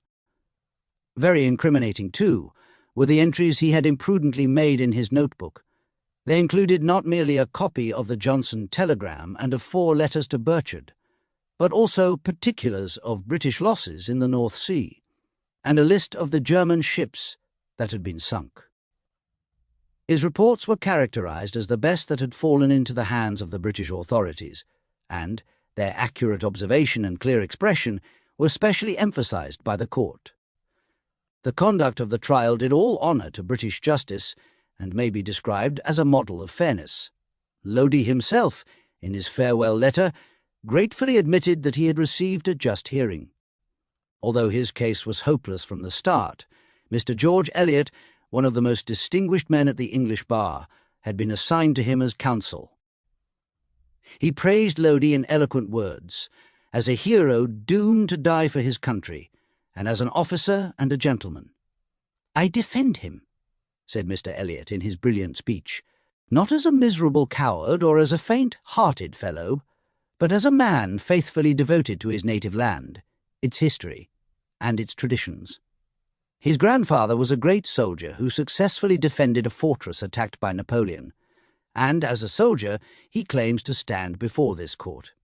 He was ready to sacrifice himself on the altar of his country. I am not here to beg for mercy for him. My client is not ashamed of what he has done. Many would gladly do for England what he has done for Germany, and may actually be doing it at this moment. Whatever his fate may be, he will meet it as a brave man. As he was a gentleman, there was a suggestion that he should be pardoned, but the authorities insisted upon his death in order to make a deterrent example of him. As is customary in British court-martial proceedings, the sentence was not promulgated until several days after it had been already executed. He was shot in the early morning of the 6th of November, in the Tower, where no execution had been carried out since the middle of the 18th century. Sir Robert Baden-Powell writes, "In the lower house they spoke of him as of a patriot who had died on the battlefield for his country." On the evening before his death, Lodi wrote a letter of farewell to his relatives in Stuttgart, which affords a striking testimony to his manly spirit. He says, "My watch is run down and I have to go through the dark valley, like many of my brave comrades in this dreadful war of nations. A hero's death in battle is certainly more beautiful, but this is not vouchsafed to me.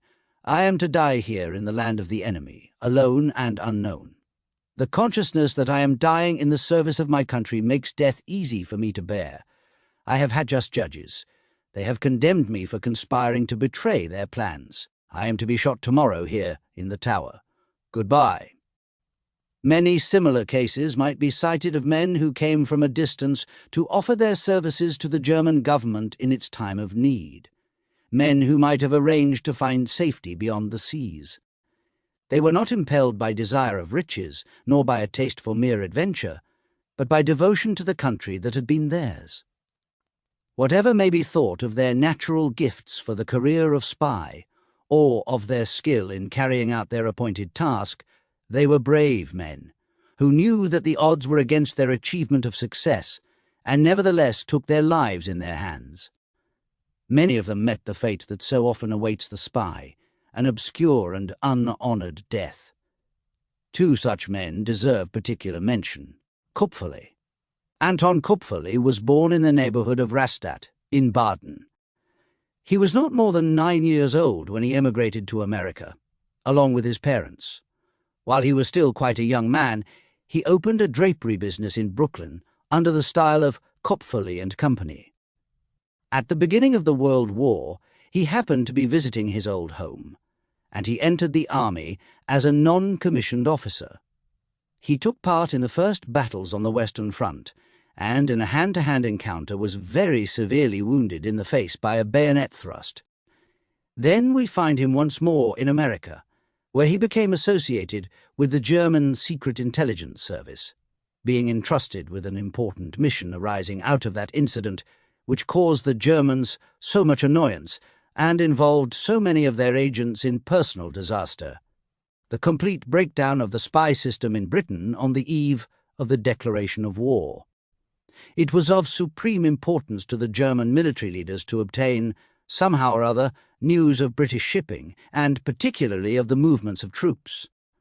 Kupferle was therefore instructed to go to England and to send his information to a certain address in Holland. On February 4th, 1915, he started out from New York upon this hazardous adventure, embarking as an inoffensive American businessman on the White Star liner Arabic. Toward the middle of the month he landed at Liverpool, but though he was, of course, provided with an American passport, scarcely 5 days had elapsed before the British counter-espionage was at his heels. In London, the postal censorship had been functioning with marvellous reliability and thoroughness from the early days of the war, and one of Kupferle's letters, addressed to his principal in Holland, had excited suspicion. The contents of the letter did not appear to include anything to arouse special attention. There was merely an intimation that he would be going to London on business, and expected, at the end of the week, to be in Rotterdam. But the censor's sharp eyes had noticed, scarcely perceptible between the lines, the traces of invisible ink. When this had been rendered legible, no very difficult task, there was revealed in plain brown characters a description of all the British warships that the writer of the letter had met on his way across the Atlantic. The secret text concluded with the words, "Tomorrow to Dublin." So Kupfel betook himself to Dublin, without being in the least aware that Scotland Yard men were watching his every step. From Dublin he wrote another letter, and then made for London, where, a few days after his arrival, he was arrested. As in Lodi's case, all the customary ceremonial was observed at his trial, which took place in London. He stood there in the dock, as a civilian, with black frock coat tightly buttoned, over and looking round intently with his undismayed blue eyes upon the august assembly. As he was found in possession of writing paper exactly similar to that used for his incriminating letters, of a pen with dried lemon juice still sticking to the nib, and of a bottle of formalin, his case looked pretty hopeless. The first day's proceedings followed the usual course, and on the second day a strange thing happened. Judge, advocates, clerks, all were present. Only the accused did not put in an appearance. Something quite unforeseen had occurred. Just before the trial should have been resumed, the warder in charge of Kupferle's cell in Brixton Prison suddenly heard a strange noise. He looked through the grating, but to his astonishment, he could see no sign of the occupant in his usual place. On opening the door, he was horrified to find that Kupferle had hanged himself from the bars of the cell window, having managed to make use of a scarf or of some other article of clothing for the purpose. On a slate was written a last message in which, among other things, the prisoner said, "They are giving me here in the United Kingdom quite a fair trial, but I cannot bear the strain any longer, and I am taking the law into my own hands. I have fought in many a battle, and death is a deliverance for me. I have faced my destiny like a man, but I do not wish to lie or to perjure myself." Like Lodi, he consoled himself with the thought that, like a soldier, he was giving up his life, and that what he had been done for his country's sake. Bushman. A few months later, fate overtook another young German in London, who was engaged there upon similar business. His name was Fernando Bushman. He too had lived much abroad, his youth having been spent in Brazil. Both in music and in engineering he had given proof of remarkable gifts, for, while he played the violin like a virtuoso, he had also achieved great success as a constructor of aeroplanes. In the year 1911 he had actually been allowed by the French government to carry out experiments at the Issy aerodrome with a machine, designed and built by himself. He was rich, for his wife was the daughter of a very wealthy soap manufacturer in Dresden. He had travelled all over Europe, visiting Vienna, Budapest, Berlin, Hamburg, Genoa, and Madrid.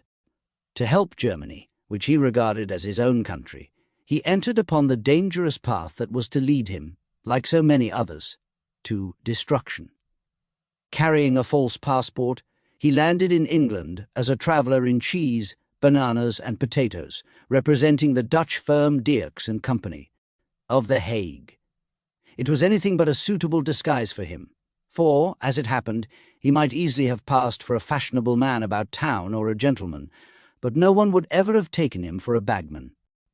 After a short stay in London, where, in order to cover up his tracks, he resided in various hotels and boarding-houses, and became a general favourite because of his violin playing, he visited Southampton and the dockyard town of Portsmouth in order to make the necessary observations. Very unfortunately for him, his financial resources were quickly exhausted, and, what was even more serious, the firm he represented, and to whom he sent a written request for money, had long figured on the British blacklist as suspect. On the strength of this letter addressed to a suspicious house, it was decided to arrest him at once and to take him for examination to Scotland Yard. They found upon his person letters from the German consul general and the German military attaché in Holland, as well as notes of observations upon British warships. On the 20th of September, he was brought before a court-martial, which sentenced him to be shot for espionage. He was granted permission to play his violin in prison, and during the night before his death, the gloomy corridors of the Tower echoed the sweet and plaintive melodies he drew from his beloved instrument.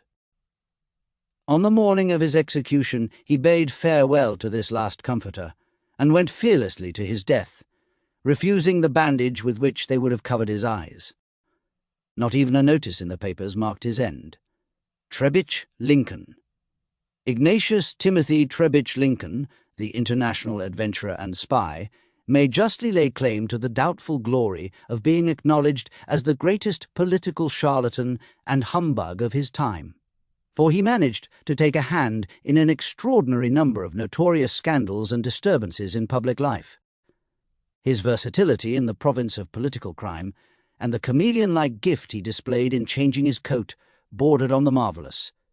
He was an actor, or, to speak more accurately, a quick-change artist, with the talent of a professional in the performance of all the parts demanded by his dangerous game, while the scenes of the amazing dramas in which he appeared embraced the continents. We find him not only in Europe, but also in America and Asia, as a journalist, political agent, priest, member of parliament, forger, double spy, Buddhist monk, and mandarin. What led him to adopt this many-coloured kaleidoscopic sort of existence? Was he merely cool and calculating, with an irresistible thirst for wealth acquired anyhow and at any cost? Was he impelled by morbid ambition to attain political power, and skilful enough, for a time, to choose the easy path open to him, by unexpected but favourable opportunity? Was he possessed by the love of adventure, the desire for exciting experience, the exhilarating enjoyment of danger? We cannot tell what it was that brought this remarkable Hungarian, for a brief period, into such a prominent position upon the political stage. This only we know, that his meteoric career was run on bluff, that it was as full of sensation as an American film, that it came to a sudden end, after all its brilliance, falling to earth like an exploded rocket.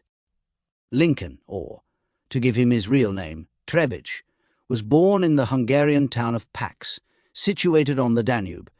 It was not a big place, but its trade was prosperous. There his father, who was a Jew in comfortable circumstances, had a thriving boat-building yard. Ignatius was a younger son, and as he was destined for the profession of rabbi, he received a very careful and thorough education. His chief intellectual interest was the study of foreign tongues. When he reached the age of 20 years, he set off on his travels, and presently arrived in London. Here he took a rather unusual step for a budding rabbi. He joined the Anglican Church. After a certain lapse of time he returned home, and found his father very naturally indignant at the conduct of his renegade son. Ignatius, therefore, found it advisable not to postpone too long his second departure. In fact, he left the house of his parents with all possible speed, and betook himself to Hamburg, where, in 1899, he changed his religious denomination for the second time, on this occasion going over to the Lutheran Church. By his brethren of this persuasion he was sent to Canada, as a missionary to the Jews. But, strangely enough, he had not long exercised his new functions when the mission was transferred to the Anglican Church, with the result that Trebitsch promptly changed his faith again. For some years he remained in that position of Anglican missionary, earning a reputation as a sound and able preacher.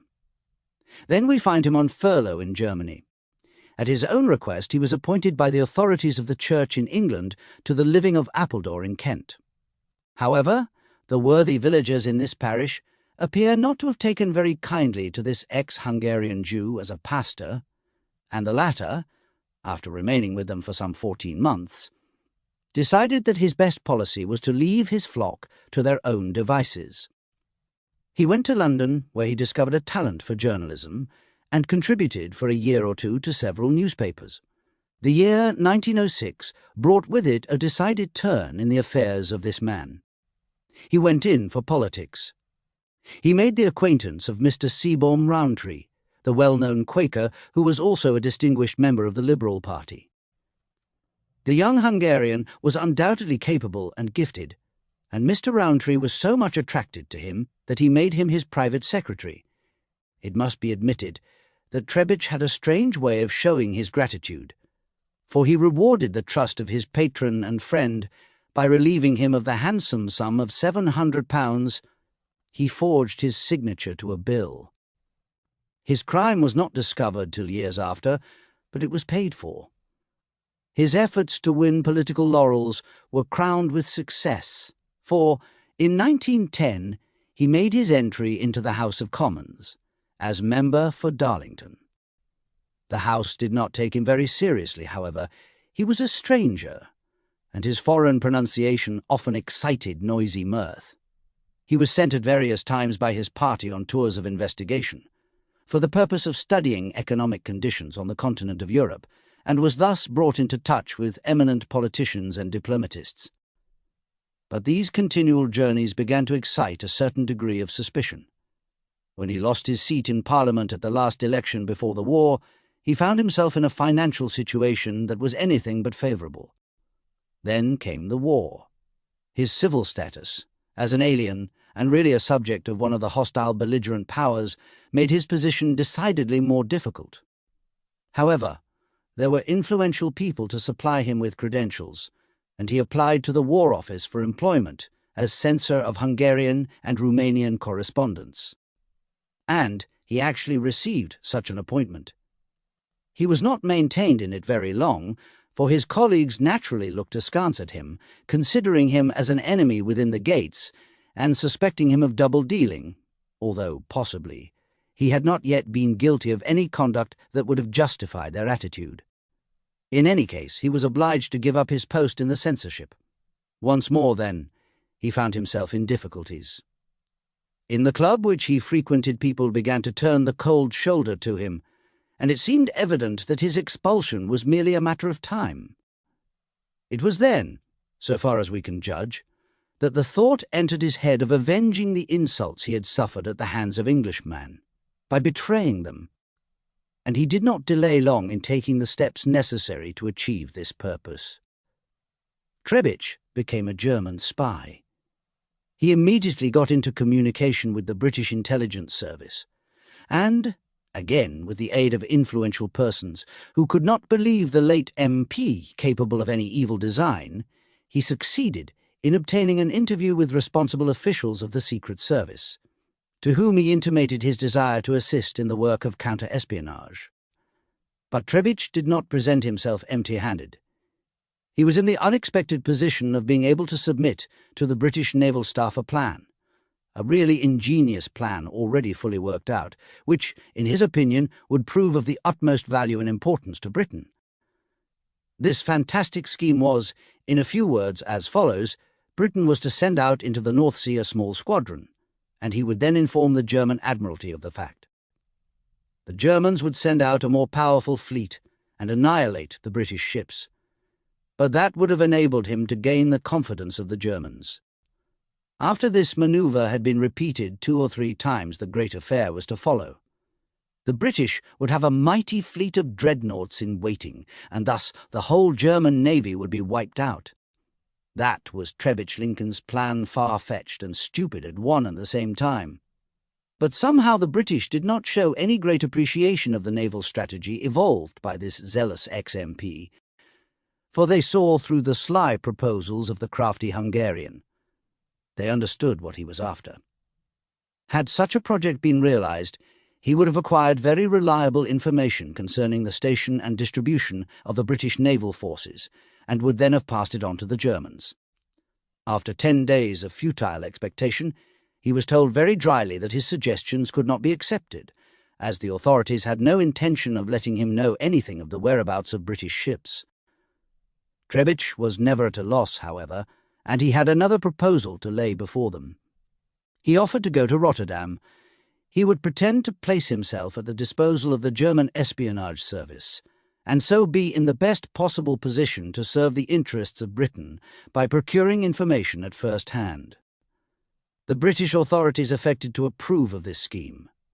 He was given his passport, and in December he went to Rotterdam, where he at once made advances to the German consul general. What he did not know was that his every step was being most carefully observed by agents of the British counter-espionage, who, before long, were quite convinced that it could not be Britain that he was working for. The information that he brought back from Holland was examined by Sir Reginald Hall, the chief of the Naval Intelligence Staff, and proved to be utterly worthless. He was kept hanging about for a week or two, and was then summoned to appear before the chief, bringing his passport with him.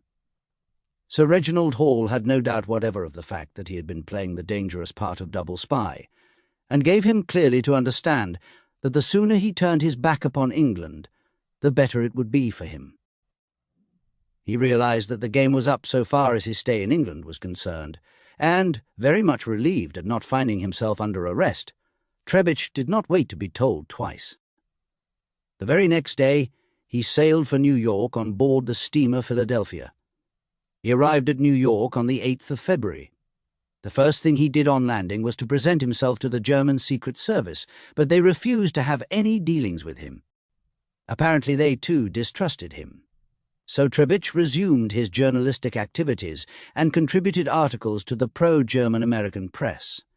In the meantime, his act of forgery had been discovered in England, and the British government made an application to the American authorities for his extradition. This was granted only after protracted negotiations. On August 4, 1915, Trebitsch was arrested and was at once conveyed to England, where he was tried and sentenced to a long term of imprisonment. His time expired during the summer of 1919, and on coming out of prison, he was to be deported to Hungary.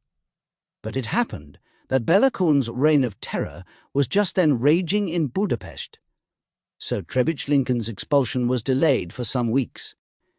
In September of that year, he was sent out of England, and found himself once more in the capital of his native land, where, however, the atmosphere proved, after a short stay, rather uncongenial.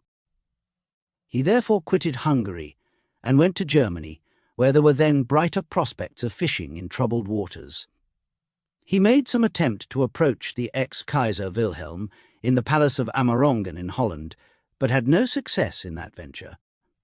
That did not stand in the way of his being taken up by the reactionary and monarchist circles of Berlin, who had grouped themselves round Kapp.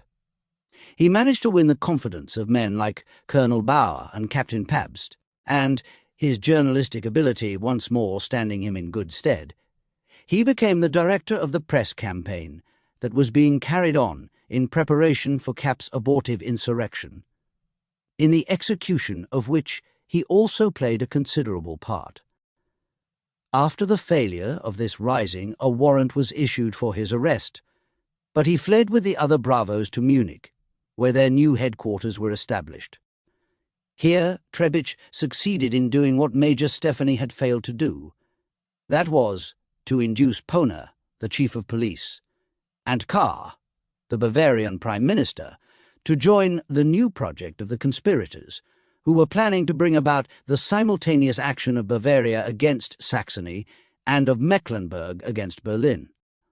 But as money, a great deal of money, was absolutely necessary for this purpose, Trebitsch received from the chief of police in Munich a false passport and went twice to Berlin, to interview Ludendorff or some other member of the initiated who had control of the funds required. The Berlin detectives were on the lookout for him, and were occasionally close at his heels, although the Bavarian police had expressly warned him to be on his guard against them. On the occasion of his second visit to Berlin, he happened to come across Captain Pabst, who was still in possession of a large sum of money remaining from the treasury of the original conspiracy in Berlin, and who also knew Ludendorff's secret place of abode, a lonely house in the forest, in the neighbourhood of Rosenhain. The two of them went to call on Ludendorff, where Major Stephanie also put in an appearance. It was resolved, for reasons of personal security, to transfer the headquarters to Budapest. The idea was that the Hungarian and even the Russian monarchists should be persuaded to interest themselves in the movement, and that the revolution should be organized and directed from Budapest and Vienna. On the 8th of May, a monarchist congress was to be held in Berlin. Trebitsch, therefore, betook himself once more to the German capital. But, for some reason or another, he was not very warmly received by the other partisans, who advised him that the police were after him and that he should make himself scarce. He followed their advice and disappeared, at least for the night, finding shelter in Trebin, a little town near Potsdam, in the house of a governess who had once been employed by him. Next day he was standing on the platform, waiting to get into the train for Berlin, when he was recognized and stopped by an official of the criminal police. Trebitsch got the latter to allow him to go back, under escort, to his own quarters, in order to pack his things. The attention of his warder being distracted for a moment, the prisoner took advantage of the fact to jump through an open window, and so he made his escape. But the police did have something to show for their trouble. One valuable piece of booty fell into their hands, a trunk containing the secret correspondence of the conspirators. Trebitsch remained concealed for a short time in Potsdam, being sheltered by a political sympathizer. Then he made his way by Frankfurt to his friends in Munich. Pohner, the chief of police, gave him a note of introduction to the Hungarian consul general in Munich, who was so well satisfied with his initiation into the immediate plans of his fellow countrymen that he supplied him with a guardian angel as far as Vienna, in the shape of a consular official. In Vienna his difficulties threatened to become serious, for he noticed that he was being followed by detectives. However, he found Gratz, the Hungarian ambassador in Vienna, quite willing to have a new passport made out for him, and he arrived without further molestation in Budapest, hoping to obtain congenial employment. Without any loss of time, he made the acquaintance of the deputies Gombos and Eckhart, and of Colonel von Pronay, the chief press agent of the Hungarian government. To them, he unfolded a plan that was comparable in value to the one he had proposed to the British Admiralty during the war. A large number of German soldiers, dressed as civilians, were to be smuggled into Hungary, and there to receive their military equipment, after which they were to be sent against Vienna and Czechoslovakia. Colonel Bauer, who had accompanied Trebitsch, had actually received from Ludendorff plenary powers to conclude a preliminary treaty with Hungary. But Colonel Pronay did not look with approval upon this mad project, which struck him as being risky in the extreme. The whole scheme ended in smoke. Trebitsch now understood that there was no further opportunity of using his talents in Germany and Austria, so he moved to Italy, trusting that, among the fascists, there would surely be scope for his activities. And he was not disappointed. There is still a dark veil of mystery surrounding the intrigues in which he became involved as a fascist, and perhaps this is not incomprehensible, if it be true, as has been alleged, that he had some connection with the murder of Matteotti. Then, for a fairly long time, nothing more was heard of him, until people concluded that he was dead, but it was not so. He had certainly shaken off from his feet the dust of an ungrateful Europe. The astonished world heard through the reports from an American correspondent in China that were being published in the New York World of a certain Chilan, said to be the political adviser of Wu Pei-fu, and to have organized the anti-British propaganda in China. At the same time, we learned that this Chilan was no other than the notorious Trebitsch Lincoln, who had found a new outlet for his energies in the turmoil of the Far East. With cynical frankness he had related to the American newspaper man the vicissitudes of his adventurous life, making no effort whatever to conceal his employment as a double spy during the World War. It will hardly astonish anyone who knows his previous history to hear that in China he had once more changed his religion and gone over to Buddhism. The last news of this incorrigible adventurer, that had interest for the world, was the announcement that he was returning from China to England. His son was under sentence of death for murder, and Trebitsch wished to see him once more before his execution. The British government was magnanimously willing to put no obstacle in his way. But as a matter of fact, the father was too late. During the course of his checkered career, he had many a time had vast sums of money placed at his disposal for various purposes of conspiracy and underhand work. To mention only one case, Lieutenant General Krauss had once opened for him a credit of $230,000. On this occasion, however, by the time he reached France, his financial resources were so completely exhausted that he was not able to pay the fare that would have brought him over the last short stage of his journey to London. He never saw his son again in life.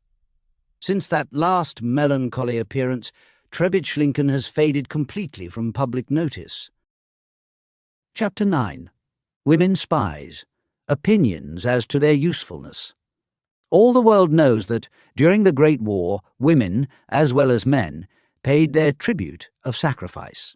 Many of them suddenly discovered that they had a heart ready to brave the fatigues and perils of the soldier's lot, and, boldly taking the rifle in their hand, marched with their brothers against the enemy. Hundreds of them, of all nations, fought in the ranks. In Russia, one especially courageous Amazon actually attained the rank of major, while in the Austrian army, whole companies of young Ukrainian women were enrolled. Another set of women brought more characteristically feminine qualities: beauty, cunning, and guile to the service of Mars, and, impelled by various motives, taste for adventure, greed of money, or even love of country, took part in the equally perilous career of espionage. The woman spy is indeed not merely an interesting character in fiction, or the fascinating heroine of cinema plays. She exists not simply in the imagination of authors of sensational criminal and detective stories, but, as many a case before the courts in peacetime, and numerous executions during the last war, go to prove, a very real being. Such women have been found in all nations and classes. For the most part, they have been adventuresses or ladies of the demi-monde, actresses, dancers, artists from the music halls and cabarets, and waitresses. But aristocrats, school teachers, seamstresses, and laundry maids also have been engaged with more or less success in Secret Service. While, however, the French, Germans, and Russians have often employed women for, after all, there are many problems of espionage that would appear to be most easily solved by prepossessing ladies of fashion or of humbler station. The British Intelligence Service seems less disposed to use them. During the whole course of the late war, we knew of no woman spy being directly engaged in the British service. Unsatisfactory previous experience, and observation of the failure of women in the service of other states, account, no doubt, for this attitude, which at first glance is surprising. A British naval officer once advanced a very interesting justification of the point of view. In his opinion, women are lacking in patience, method, and persistence. Worse still, they are indiscreet, and their heart is often stronger than their head. In proof of this, he quoted examples of women who, having been in the espionage service, had fallen head over ears in love with the person they were commissioned to watch, and simply repaid to their employers the money received, because they refused to betray their love. A young woman, very devoted to her chief, used to bring him the most valuable information, which had only one fault: out of love, it had been invented. As for the matter of feminine indiscretion, we have reason to believe that the British were ingenious enough, during the last war, to make a virtue of this weakness, by communicating in the strictest confidence to ladies of known garrulity news that was certain, sooner or later, to reach the enemy and to mislead him. For example, it was believed not merely in Germany, but in Paris also for a time, that several Russian corps had been transported via Britain to France, and it was even asserted that the Cossacks had been seen landing in Le Havre. This report was on everyone's lips, and probably had its origin in an act of deliberately misplaced trust on the part of the British Admiralty, a successful affair in Geneva. But that a woman spy is also able to render masterly service was shown by the French agent Thérèse Prévost. Some time before the war, the Russian government was very anxious to find out the identity and the names of a group of revolutionaries who had their centre at Montreux, on the Lake of Geneva. For this purpose they applied to the International Secret Service Bureau in Brussels. On this important mission, Thérèse Prévost, accompanied by a male agent, was sent to Switzerland. The young and beautiful Thérèse was to appear as an immensely rich heiress from Canada who was making a trip to Europe with her brother. The leader of the Russian exiles was known to the Russian government. His name was Golohovsky. He had a son 22 years of age, so the plan of campaign was not difficult to draw up. Soon, the young Golohovsky was seen daily in company with the fair Canadian, of whose wealth the wildest stories became current. She had been supplied with a fair sum with which to make a splash.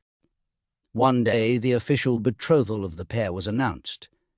It was to be celebrated by a sumptuous banquet, to which Thérèse insisted that all Golohovsky's Russian friends were to be invited. She was going to write out the invitations herself. But oh, those funny Russian names! It was impossible to spell them. So young Golohovsky, laughing, wrote out in his own hand the names of his friends and handed the list to his fiancée.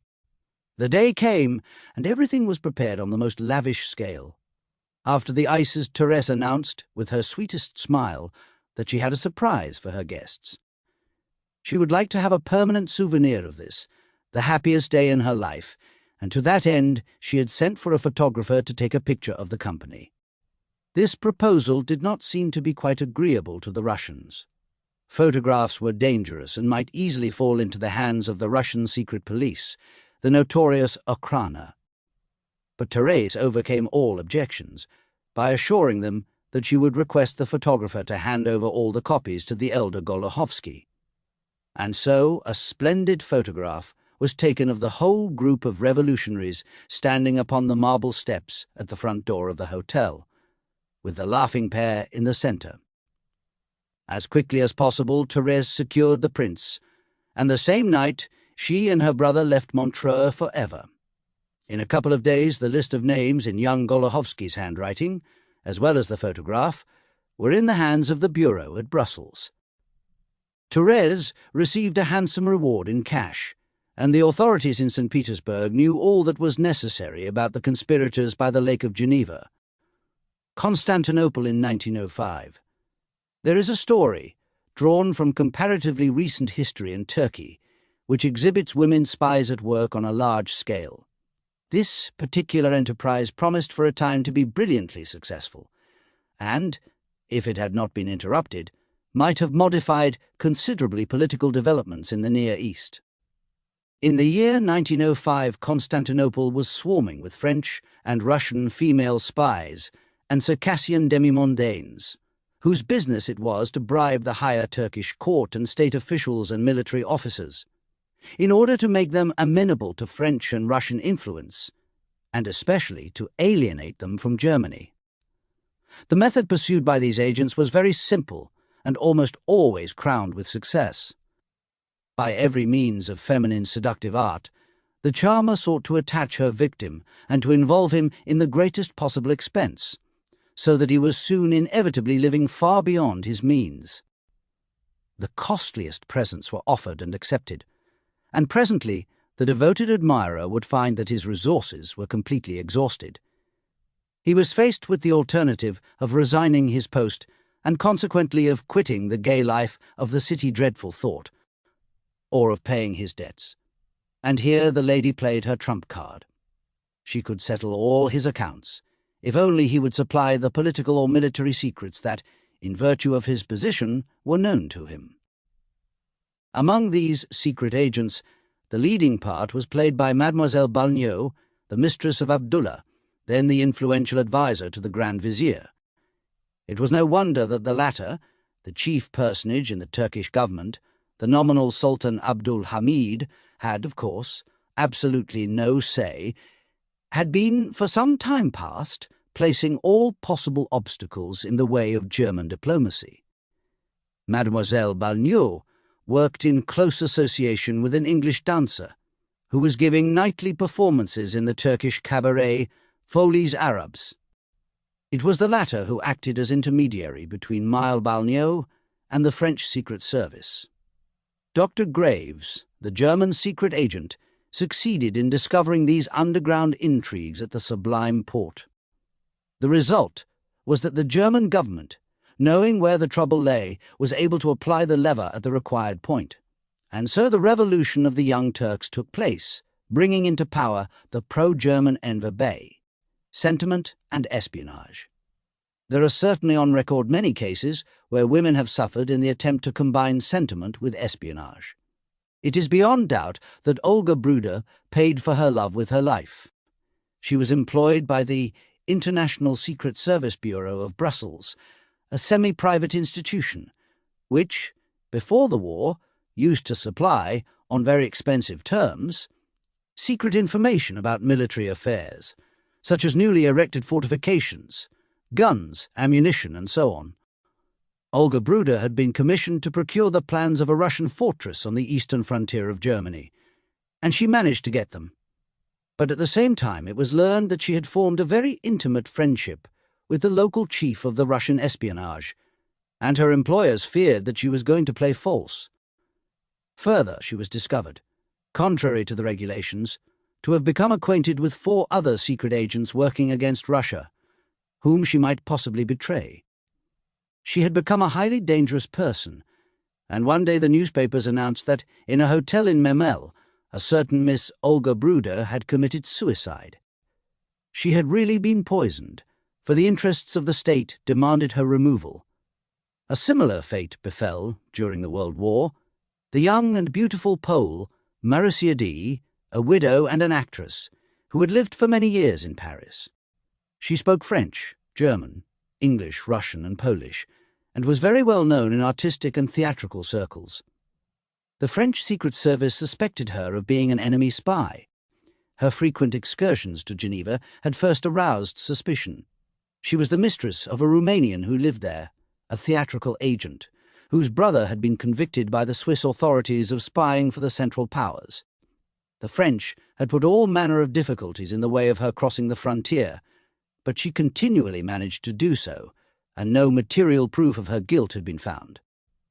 One day, however, they learned that she had written from Geneva to an acquaintance in Paris a letter in which she requested him to represent to the authorities that her presence in the capital was absolutely necessary in order to study a role in a play, of which he was to pretend to be the author. It was decided to get to the bottom of the mystery.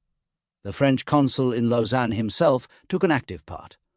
All at once he appeared to have fallen violently in love with Marussia, for he followed her every step. When she applied for a visa to cross into France, this was granted on condition of her submitting to a sort of quarantine and giving up all intercourse with the Romanian and his friends.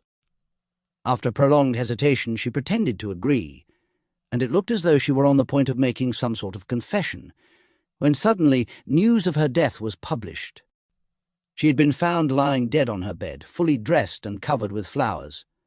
It looked like a case of self-destruction, but the Geneva police proved that she had been poisoned. The very evening before her death she had taken supper in a restaurant with a person known to be in the confidence of the French consul. Which country has her death upon its conscience will probably never be known. The disastrous consequences that do sometimes follow from female indiscretion are well illustrated by the case of a certain Parisian actress in the French service, who, during the Great War, was sent to Belgium in the interests of their counter-espionage. Her business was to make up to the German officers, but she found the Boches so agreeable that she determined not to return to the City of Light, and, out of affection for a blonde Prussian, she passed on her remarkably detailed knowledge of the French spy organization in the occupied parts of Belgium. The German Army Command was thus enabled at a given moment to demolish the whole of that section of the French espionage system. No less than 66 French agents were arrested. A heavy blow for the French General Staff, which, at a critical juncture in the war, was quite in the dark as to German plans, and became completely dependent, in this respect, upon the British Secret Service. One consequence was that the great attack made by the Crown Prince's army at the beginning of 1916 was more of a surprise to the enemy than otherwise it would have been, and this may partly explain the initial success then achieved by the Germans. Women in the German service. Among such women employed by the Germans, a few of the stars were the Great Unknown, dubbed the Red Tiger, the Polish Princess Wisniewska, the Swede named Eva de Bournonville, the demi-mondaine Mrs. Lizzie Wertheim, the little sempstress from Grenoble, Marguerite Francillard, the exotic dancer and cocotte Mata Hari. Of all these, only the first two escaped death or imprisonment. The Red Tiger. The most successful was the first named. She was a very remarkable woman of German origin, who occupied an extraordinarily important position in the secret service of the German army. She had the direct personal control of the agents and spies sent out to work against France and England. This fact, remarkable as it may sound, is authentic and is vouched for by no meaner authority than Colonel Nicolai, the chief of the German Military Intelligence Department, in his book Secret Powers. He uses these words, "In the German Military Intelligence Service, it was a cavalry officer belonging to an old family, and an exceptionally cultured woman, who proved most competent in dealing with the agents, even with the craftiest and the most difficult characters." Apart from that admission, a thick veil of mystery still surrounds this unique woman. Even the French and the English secret services, in spite of all their efforts, never succeeded in removing her mask or determining her identity. The French referred to her as Mademoiselle Doctor, the Queen of Spies, La Grande Patronne, that is, the Big Boss. To the English she was Frau Dr. Elizabeth, they supposed, on no very clear evidence, that her surname was Heinrichsen.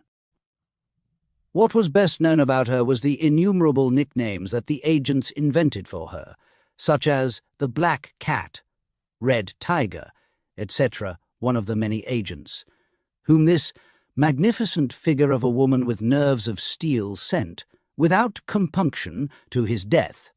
The Greek Koudoyanis describes her thus: "She is marvellously beautiful.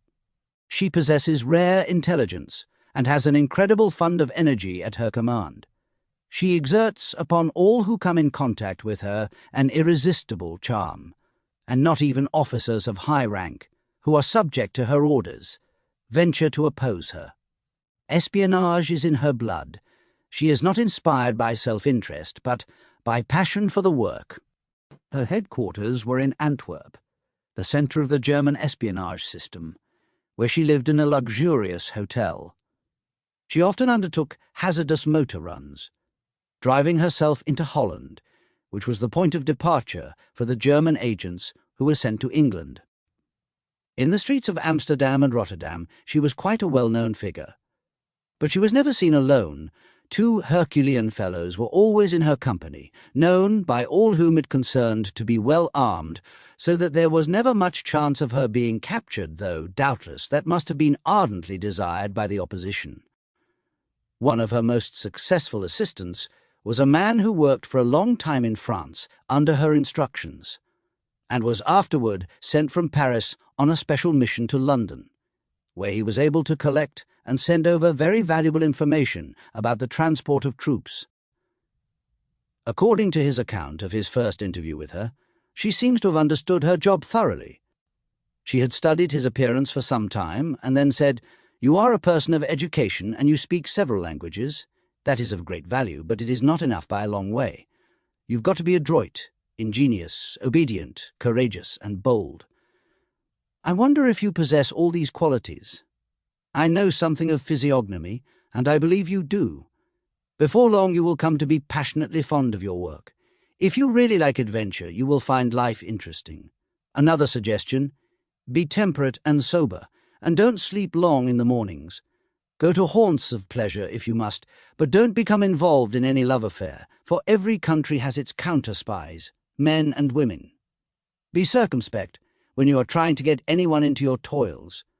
Study most carefully the character and the mode of life of the people whose company you keep. Try to impress upon your mind the topography of the localities where you are sent to work.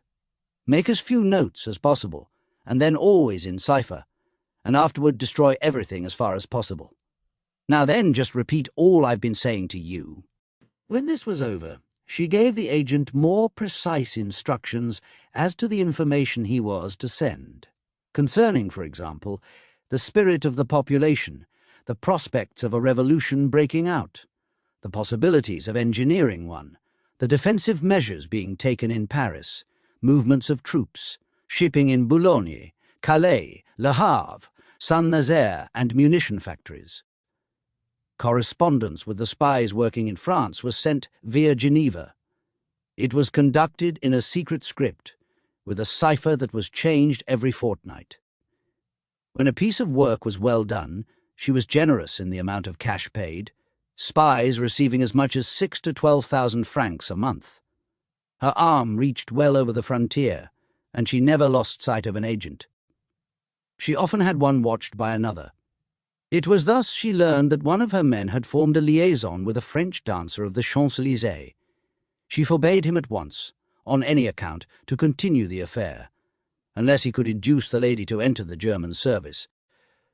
But in this case the warning was too late, for the dancer, though quite willing to amuse herself with him, was not in the least disposed to accept such a suggestion, and denounced him to the police, with the result that the imprudent lover was shot. This woman did not hesitate to hand over her own agents to the enemy, if she had any reason to distrust them, or to suspect them of playing the double game. With hope and fear, francs or pound notes in one hand, and a revolver in the other, that was how she kept her dangerous army of spies in check. Beyond doubt, this mistress spy, who, as she once put it, would not have exchanged her profession for a throne, was one of the most remarkable phenomena of the whole war. Her work was, in her eyes, romantic and intellectually a stimulus and a joy, but it dripped blood. Marguerite Francelade. Most of these women, however, neither achieved great success nor escaped the supreme penalty of failure.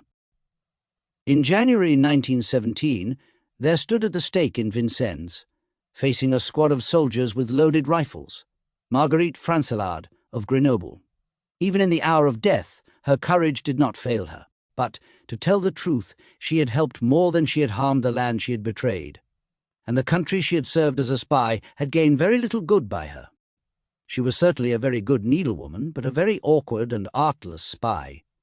The news that she brought, concealed in her basket, from Savoy over the frontier to Switzerland, was of very little use, because at the French frontier they soon found out why the fair Marguerite was so often visiting Geneva, where, she said, her fiancé lived. She was watched, and so served as the involuntary betrayer of all the agents who had dealings with her.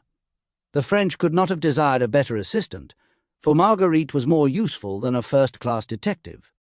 One day, however, they lost all trace of her.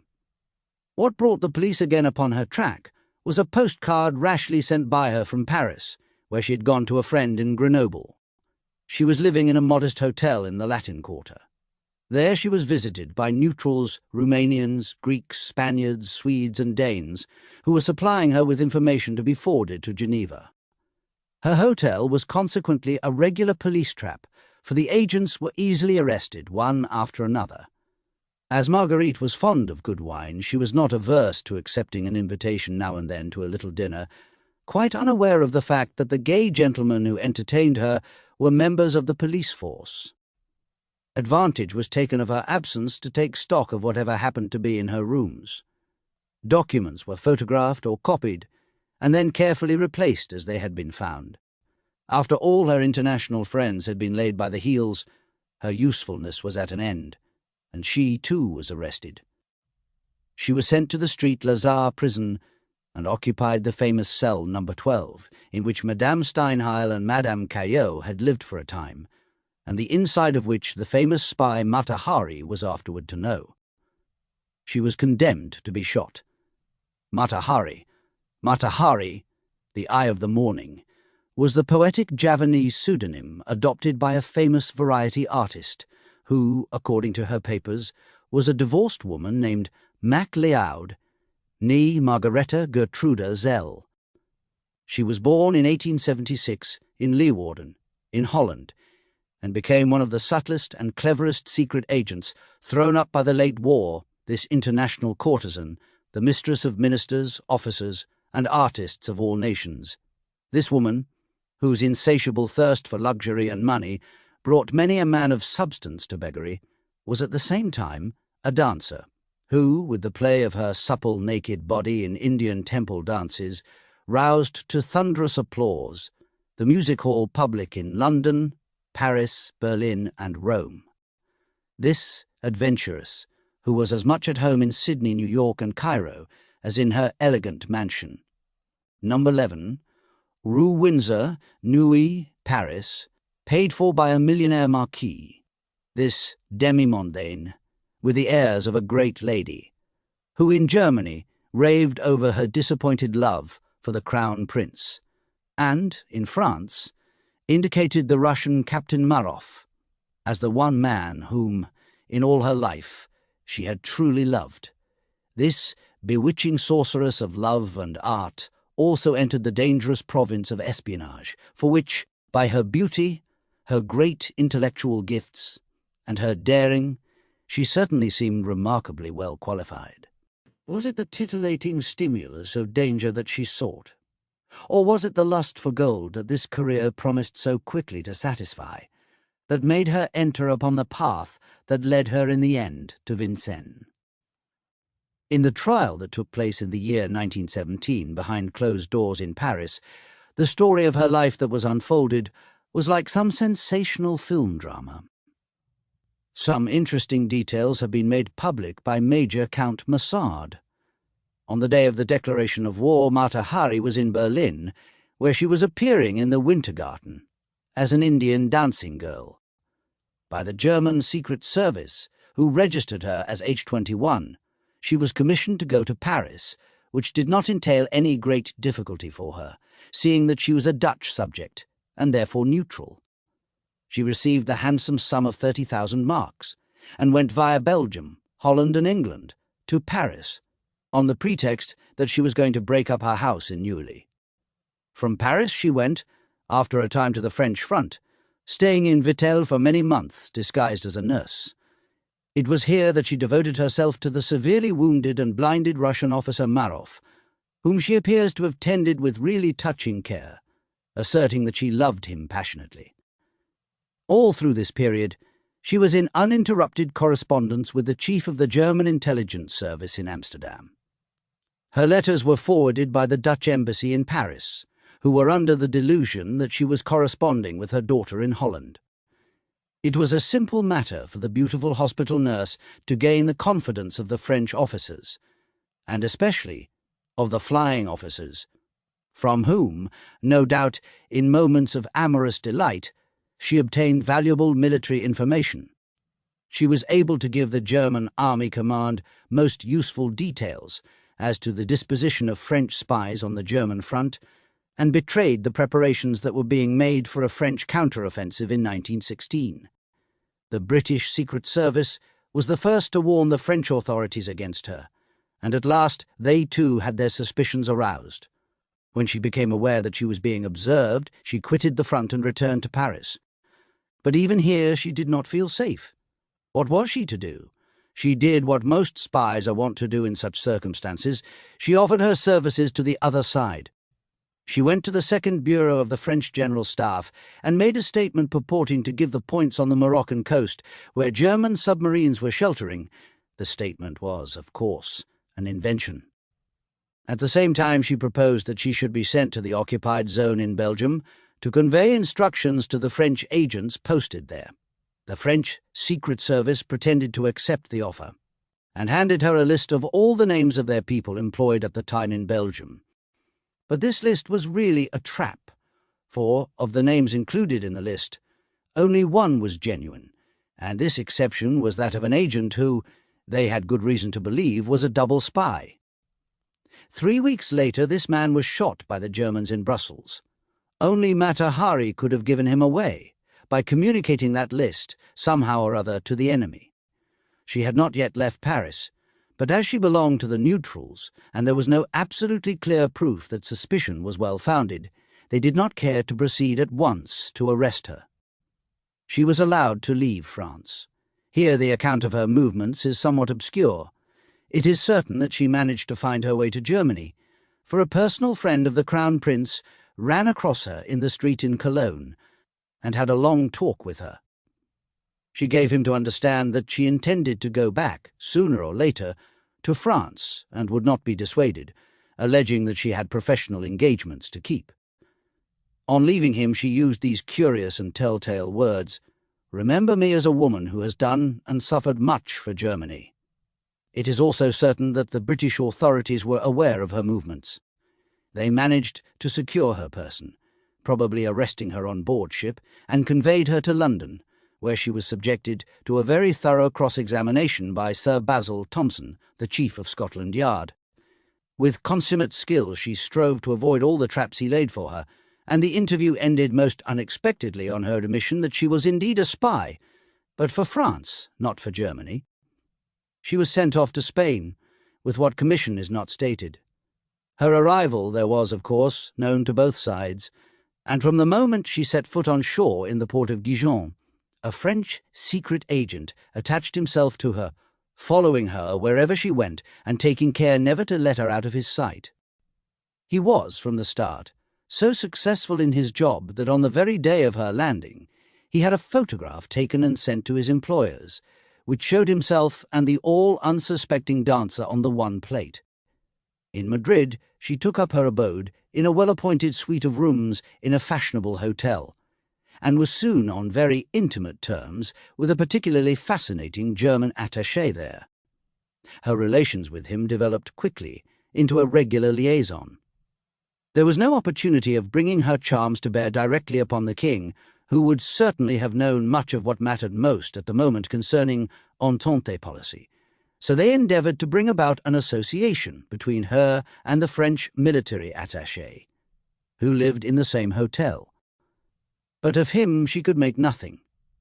Having been warned beforehand, he successfully repelled all the advances she made to him on every conceivable pretext. The German attaché gave the lady 1 or 2 dainty trinkets, but Mata Hari needed money, always money. So, as they could make no further use of her as an agent in Spain, it was decided to send her back to Paris, where in any case, as she had told her friend in Cologne, she wished to go. And it was then that the thing was done which sealed her fate. The attaché sent an urgent wireless message to the chief of the intelligence service in Amsterdam requesting him to have 15,000 pesetas paid to H21 by the intermediary of the Dutch embassy on her return to Paris. This wireless message was intercepted by the Eiffel Tower, and as the French were by this time informed of Mata Hari's letter and number, it was resolved to arrest her. She was allowed to return to Paris in order to receive payment due at the Dutch embassy, and almost immediately after she had paid this call the police conveyed her to the Street Lazare prison. The proceedings before the court-martial were not without dramatic episodes. Mata Hari made ingenious efforts to defend herself. She admitted quite frankly the various remittances from Amsterdam and her correspondence with the chief spy in Holland, whose mistress she said she was. But, she protested, it was not a question of espionage at all, but simply of a love affair. She had certainly been a courtesan, but never a spy. Her advocate, an old gentleman of 75, who appeared to be in love with her, and chivalrously lavished flowers and sweetmeats upon her, cited as a witness for the defence a French diplomatist who occupied a very exalted post in the Foreign Office. He had been her first lover after her divorce, and with him she had spent 3 evenings on her return from Madrid. He testified that the subject of their conversations had been Indian art. A very intimate document from a French Minister of War was read aloud and provoked in the court a significant smile. Apparently, Mata Hari had used these connections to give herself the necessary importance in the eyes of her employers. She was unanimously condemned to death, and heard the sentence with a convulsive sort of smile and a shrug of the shoulders. On the day before her execution she was dancing in her cell and took a bath. She had asked to be allowed to bathe in milk, but had to be satisfied with water.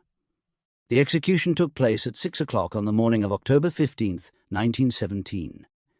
The Dutch government had vainly tried to intervene at the last moment, and, as vainly, her counsel had tried to obtain a reprieve by appealing to a certain article of the Criminal Code, affirming that she was pregnant by his agency.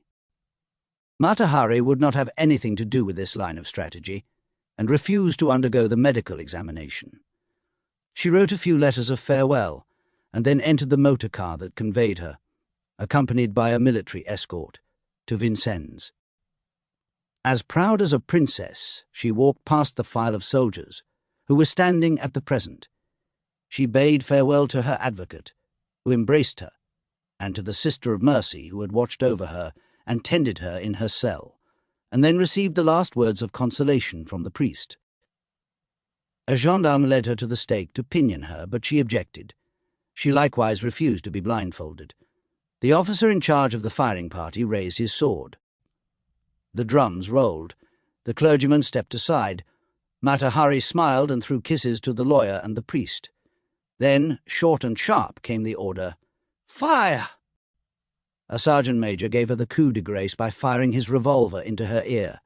The doctor certified her death. The body of the beautiful dancer and spy, once so ardently loved and admired, was thrown into a plain whitewood coffin. Finita la commedia.